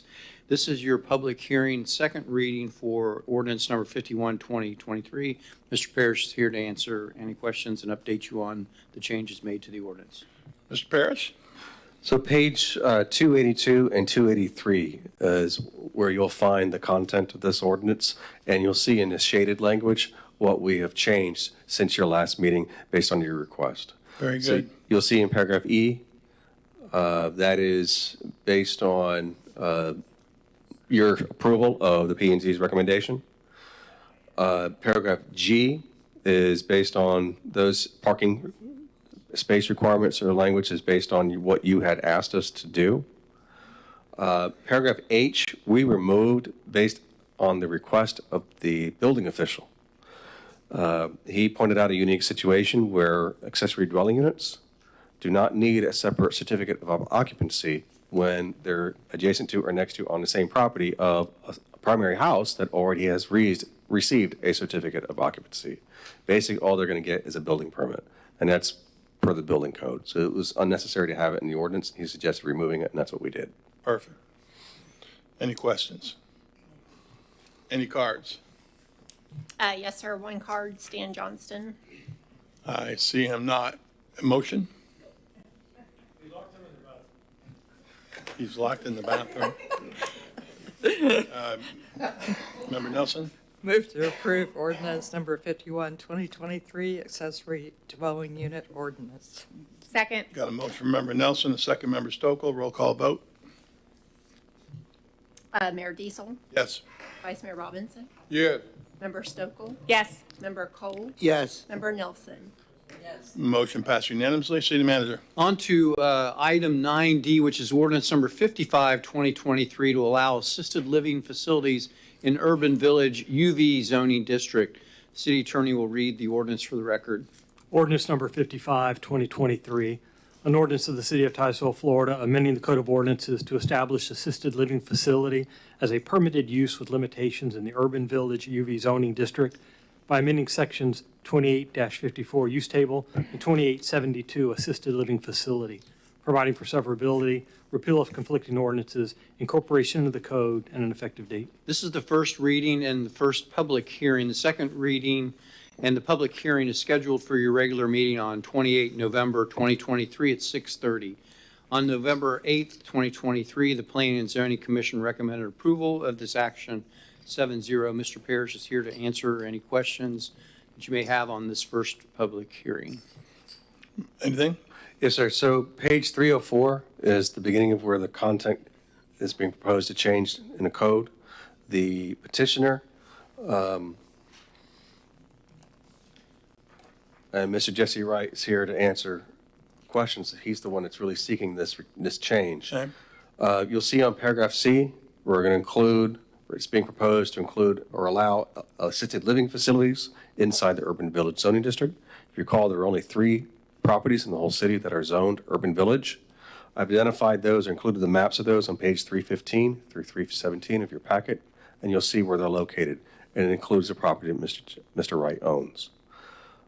Basically, what he's saying is that he's carrying over the conditions of an assisted living facility from our other zoning districts into the urban village zoning district, and he's stated that he can't comply with those conditions. If you read through them, this is very specific about common areas per square feet of unit, of bed space, open space, things of that nature. So it gets very specific, and even at this, you typically, in these other zoning districts where they are proposed, we require a floor plan in order to verify compliance with these conditions. So Mr. Wright is here to answer any questions, and Ms. Anderson is also here to answer any questions. Member Stokel first. Yep, just a question. I remember that we had a proposal before us originally about this property with certain uses on there. Is this a change, like what was the original use that was submitted prior? I'm assuming. Which property are we talking about? On page 315, I've included 3 maps. So I guess for. You got to remember this will apply to Well, all and that's all what I'm UV. getting. Yes, and I Yes. guess that's where I'm not sure why we're getting this request. I thought we were already moving ahead with certain development for Titusville Mall area, And that's what we'll have our. and so that's where I don't know. I thought we already approved what that would be. So are we changing what? So there are Yeah. 3 master plans governing these properties already. Okay. One that was already completed and constructed, and that's the Miracle City Mall property, is now Titus Landing. Yes. The old Searstown Mall property received approval of a master plan just a couple of years ago from you. Right. And they are getting a site plan approved for construction. And then the third one on the property south of 50 received approval of a master plan back in 2007 or 8, but has not come forward with a site plan. Okay, so maybe it might be a question for the applicant then, just to see what, because we didn't have this, I guess, request before, so I would be curious about the changes, I guess. I can't say, though, if this is approved, that master plan or any one of those master plans would have to be amended in order to allow an assisted living facility in that master plan. Okay, and then my last question, do you know the page number exact that shows what's currently allowed in urban village uses? Yes, the ordinance, so I think you're looking for the matrix. Yes. The zoning matrix. Yes. Okay. I don't know what. That begins on page 296 of your packet. Okay, perfect. Yep, that's exactly what I was looking for. Thank you. Hold on one second. Okay, anything else, Mr. Parrish? All right. Go ahead, Ronald. Oh, I'm sorry. I missed it. My bad. Vice Mayor. How are you doing, Brad? I know that Mr. Wright is probably aware. I have seen, I remember going through this process with the Housing Authority, assisted living. That's a massive process that you have to go through with the same configuration that was presented to us at first about what Searstown was going to be turned into. So a lot of things that's going to be changes as he issues or hand you all of the documentation to make this transition. You don't know what building, like she said, like Member Stokel said, which building is now going to become.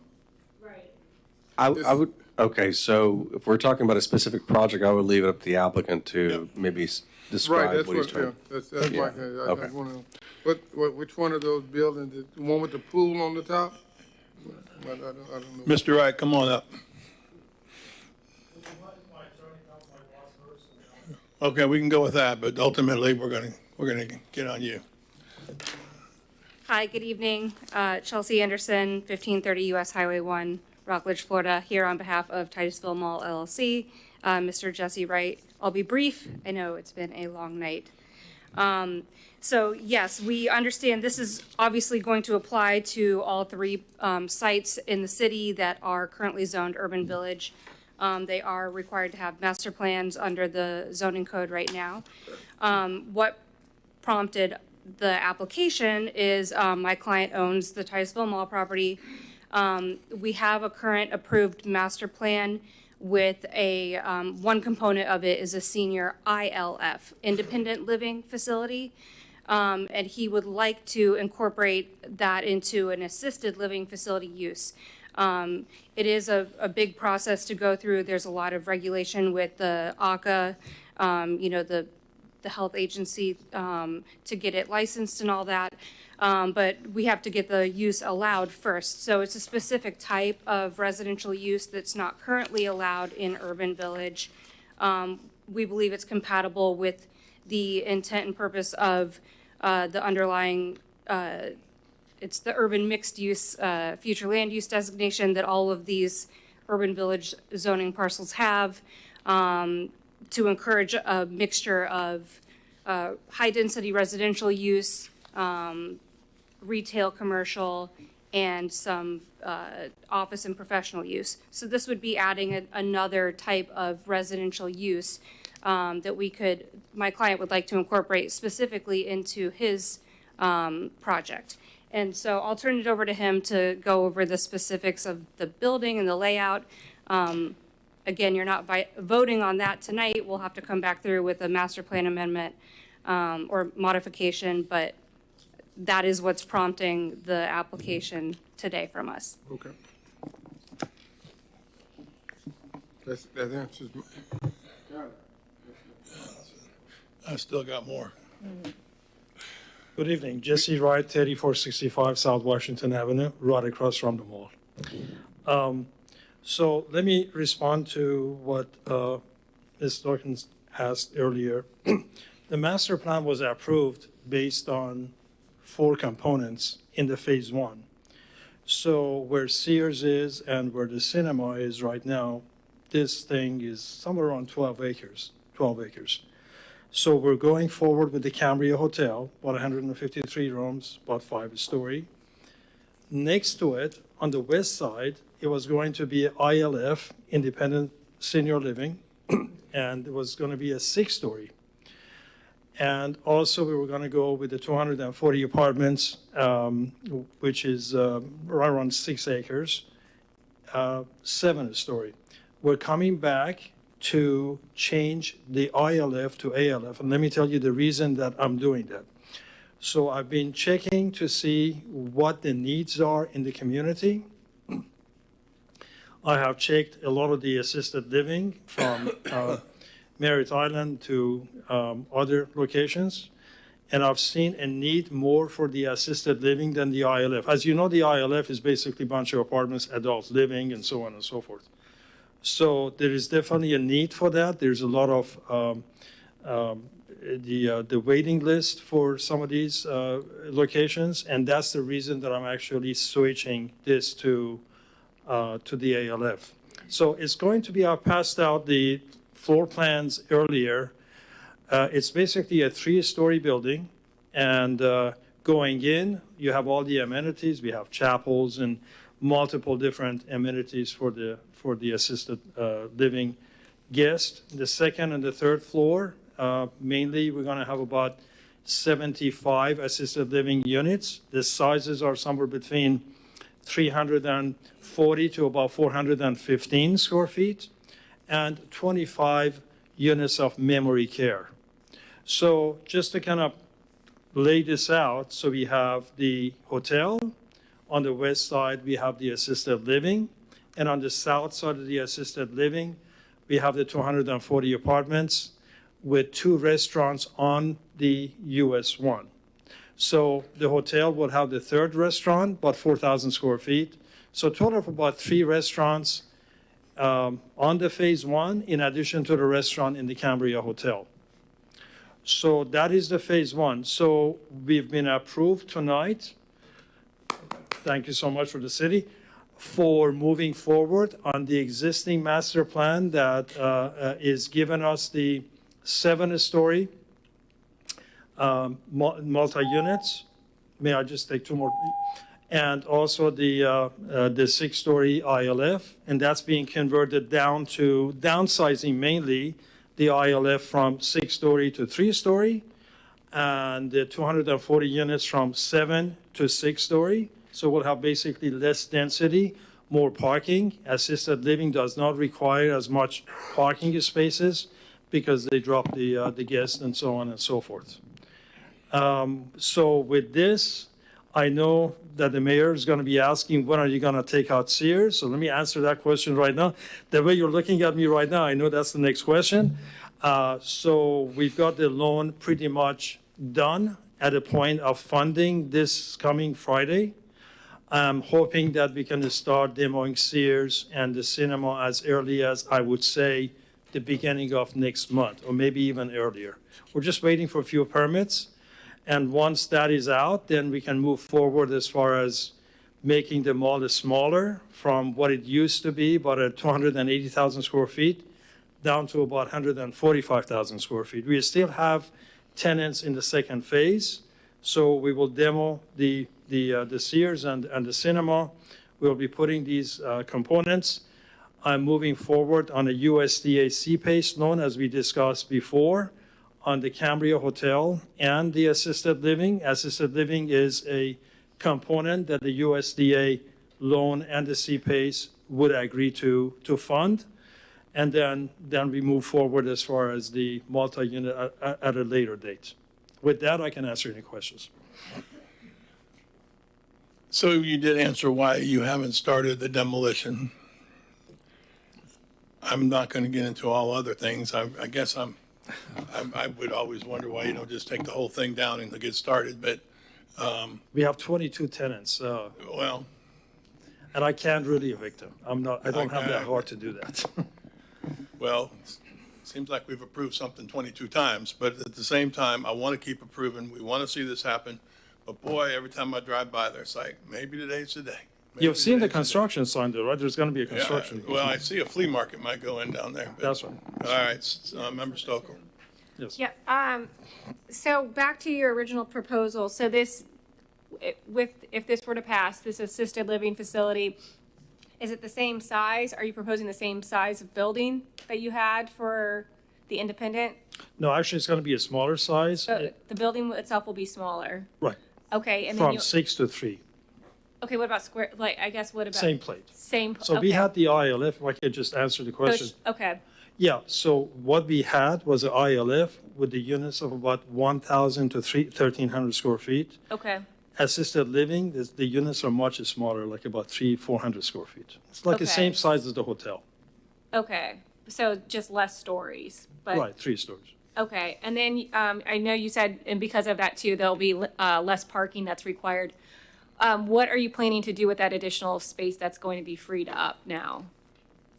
No. So basically, assisted living is taking place of where the ILF is. We're not adding another component. I'm basically replacing. You also said it has less parking that's required. So originally the plan had parking for the independent living facility. Now this requires less parking. So now you're going to have more space that's available. What's happening with that space? I'm hoping we can get extra parking. We're still going to have to go through the submittal to the city as far as the number of parking is going to be. So the assisted living, if you look at the first floor, it has a canopy at the entrance going in for people, and that's going to take out like about 7 or 8 parking spaces. Okay. So we should be okay with the parking because I'm having my traffic engineer to submit new proposal based on what we're going to be submitting to the city. Okay. So we're basically downsizing. Well, I'm coming back to take out a whole floor on the multi-units from 7 to 6. So Okay. we're still below the mid-rise. And on the ALF, we're going to be down to about 3. They're all Okay. going to have the observation deck and so on, same thing as before. And then I just had a question for staff, real quick. Brad, do you know a reason why that we allowed the independent living facility in Urban Village, but previously we have not allowed the ALF? They're two different things. Independent living is an apartment unit. Okay. It's just basically age restricted, but they're essentially individual residential units. It's like an apartment building. Okay. An ALF is not a residential unit. It's not the same thing. It's kind of like the mix between that and a nursing home. Okay. So it's treated completely different. They're not. Sometimes you'll see people bunking or using, sleeping in the same room. They'll have 2 beds in there, and they'll have share facilities. Or you'll have just a smaller unit, a very small units, and the code even allows us to go down to 200 square feet. And it may not have a kitchen facility and a bathroom. That might be somewhere else. So assisted living facilities are different from a residential unit. Are there any things that we should be concerned about with approval of it, of allowing it in the Urban Village area? A lot of medical uses. A nursing home is not, I don't think is one of those uses that's allowed in the urban village. But then again, an ALF is not really a nursing home. So it's really just a policy decision, whether you believe that's appropriate in this context. We could certainly share with you the urban village zoning development standards and the intent statement, and maybe that might provide you some guidance as to whether that's appropriate zoning district to have this kind of use in there. The conditions of this use, though, are interesting because it talks about, if you look at it on page 304, it starts getting into very specific requirements about, for example, I'm looking on page 305 at the bottom, paragraph H. Or G, living units shall be defined as a separate space within the facility development having 1 bed, living, food preparation, and bathing areas. If food preparation and/or cooking facilities are to be provided within the living unit, the minimum living area shall not be less than 450 square feet. The next paragraph says the minimum living area of 450 square feet may be reduced as follows. However, they can never go below 200 square feet. And how do you reduce that as follows? You look at paragraphs 1, 2, and 3. It talks about having to make sure you can reduce your living, maybe reduced by 100 square feet if 100 square feet of common area is provided somewhere. So it gets very detailed, and we have to provide to them these calculations, these spreadsheets that they have to fill out to make sure that we monitor this as they're giving us these floor plans to make sure they're compliance with these code requirements. Okay. So it could have, when Mr. Wright comes in with his amendment to his master plan, all that information's got to be provided at that time so that we make sure it's consistent. Okay. And then he's got to do it again at the site plan stage. If I may just add one more thing, Sarah, if that's okay.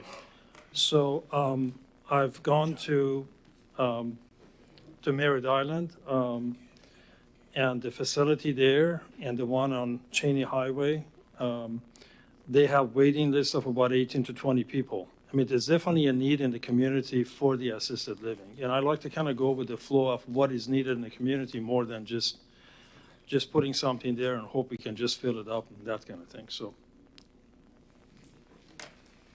You good? All right, it is the first reading, and we will call card. Yes, sir. We had 3 cards. The 2 first individuals have spoke, and then the 3rd person is Stan Johnston. Yeah.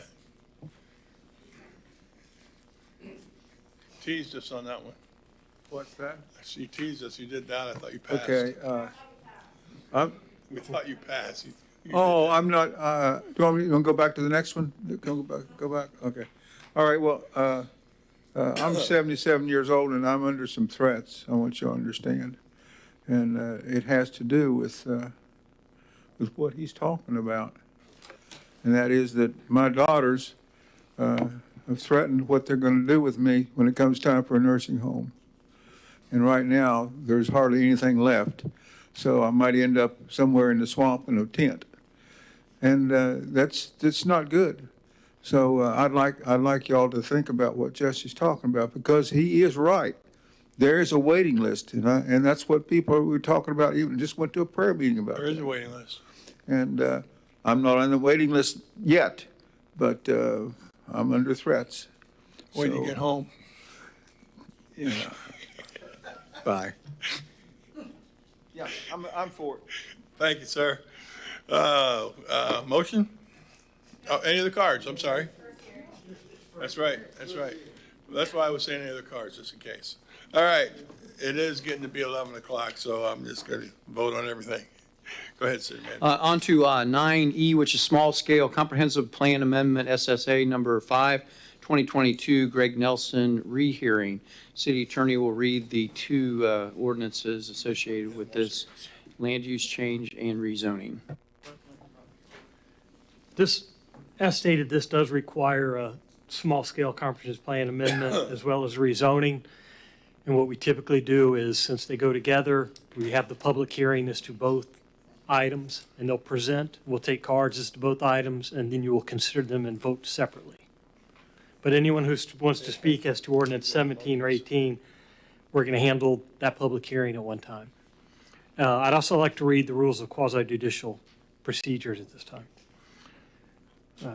During this public hearing portion of the meeting, anyone wishing to speak on the quasi-judicial item must first sign a public hearing agenda card and sign the oath contained thereon.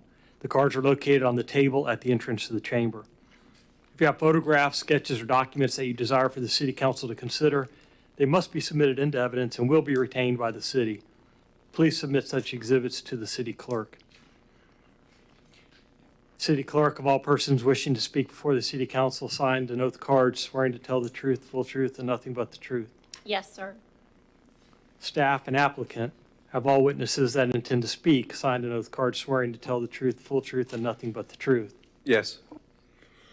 If there's anyone present who has not signed an oath card that wishes to speak on the quasi-judicial item, please submit a card at this time. City clerk, have all agenda items been properly advertised? Yes, sir. Regarding ex parte communications, in the event that a council member has received an ex parte communication, either verbal or written, outside of this hearing, the council member shall disclose the identity of the person, group, or entity with whom the communication took place and the subject of the communication, including all opinions or facts discussed. Any written communication must be disclosed and made a part of the record. Also, in the event that a member has conducted an investigation or site visit or received any expert opinions regarding the quasi-judicial items, said visits or opinions shall be disclosed. This is where we say our part. Clearly, we all had some discussion during the first time around. If that doesn't count, I recall driving that area and taking a look. That's it. Nobody was there to talk to. Any opinions formed that you need to disclose? No, but it was kind of hard to find. And I said hello to Mr. Nels here. I did too. So, I don't, go ahead. And I had a discussion in yoga. In yoga, you can't get away. Discussion with who and what was the substance of the Lori discussion? Hunley, and she was the one that told me she thought most of the people were happy with Rodney's new plan. Anybody else, Herman? No, I didn't. Nope, that's it. I drove by and that was about it. Okay, I'd like to read the titles at this time. Ordinance number 17, 2023, an ordinance of the City of Titusville, Florida, amending the Code of Ordinances by amending ordinance number 60, 1988, which adopted the comprehensive plan of the City of Titusville, by amending the future land use map, by changing the land use designation on a 3.31 plus or minus acre portion of property located southeast of Interstate 95 and State Road 406 Garden Street interchange, having Brevard County parcel ID number 21 35 31 AT 114 and 21 35 31 AT 16 1 from conservation future land use designation to commercial high-intensity future land use designation, providing for an effective date.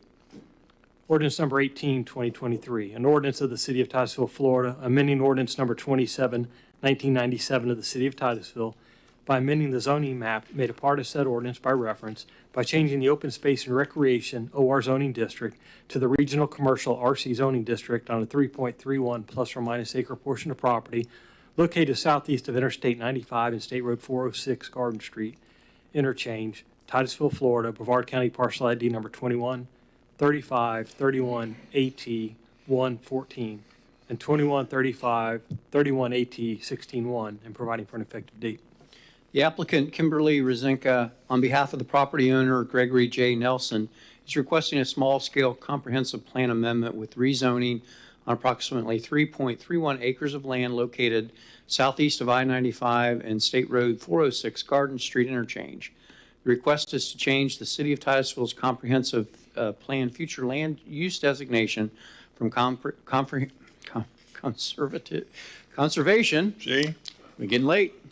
To commercial high intensity and rezone the same portion of the property from open space to recreation OR zoning district to regional commercial. On 28 March 2023, the City Council denied the Comprehensive Plan Land Use Amendment, SSA number 5, 2022, and accompanying land use rezoning ordinances in accordance with Section 70.5117A Florida statute. On September 26, 2023, the City Council approved a conditional mediated settlement agreement wherein the City Council agreed to consider rescinding the denials and schedule a hearing to reconsider the land use and rezoning request.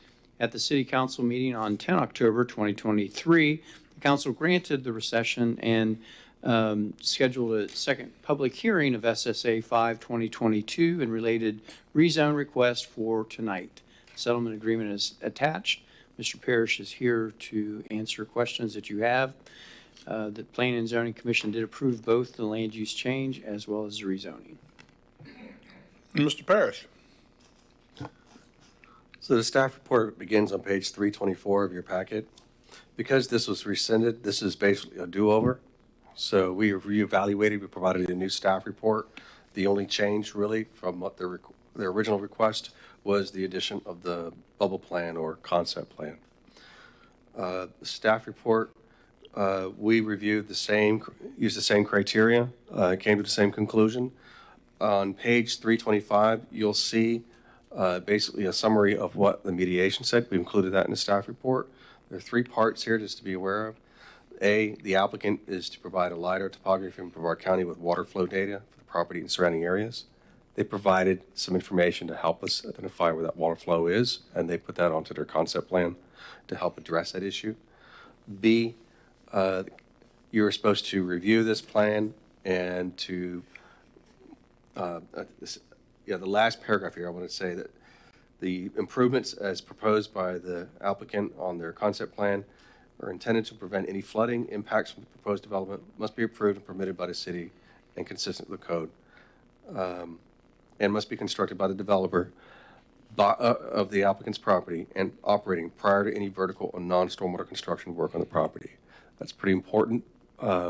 Basically what that's saying is that if the concept plan, which I'll point out to you, is utilized and construction starts in a project, that they have to provide this conveyance system first. C, notwithstanding the foregoing, clearing, grading, filling, and any other work necessary to complete the work, roadway, and stormwater improvements shown in the bubble plan shall be allowed, including alteration to the lake to the greatest extent necessary. I'll show you on the concept plan that the lake where it currently exists will not exist based on the full build out on the concept plan. On page 329 of your packet, and this is still in the staff report, I just wanted to point out, we did a review again of the same comprehensive plan policies. Conservation Element Strategy 1.6.3.2 talks about wetlands 5 acres or more, and in the same paragraph it says that wetlands less than 5 acres, you do a functional value assessment. They provided that to us. The wetland, again, if you recall, is less than 5 acres on the property. It's right smack in the middle of the property. On the next page, 330, policy or conservation element policy 1.6.6 states mitigation for unavoidable impacts to wetlands which possess significant functional value as determined by functional assessment will be addressed in the land development regulations. So one of the concerns you had at your last public hearing was about whether they can demonstrate whether there's going to be an impact of stormwater or flooding. And we iterated that the code addresses that. That's still the case. It has not changed. The difference tonight is they provided you a concept plan to say, we know where drainage is happening on the property, and here's how we're going to address it. But they didn't get to the level of detail of a site plan because they're not at that stage yet. I do want to reiterate that there are significant environmental constraints on this property. In addition to the wetlands, there's a floodplain. The property is also in the city's area of critical concern. So they were going to have significant issues to address during any site plan construction proposal. I do want to state real quick what the ACC standard is, and that's on page 332. Under paragraph 5, I've underlined it, and it states the ACC regulatory standards may significantly reduce the build-out potential of the property. Generally, the total of all impervious surfaces shall not exceed 40% of the total area of the development. In addition, there are limitations on the amount of fill that can be brought to the property, limitations on the amount of topography that may be removed, and stormwater performance standards that are specific to the ACC. So at the site plan stage, there are going to be some challenges, but that will be addressed during the site plan stage as part of our review consistent with the land development regulations. So the question for you tonight is really, is the land use appropriate to change? In other words, remove the conservation land use and the OR zoning off this property and replace it with the surrounding commercial land use and commercial zoning.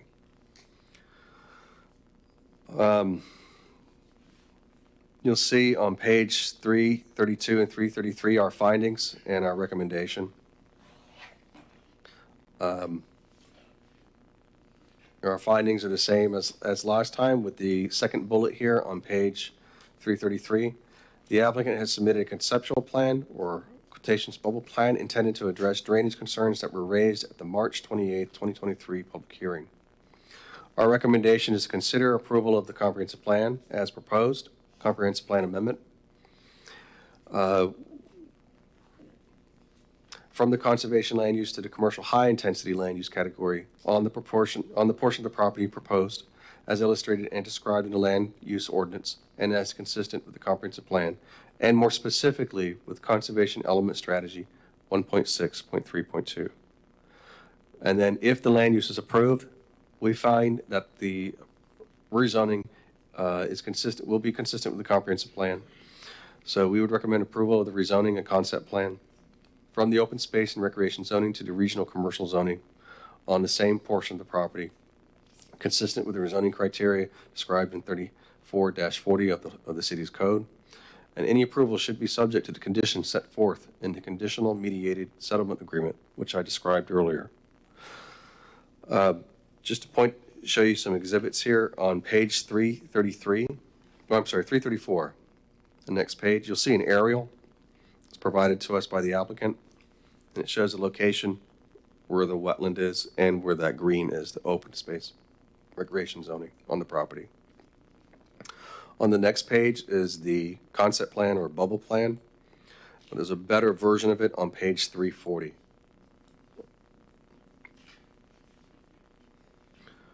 I'm sure the applicant will describe this in more detail, but you'll see on the right side of the page, you have State Road 406, Garden Street, and then they will propose at full build out potential where there'll be a road going through the property or a driveway to have access to the property that the applicant owns to the south of this property, which is on the left-hand side of this drawing.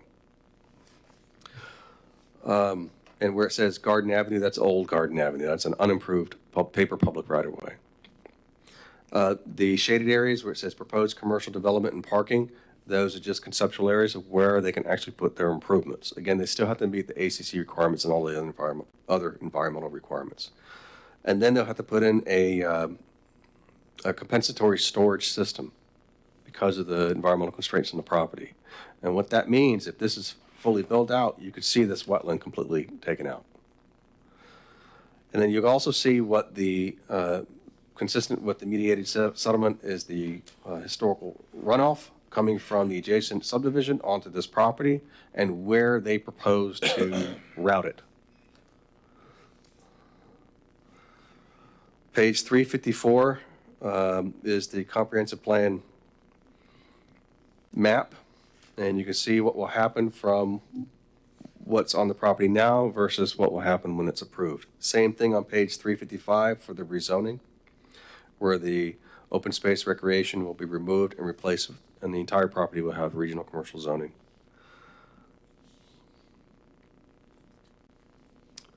With that, I'll try and answer any questions. Any questions? I see none. We call the applicant up. Yes, ma'am.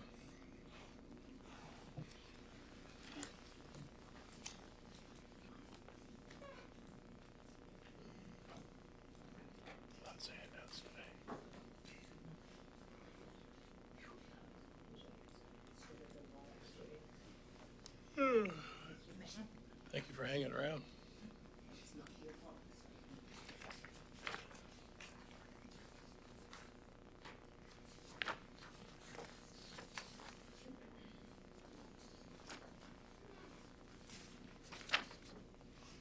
Good evening, Mayor, members of City Council. My name is Kim Rosenka with Lacey Lyons Rosenka, 1290 US Highway 1 in Rockledge. I'm here on behalf of the applicant, Greg Nelson, who is here today.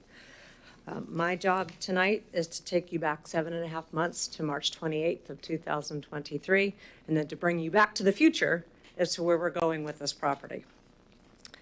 You have had a lot of information presented to you over the past 8 months. What I have just given you is the land we're discussing, which you're very well aware of it. That was from Atlantic Environmental. Dave Perkerson is here with Atlantic Environmental, as well as Rodney Honeycutt, to discuss the things that we need to tell you pursuant to the settlement agreement. This was called a rehearing earlier by the city manager. This actually is putting you back at March 28th of 2023 before a vote is taken, before a motion was made. So this is your second reading. So what you have before you is everything you had on March 28th. That includes the 21-page booklet I gave you that had Rodney Honeycutt's and John Shepard at the time's resume. Also, you have the March 28th minutes, which were 10 pages typed, which was quite a bit. You also have Mr. Rodney Honeycutt's 5 pages that he gave you on September 26th, which he will again discuss tonight and has for you in smaller versions. Won't go into as much detail, but does need to provide the LiDAR maps. So all of this evidence remains. As again, the September 26 minutes, the Atlantic Environmental report that was provided to you at the time of the application. You will recall on March 28th that went on a couple of hours, and you asked a lot of questions. There were a lot of questions about flooding, which we've tried very hard to answer those questions without a full site plan and full engineering. You had 2 experts talk to you. You had 11 neighbors and friends of neighbors talk to you about their concerns of flooding. 10 of the 11 complained of flooding. As you can see, they have heard what's going on. I don't know if they're concerned or not, but only Mr. Sharon is here tonight. So I think we've made some progress with helping them understand the drainage in their neighborhood and how this will help and not impact. You'll recall the reasons for the request for the change the future land use to commercial high intensity and the rezoning to commercial, regional commercial. This 3.31 acres is a man-made pond with wetland characteristics, and there are some wetlands on it. The reasons were to create consistency, to allow development of the entire parcel, which is about 11.68 acres, to allow commercial development, for appropriate access to the commercial property from Garden Street. As you recall, we can't access in front of the Shell station to the west. It has to be east of the Shell station by FDOT. This will also allow access to the 22 acres of single-family residential to the south, which currently is landlocked. As you've been told, this is very difficult to develop. As the mayor said, it's hard to find, it's low. Yeah. This will be very difficult to develop. I did get to take a tour of it. It's quite interesting property. And now the fourth reason for this request is to provide record evidence of historical water flow from Fairglen subdivision to the Nelson property and require that flow to be incorporated in future development of the Nelson property.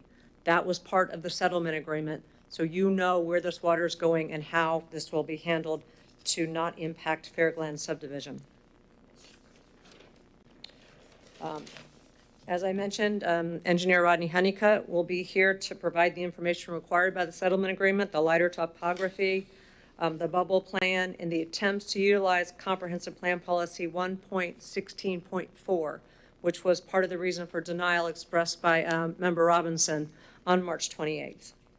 Dave Perkins with Atlantic Environmental, he'll briefly review the environmental assessment, answer any questions about the quality of wetlands, or anything else. There is in your packet the email from St. John's River Management that accepted the UMAM, the functionality analysis by Atlantic Environmental. So that's also what was evidence that was before you that is still before you tonight. You also have the unanimous recommendation for approval of both of the items by Planning and Zoning back in March of 2028. Also, you should have received, over the course of the last month or two, 16 letters of support from community leaders and members. I have 15 of them here. I'm going to submit to the clerk to make sure they're in the record. And there was also a letter from Donna Trantham of Mr. Submarine. My presentation is really dictated by what questions you have. I don't have a lot more to say. I probably have spoken too much already. But what I did give you was a picture of the property from I-95. And that's supposed to be the gateway to your community. I provided you also 3 pages of the Titusville Tomorrow Vision Concept Plan, which I'm sure you all know very well, that talks about Garden Street being a corridor into the city, a gateway into the city, and it talks about design guidelines to make these areas more attractive. So I just wanted to remind you of that. I'm sure you're all very aware of it. I have the Fairglen plat if you have any need to look at it, and it shows, you know, what was provided back in 1962 and why they could have some drainage problems. I have policy 1.16.4, the comprehensive plan, and the staff report. Also, the staff report, as summarized by Mr. Parrish, does state that the commercial high-intensity land use allows flexible development options for this property.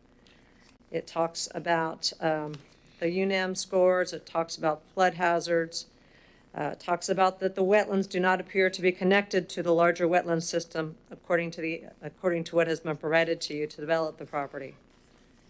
It does have findings that talk about the wetlands, that they're less than 5 acres and what the UMAM scores are. And then it finally does give recommendations. With that, I don't have more to tell you unless you have questions. Any questions from council?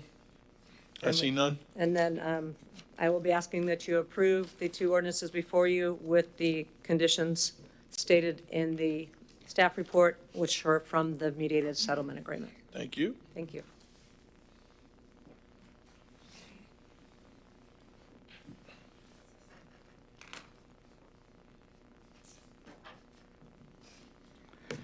Good evening, Rodney Honeycutt, 3700 South Washington Avenue in Titusville. Quickly, I'll go back to March for a minute when this was denied. I think main reason was during our long discussion, it was brought up that the Comprehensive Future Land Use Element Policy 1.16.4 allowed reasonable development of the property even with the OR zone. And so soon after that, on May 5th, we submitted a pre-application plan for what we thought was a reasonable development. It's 8.9 acres, and we propose 45,000 square feet, or about 12% of the site for development. And so when we had the pre-app meeting, we found out that you can't put buildings in the OR zone. So roadway and stormwater are not allowed without a code revision or a variance. No wet detention in the area of critical concern.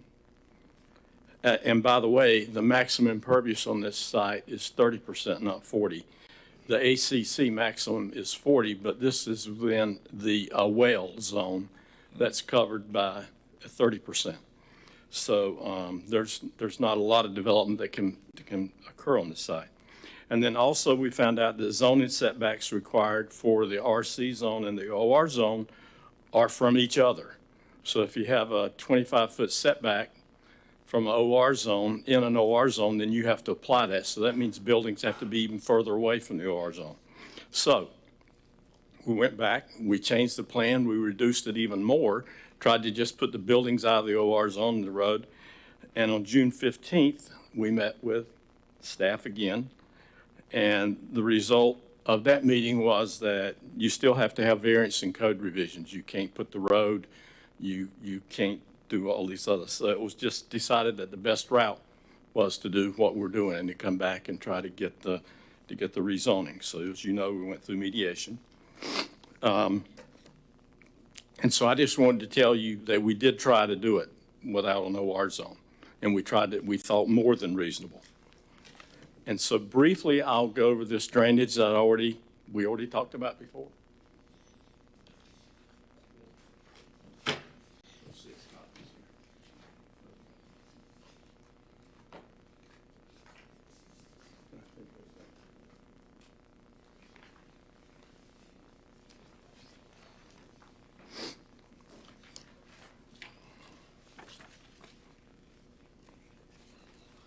Never get it.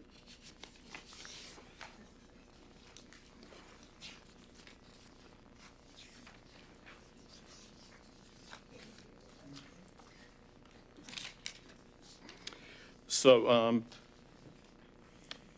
if you look at Exhibit 1, you can see in small letters and small area at the top, the site and the fair glen. And just south, and north is up on this, at the top of the page.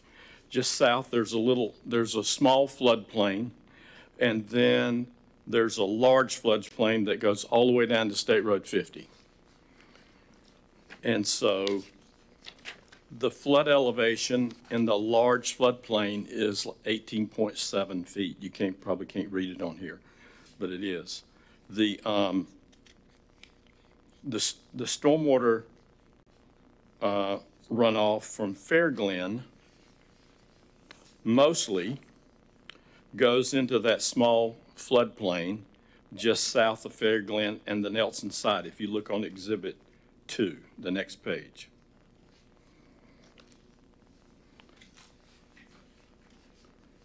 And so the storm, although the floodplain, the large floodplain, flood elevation is 18.7, the smaller one has restrictions in it. And so a significant rain, not necessarily a hurricane, but a significant rain, particularly now, the water table is real high, it can cause minor flooding in the back of Fair Glen. When I say minor flooding, it covers the road right now without anything. And so if you look on the next exhibit, you can see the Nelson site, and just to the east of that, on the right, further to the right, you see an area that's in white, and it shows that some of the drainage from the Fair Glen goes onto the Nelson property toward that lake. The rest of it all goes south and goes into the floodplain we were just talking about.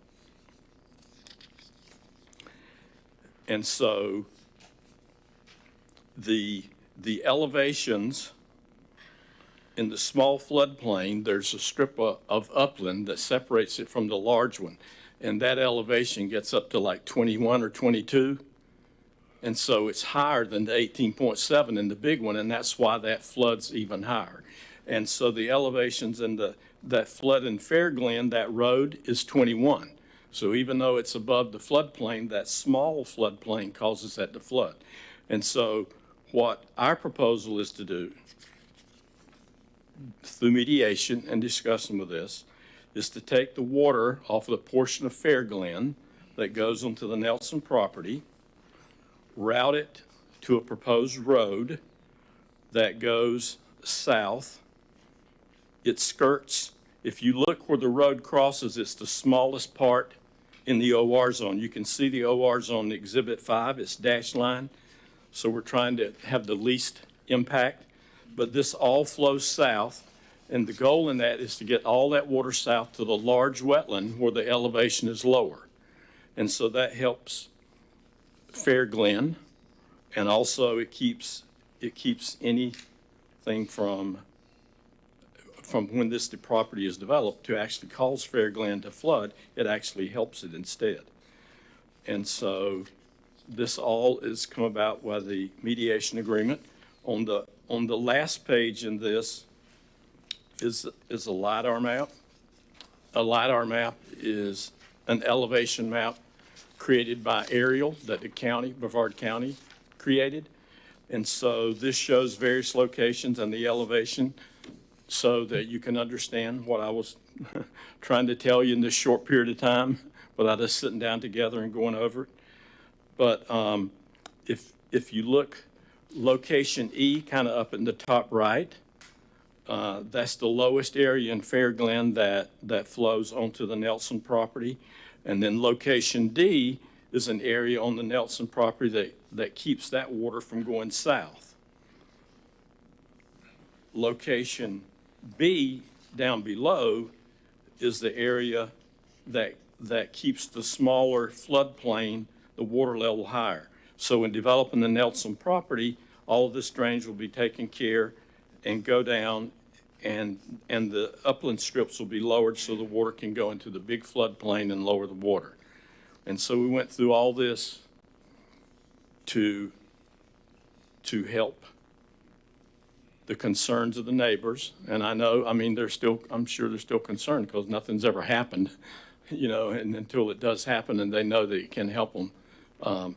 But that's what the purpose in all this is how that works. And so if you have any questions, I'll be glad to help you. I have a large copy of the Mylar map if anybody wants to see it and see how it tracks all the elevations on the site. Member Stokel. Yep. Thank you for that presentation, Rodney. I guess my question is with this Exhibit 5 and the map that you provided, is this locked in now with the with a piece of property? So whether it gets developed with the current owner or it's sold, does this map is how it will be? Because I'm seeing we would change it to the commercial, the regional commercial over that, but I see on here this says OR zone. Even though it would have that land use, are we going to have that piece that would stay like this? Would this road or drainage ditch stay like that as well? What happens? So this exhibit will be part of this zoning action, correct? So if you look at page 350 of your packet, Yes. that exhibit is what will be, if this is approved, a condition of approval. Okay. So no matter who owns the property, Yes. for this condition, for this change. It goes with gotcha. the land. Yeah. And if they don't want that, it reverts back, or? If they decide to do something different. Correct, They'll have to yes. go through you again to amend it. Okay. Yeah. Perfect. Through the- Thank you. through the That process was my again. only question. And thank you for this. This was very helpful. Any other questions? I see none. Anybody else going to speak from the applicant? Are you good? Thank you.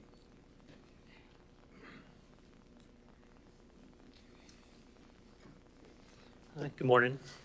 Morning. Oh, yeah. Oh, wait, time out. We need to extend. Let's extend to midnight, but we won't be here that late. I move to extend to midnight. I got a motion. I don't want to. Second. All those in favor say yes. Yes. Opposed? All right, till midnight. Okay. I'm Dave Perkerson from Atlantic Environmental, 897 Yellowwood Court in Palm Bay. I'm a biologist that's been working on this project. Just going to go over a couple refreshers. Any environmental concerns or questions, please ask. So regarding the 3.31 acre lake that exists on the property, it was man-made. It was dug probably late 50s, 1960s. It is isolated, doesn't connect to any other wetlands or surface waters off-site. It has a low function, and it is less than 5 acres. As we said, St. John's treats water bodies like this that are typically over 1 acre as having some sort of wetland function. And we did have wetland functionality assessment conducted out here called a UMAM, which equated to this system being about 40 to 53% functionality compared to a pristine system. So we did have St. John's River Water Management come out to the site, approve our line. They agreed to everything. They agreed to our functionality assessment, and they said that we basically could get a permit to mitigate for the entire lake and purchase 1.62 credits from a mitigation bank within the same basin. So basically, by purchasing the mitigation credits during permitting, any impacts to the on-site lake will result in they'll actually be compensated for fully from an ecological standpoint. So it's not a great system at all, since it's a man-made lake and it's full of exotic species and plants. So that's why the functionality is low and mitigation will be lower than is expected for a typical nicer wetland system. So, Mr. Ferguson, did you say you've received a permit already from St. John's? We have not. Oh, you have not? Okay. Yeah. But we did confirm through St. John's that we can submit an application and mitigate for impacts to the How entire. did they confirm that? Was that in writing, a formal letter? What do they do? I know an email was provided to you from St. John's. That was to John Shepard in our office, and that might have been in there. Okay. Any questions? I see none. Thank you. Yeah.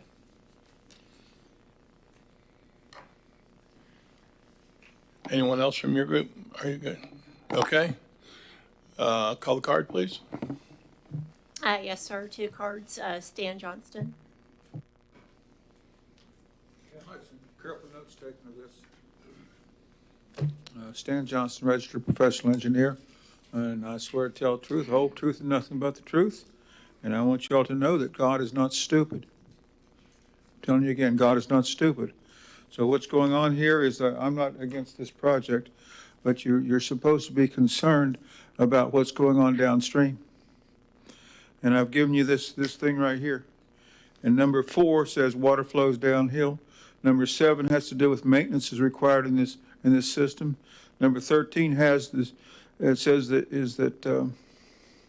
this system is not sustainable by the Stormwater Master Plan and by documents that I presented to you filed with the City of Titusville, sealed documents. And number 15 here says that. The City of Titusville refuses to get a professional engineer to oppose my findings. My findings are that the City of Titusville is dishonest and corrupt on this situation where they violate the Stormwater Master Plan. The fact is, here's the Stormwater Master Plan, and it says on the front of it, donated by Stan Johnson for community development, donated 11/14/23. I'm donating this to Mr. Parrish, which I don't know if he's ever saw before in his life. I can tell you that in 2012, as I talked to the director who was in charge of stormwater. He never saw this before in his life. That's Sean Stauffer. Never saw it before in his life. Never even heard of it. So what that says, it says you're supposed to maintain and you're supposed to do everything else. So God is not stupid. You're violating God's law and your city stormwater master plan. Shame on you. Shame on you. It's your fault. It's not going to work. It's not sustainable. Mr. Parrish is guilty of filing a false report on sustainability back in 2019. And there's been some amendment to it. But right now is that you're not doing it right. The City of Titusville is definitely corrupt in this. So please take note of that, Jolynn. And I'm talking about even the city attorney, city manager, Brad Parrish, all the rest of you except for the city clerk. This is dishonest. And as far as I can see, it's a conspiracy because you don't listen to the truth on this stuff. You do not listen to the truth. You will not get a professional engineer to disagree with me because what it is you're not being honest about this situation. Shame on you. Shame on you. And the thing is, it's not going to work. It's not sustainable. It's not going to work. I'm not saying that this project upstream is not going to work, but downstream, you have to maintain it. That's what this says. God's law is that way too. I'm asking for 2 more minutes. I don't see any motion, so that'll do it. Thank you. Okay. Next card, please. I hope I say this correct, Scott Sharon.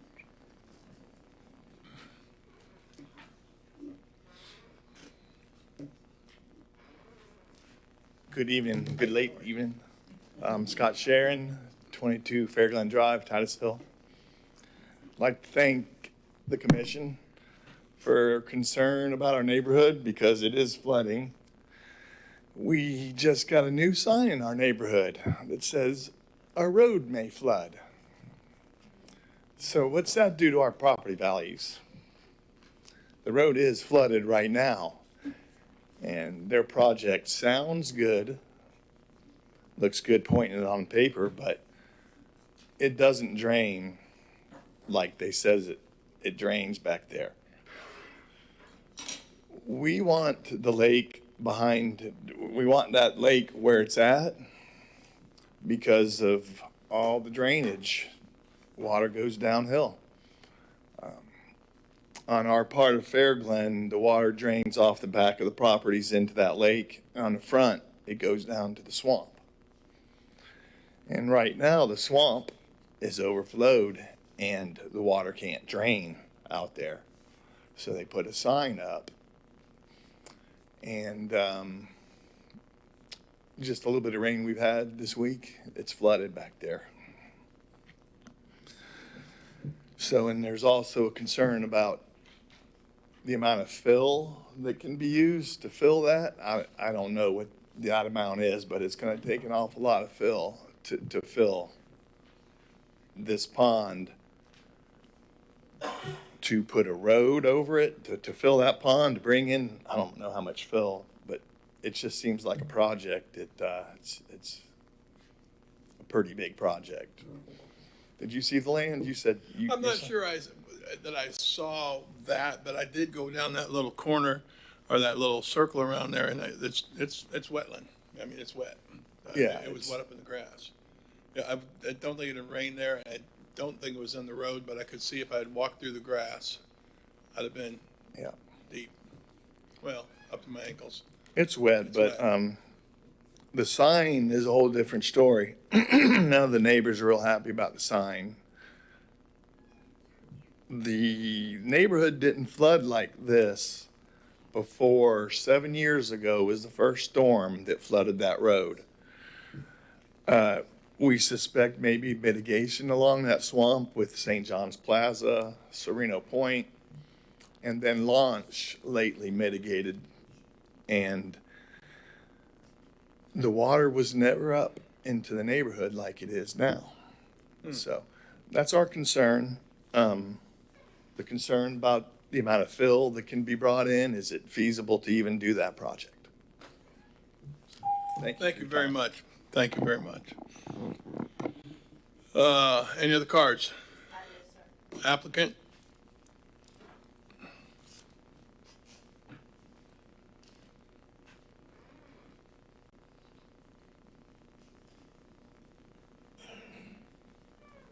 Thank you again. I also do want to thank your staff, Mr. Parrish, your attorney, and your city manager for this whole process. I know this has been an unusual process, and we appreciate you listening to us and working through all of the hearings we've had, the settlement agreement, the rescission order, and all that. This property can't be developed without something, and the only something is to change the zoning and the future land use to allow the flexibility so this can be developed. Only 30% of it can be developed. Fill will have to be brought in, but if we don't have the rezoning, we can't even try to move forward. And it's valuable land, and it's at your gateway, so it's important for this to move forward.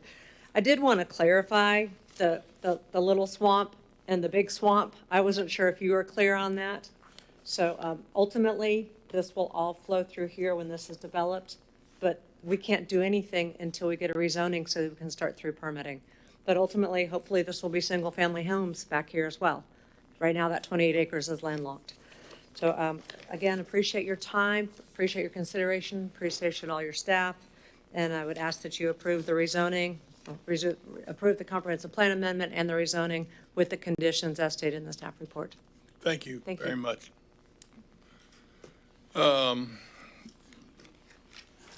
Member Nelson, you're up. I'm up for now. I will say, looking at the statutes, I believe I can vote on the comp plan amendment because the definition says if I have a conflict, and it's very definite about what that conflict is, and under that definition, I have no conflict, and I'm required to vote. However, quasi-judicial, it says if there's an appearance of impropriety, then I should not vote. And so I don't think I should vote. Obviously, I have 2 daughters. Mr. Nelson is her father. And then my fiance's son just moved into Fairglen. So, all the way around, I'm sort of like, I don't think I should. City Attorney? What Member Nelson is referencing is Florida Statute 286.012, which is a voting requirement. As you take your seat, you're required to vote. Right. However, if the official decision, ruling, or act occurs in the context of a quasi-judicial proceeding, a member may abstain from voting on such matter if the abstention is to assure a fair proceeding free from potential bias or prejudice. I would agree with you. Right. I mean, I'm not the guy, but I would agree with you, just by common sense. So. Can you make a motion, or do I have to go? Member Stokel? Yeah, Sarah. Well, I can vote. No. I can vote on half. I can vote on the first half. Well, you figure that out. Tell us what. But go ahead. So go ahead and make the motion.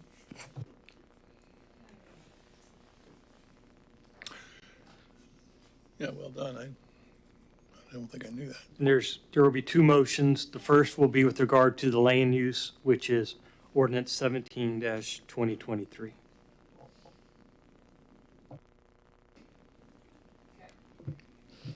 Yeah. Move to approve ordinance number 17-2023, amending the Code of Ordinances by amending ordinance number 60-1988, which adopted the comprehensive plan of the city of Titusville by amending the future land use map by changing the land use designation on 3.31 acre portion of property located southeast of Interstate 95 and State Road 407 interchange, having Brevard County parcel ID number 21-35-31 at 1-14 and 21-35-31 at 16-1 from conservation future land use designation to commercial high-intensity future land use designation. Got a motion by Member Stokel. Second by Vice Mayor. Roll call vote.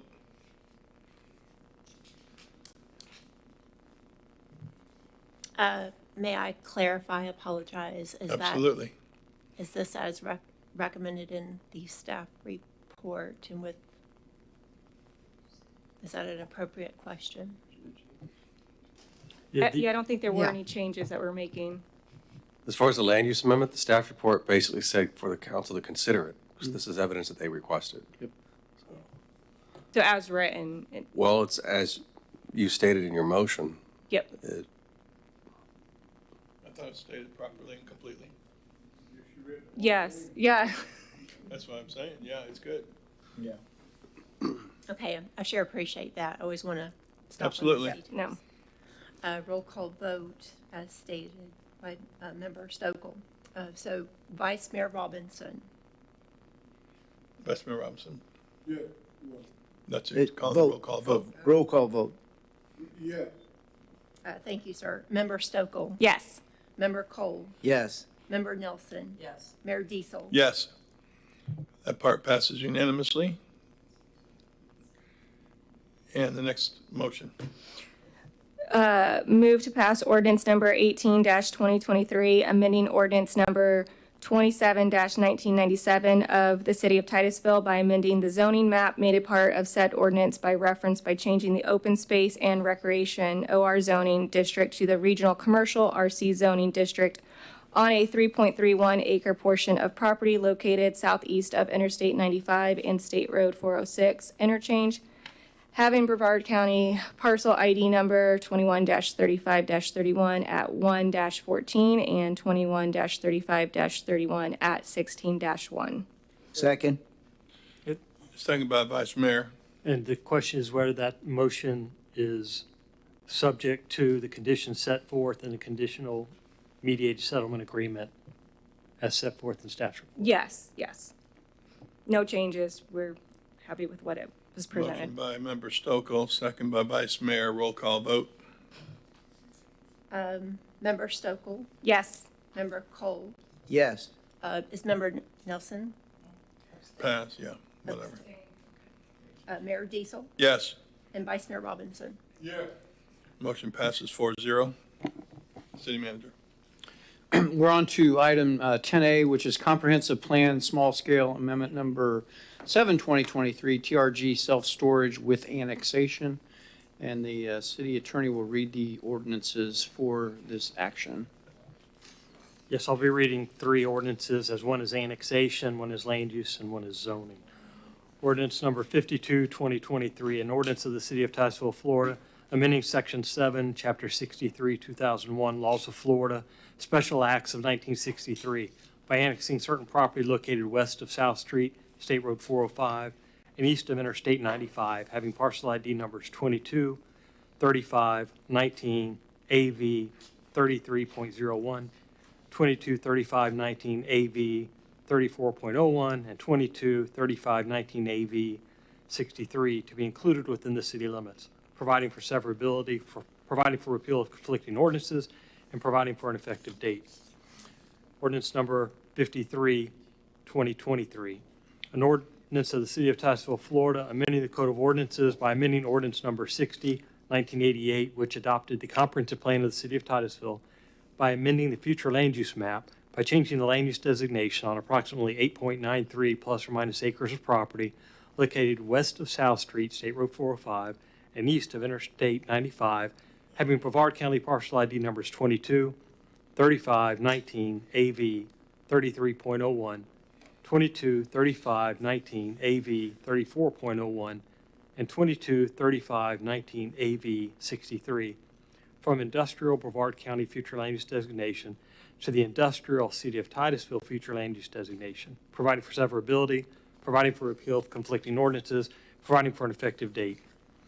Ordinance number 54, 2023, an ordinance of the City of Titusville, Florida, amending ordinance number 5, 1993 of the City of Titusville by amending the zoning map made a part of said ordinance by reference by changing the IU Industrial Light Brevard County and IU1 Industrial Heavy Brevard County zoning districts to the Light Industrial and Warehousing M1 zoning district on approximately 8.93 plus minus acres of property located west of South Street, State Road 405, and east of Interstate 95, having Brevard County parcel ID numbers 22, 35, 19, AV 33.01, 22, 35, 19, AV 34.01, and 22, 35, 19, AV 63, providing for severability, providing for repeal of conflicting ordinances, and providing for an effective date.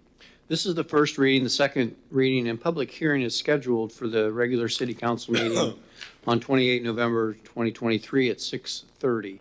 On November 8th, 2023, the Planning and Zoning Commission, acting as the local planning agency, recommended approval of the annexation, the amendment of the comprehensive future land use map to industrial, and the rezoning from Brevard County IU1 industrial heavy to the city's light industrial and warehouse M1 zoning district. Annexation approved 5-2. The 2 no votes were amend the comprehensive future plan use map, approved 7-0. Rezoning approved 6 yes, 1 no. Member Rogers and Member Macoso voted no because of adding the more commercial and industrial to the city and impact it might have on the local status, and losing the heavy industrial that might bring more jobs than what was proposed. This is the first reading. As an alternative, staff suggests that the city could request that the applicant propose a more intense zoning district without a concept plan. the public hearing will be, need to be re-advertised for such a request. Mr. Parrish is here to answer any questions that you may have on this one. Any questions? Any comment? You good? No, sir. Call the card. Yes, sir. One card, Stan Johnston. Am I allowed to speak without Ms. Nelson being? You're allowed to speak or you're allowed to sit. You take your choice. No, I'm running the meeting. I mean, I'm talking to nobody. It's all right? Do we look like nobody? Well, she's not there. Well, it's Okay, all right. 10 to 12, and you still are. Stan Johnson, professional engineer. Please take notes, city clerk. I swear to tell the truth, the whole truth, and nothing but the truth. You so gonna help me talk God. about the topic or And, go? Pardon? I said talk about the topic. Let's go. Okay, I'm gonna ask for 2 more minutes, but it's You won't it's get 2 very more similar to the last one. Is number 4A, water flows downhill. Number 7, maintenance is required. Number 13 is that it's not sustainable by the stormwater master plan. And number 15 is that no professional engineer will refute my testimony. And so what I'm saying is you're dishonest. Are you going to Also- stop the clock just for a second? Are you going to talk about this self-storage and annexation? That's right. I'm Because opposed if you're to not, it. we're going to go be done. That's Okay. a whole, that's everything You're I said talking is about water this running project. downhill and this and that, so go. Talk sorry, about I this didn't mean to interrupt annexation you. and the storage unit. That's what I'm talking I about. haven't heard a word. Go. You haven't heard a word. Do I have to say it over and over again? What'd you say about the storage? For goodness sake. What'd you say about storage? I said it doesn't comply with all those things that I just said. Then you said water flows Okay, downhill. I said 4A, water flows downhill. Which has nothing to Maintenance do of with this. stormwater master plan doesn't comply with that. And and I'm telling you is that it's not sustainable and so forth. And I told you that in number 15. I told you that, so you're not listening. No, I'm listening. You're absolutely not listening. You're talking philosophy and I'm talking about. No, the I'm not. agenda. I'm not. This is not philosophy. It always is. You guys are full of corruption. There you go. There's Corruption. your philosophy. No, it's not. So It's go not. ahead. On this Go ahead. item is he's supposed to have it reviewed for stormwater master plan, and he didn't do it. Talk about this. That's what I'm You talking got about. a minute and 30 to talk about Don't it. You just can stop do the it. clock. Oh. You can do it. Anyhow, can do it. Go. Should have had clock stop. The thing is that this has not been reviewed by the stormwater master plan, and you're supposed to do it, and he's not doing it. All right. So And that's a terrible thing. And 1, 2, 3, all of you are listening, should be listening, is that it's required to be done, and you're violating the law. And you don't care. This is like a conspiracy. And I'm showing you, this is also, I'll put this up here. You guys are not telling the truth. You're not telling the truth. None of you. None of you here. It's like a conspiracy. And it is. Because it's dishonest. All of you are dishonest. And I'm telling you we're again, talking about self-storage and I'm you're telling you talking about we're this. not telling the truth. Exactly what I'm talking about. You're not reviewing it properly. It's fraudulent. It's a fraudulent review. He hasn't reviewed it. It's more philosophy. It's right here. I have a picture. I've shown you many times of those ditches on the other side of I-95. They're completely overgrown. You're supposed to maintain them. And the thing is that you're not doing it. All of you guys are dishonest on this. All of you. It's corruption. And I'm telling you, it's corruption. And So I'm as your saying time God is is not running out- stupid. He knows you're not telling the truth. Tell me what you said about TRG, self-storage, and annexation. I don't think you should continue to have the. So, all right. I'm asking for 2 more minutes. I see none. Thank you. No, thank you. All right. No, thank you. This is dishonest City on your Manager. part. Please make sure you note that. No old business. We're on to new business, which is 12A Brooks Landing Phase 1 replat. On November 8th, 2023, the Planning and Zoning Commission recommended approval 7-0. The final plat is consistent with the comprehensive plan, the preliminary plat, and the final plat requirements as described in Chapter 34, Article 3, Division Plat of the Code. Staff has reviewed the final plat for consistency with the PD zoning approval, comprehensive plan, and development regulations, and recommends approval. Staff has also reviewed the covenants, performance bonds, and the easements, recommends acceptance. Oh, anything, Brad? Any questions?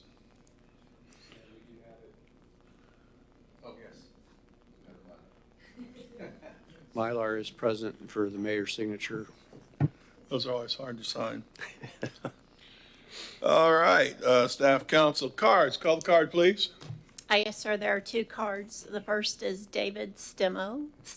Yeah, and just here to answer any questions you might have. Oh, well, you're here till midnight. You know, you ought to be able to sing or dance or something. None of them. Well, just tell a joke. No. Don't do that. Okay, thank you. Next card. Yes, sir, Stan Johnston. Hey, Stan. This is Brooks Landing, right? This is Brooks Landing Phase 1 replat. See? No, this is no, it's not quasi. It is? Oh, then, Quasi-judicial. did you Well, ask us if? Okay, I'm gonna do the same thing. I swear I'll tell the truth, the whole truth, and nothing. Hold up. This is quasi? Yeah, we're applying the code to the plat. Well, then you're the applicant. Okay, so we at least got him on order. Stan, thanks for pointing that out to me. Okay, Appreciate it. quasi-judicial. So we don't Again, listen, I want this taken down pretty seriously, City Clerk. I tell the truth and whole truth and Tell nothing about but the Brooks Landing. So, and by golly, in this case, is the city of Titusville is not listening to objections that I have been showing you. For example, Brooks Landing. this procedure has very much to do with your honesty. And I'm telling you, God is not stupid. For example, in this case right here, this does affect what you're doing. The fraud that you are doing right now affects all these decisions. Brooks Landing. And it affects Brooks Landing. Landing. It affects the replat of Brooks Landing and everything. You signed up for it. Talk about it. Hey. You signed up for it. Talk about it. No, I'm not. I'm going. You just keep going. Let's go. Okay. You see what the unfair and what's unfair here is that he's using his time. You signed up to talk about Brooks Landing, and you're holding a sign that's got nothing to do with Brooks Landing. It does. It does. It has to do with your judgment and your dishonesty. That's what it has to do 3 with. seconds to talk about Brooks Landing, and I hate to do this at midnight, but we'll just sit down and start over. Let's go. Start Talk with about Brooks Landing. You want to start my 3 minutes again? Talk. Go. Okay. All right. The thing is that when you do a quasi-judicial, this is a judicial swing. You don't just when I'm saying that in other words, you guys are corrupt in the decision making that you have, and I'm just giving If you're you an only allowed to example talk of your about corruption. a topic one time, you've talked about This is your that 12. corruption. And it includes, I added the names of Mrs. Nelson and Mrs. Stokel on this. Now, I added that today. And the thing is that this is something that's going to follow you the rest of your life. So I'd like you guys to tell the truth and Stan, go ahead and sit down. You're not talking about anything that's got anything to do with this. he Thank told you. Have me a he would seat. sit down. Quasi-judicial? Have a seat. Thank you. Well, when you talk about the topic at hand, I'm glad to listen to you, Stan. You really, you keep bringing the same sign, saying the same thing over and over. So, what's dishonest is when you sign up to talk about one thing and don't talk about it. You need attention. All right. We're good with that. Where are we at now? Any other cards? Thank you very much. Applicant to follow. He's good. And we can now do a vote. Move to approve the replat for Brooks Landing Phase 1 subdivision. Second. I have a motion and a second. Roll call vote. Member Cole? Yes. Member Nelson? Yes. Mayor Diesel? Yes. Vice Mayor Robinson? Yes. Member Stokel? Yes. Motion, passes unanimously.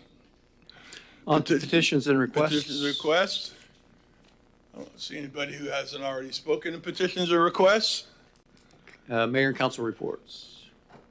Okay, you good? Oh, all right.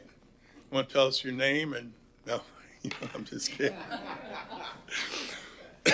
All right, I'll start real quick. Couple things. One of them is, if I was given a happy dollar, like we do at Rotary, I think I even did that.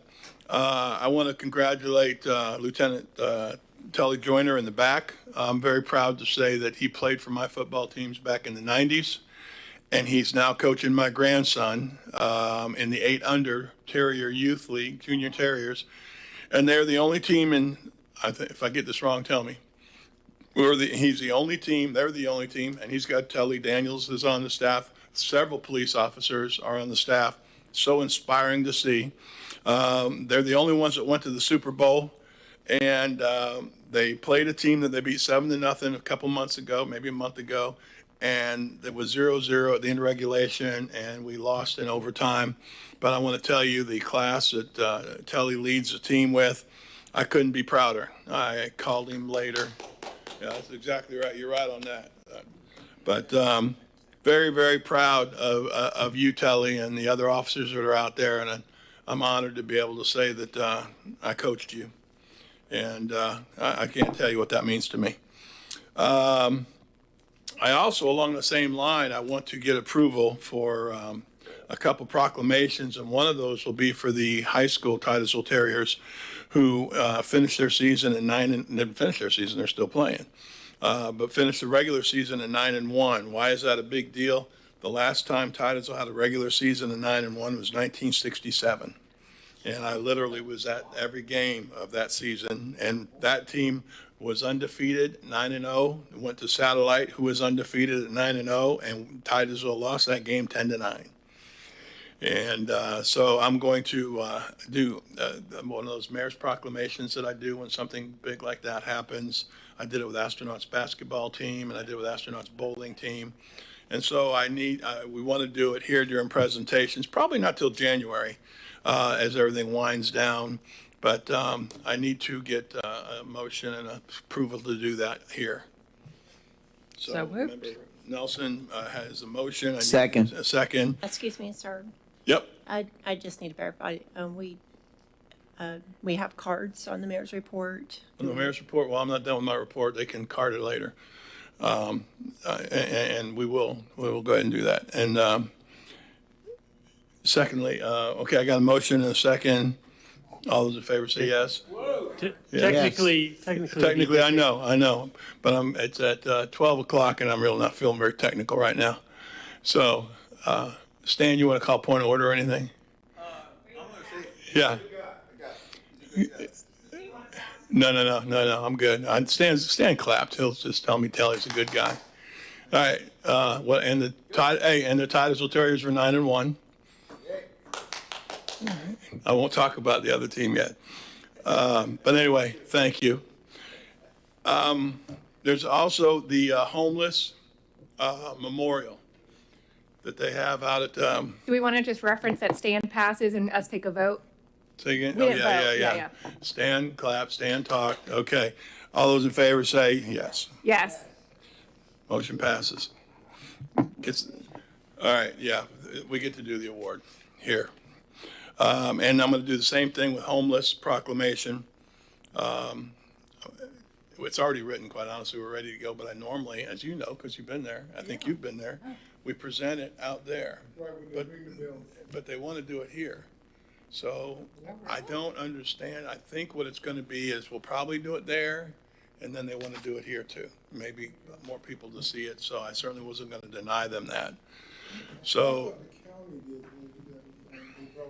well, let's go ahead and say it just in case we do end up getting here. So, all those for the homeless proclamation here. I'll make that motion, Mr. Mayor. Thank you. I'll second. In a second. All those in favor say yes. Yes. Opposed? All right, homeless, be here for that. We talk about artwork now too? I don't quite understand all that, but somebody, who is that? Who wants to bring the artwork? You don't know either? It was on that email. I can try to draw. I wouldn't. Well, here's my dilemma. I was all for it. Somebody, Miss Virginia, said that an art league, I'll put it that way, somebody who supports art, wants to have art put up in our place around here, different places. And I thought, well, that's cool. That'll look nice. It's local art and all that. I didn't realize there's price tags on it and you can sell it. And I don't know how I feel about having art that has price tags on it. Okay, that's a no. We won't even need a vote on that. Nope. That's a no. Nope. Stan, that's a no. Outside of that, it's midnight and I'll be quiet. So very much appreciate it. Let's go that way. It's midnight. It's past 5 minutes. Tell him it's midnight. Are you guys passing? All right. Vice Mayor, it's midnight. Microphone. Microphone. Midnight, what do you want to do for midnight? I want to get out of here. Are you done? I have no idea. But anyway. Microphone. Mike, Microphone. it's getting late. It's getting late, Stan. I'm not quite as old as you, my friend. Stan. The only thing, we talk about what we did, the only thing that went to with the city manager, we went to Veteran Day celebration, went to. Appreciate that. Thank you. Yeah, represent, and we was at. I was at the Super Bowl. We was at 3, where you and I went to one together. Oh, we went to the Veterans thing in Campbell Park. Campbell Park, the We mayor went and to I your was there. thing at Campbell Park. And then I went to the 2 on Saturday. And we did end up at the HCP thing. Yeah. That was all great. That was a Yeah, great day. all wonderful things, but we got to stop separating each other on purpose. That's what I have to say about the veteran thing. Let's stop separating each other on purpose. You know, a vet is a vet is a vet. No, I think that's well said. I really do. Okay. I never thought about that, but you're right. Yeah. We're all, yeah, All right. yeah. And I want to add for Vice Mayor, our table ate before your table yesterday. Yeah, I was going to note that actually. And I do want to say, and there's really nobody here left that doesn't know that, but just yesterday, in the meeting, in the closet area there, Member Stokel has been moved from treasurer to vice president. Yep. So president's her next step. Thank you, thank you, thank you. Okay, well, I'll be. No, it was the back room of Dixie Crossroads for our meeting. Hurry up before Herman says something. Okay, real quick, just 2 things. One, Vice Mayor and I, along with several members from our boards, P and Z boards, attended a planning day conference last Friday, which was fantastic. And I had Virginia print out the PowerPoints for me, so I would strongly recommend you guys just request the PowerPoints so you can have a good chunk of what we were able to see just from the planning aspect to help better understand as we have a lot of growth happening. And then secondly, just wanted to say great job to City of Titusville staff for hosting our Space Coast League of Cities yesterday at Dixie Crossroads. I think that we did a great job. Mayor did a great job on the speech. I have attended those, as you guys know, representing City of Titusville for several years now, and sometimes the speeches cannot be, are not that engaged and enthusiastic, and it made me feel really proud of our city as I see a lot of other cities and how their councils interact with one another. Pick it up, truthfully. I felt like hope- it went well. Yeah. I thought our IT stuff was great. Yep. I felt good about my part. But it seems like all the other people this is my council.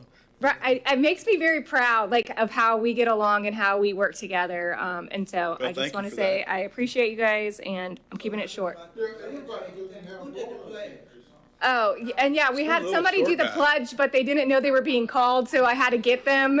I had Won't to mention guide names. him up there. Well, I mean, I'm going up there to say the prayer. You want me to do the pledge? He got lost. He couldn't see over all the people. I know, like, where's Herman? All right, I'm done. That's all. All right, city manager. I've got 2 action items. CBDG grant special meeting dates are listed for your consideration. We've got a primary, secondary, and tertiary proposed dates for you, and you remember what this is about, hopefully. I'm going to need you to pick a date. I feel like I'd like to stick to the Tuesday Yes, sir. if possible. We've got one Tuesday date, which is 16 January, and the other 2 dates are Thursdays. Yeah. Can we do it after after the 16th? Because that's around my wedding anniversary, and if I need to be here, but the weekend of the following week would be better, or the week before the 16th. You want to? We can try January 11th, that Thursday, then before. That would be good. You guys.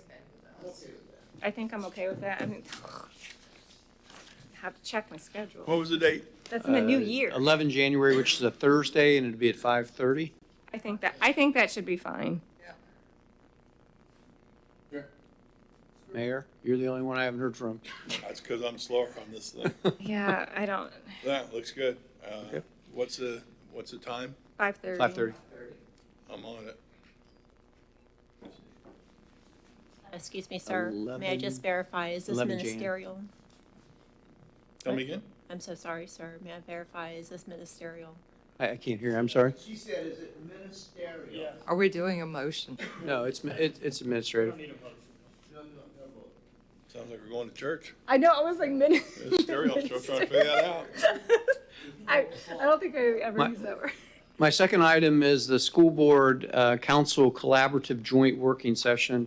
Enclosed in your packet is a letter from the Matt Susan, the chairman of the school board, and they're requesting multiple work sessions in each one of the cities in Brevard County to include the Brevard County government. The list of the possible topics are provided within the letter. Brevard County has, the government has said that they are not going to participate in it. I'll wait to hear what everybody else says. Then I'll tell you. I mean, I feel like I kind of want to wait and maybe talk to our school board member and see kind of, I looked at the list of topics and I just don't know. Yeah, and I think that's my concern. So I kind of would like to personally hold off. I do like the idea of having more collaboration. I will say that. But some of those, I did feel like it was very much Now, school board. we have had meetings with agencies in the past. You've participated in workshops where they conduct their own workshop and you as city council are in the audience and listen, which may be a better Matt approach. Susan called me on that, and truthfully, I thought there'd be no way I or anybody else would say no when he expressed it to me. But then when I started looking at the lineup, there's an awful lot of things on there that we don't need to get involved in. And I just know, we know people enough to know someone's going to call us, and it should be a school board issue. So I think at this time, if you want to talk to Megan a little bit, and Matt will probably call me when he finds out we're not heading that direction. I think we all look the same, we're here to help, but not to be part of. Yeah, I think it's well said. And believe me, I think they're doing a great job, and obviously, working with kids in the Brevard Public Schools is, the gas in my tank or the electric in my car. But that being said, I think that the thought process is all the same. Let's put it on hold and see what's going on. And just to add to that, at the meeting last night, and Mayor, I know you're very familiar with the CPT programs that are available. Just informally talking to some of the members after the remarks that were made, a lot of the members in that room didn't understand the magnitude of the offerings that Brevard County provides their Absolutely. students. Glad you said that. And I thought it was very impressive, and I've actually taken a couple of those things and tried to maybe get us in the internship program. But I mean, it's just the magnitude of and the energy that's behind that, I think, is very commendable, and I was glad that they were selected to do the remarks. You said something about you wanted to get your GED. Did you say that last night? No, sir, I didn't. It's after midnight, he's old. Yeah. I have two informational items for you. One is the proposed inactivation of the North Brevard County Library District, and it talks about the procedures that will go forward with that. And the second is, this is just for your review, the City Council outside agency appointments. No action tonight, but take a look at these appointments that you're currently sitting in, and at your next meeting, which is kind of out of sequence that it normally is. Just for your information, it'll be the Tuesday after Thanksgiving. Normally it's the Tuesday before Thanksgiving, but this will be an agenda item under my report if you would like to make any adjustments to your current liaison positions. Subject to your questions, that concludes my report. I'm good. Are we good? We're good. We're good. Happy Thanksgiving. Happy Thanksgiving. That's a good job. Thank you to all the people. But yeah, it really is. This is kind of odd to say Happy Thanksgiving now, because you're right. We normally have that meeting and then it's Thanksgiving. So, well, Happy Thanksgiving. City attorney has a report. Sorry. City attorney. Oh, City Attorney, I'm sorry, that's right, you have something, don't you? Just for information, advising you there was another settlement in the U.S. dollar LIBOR cases, but we don't have any additional information to submit, so we will not be submitting any additional claims in that. Okey-doke. Meeting adjourned.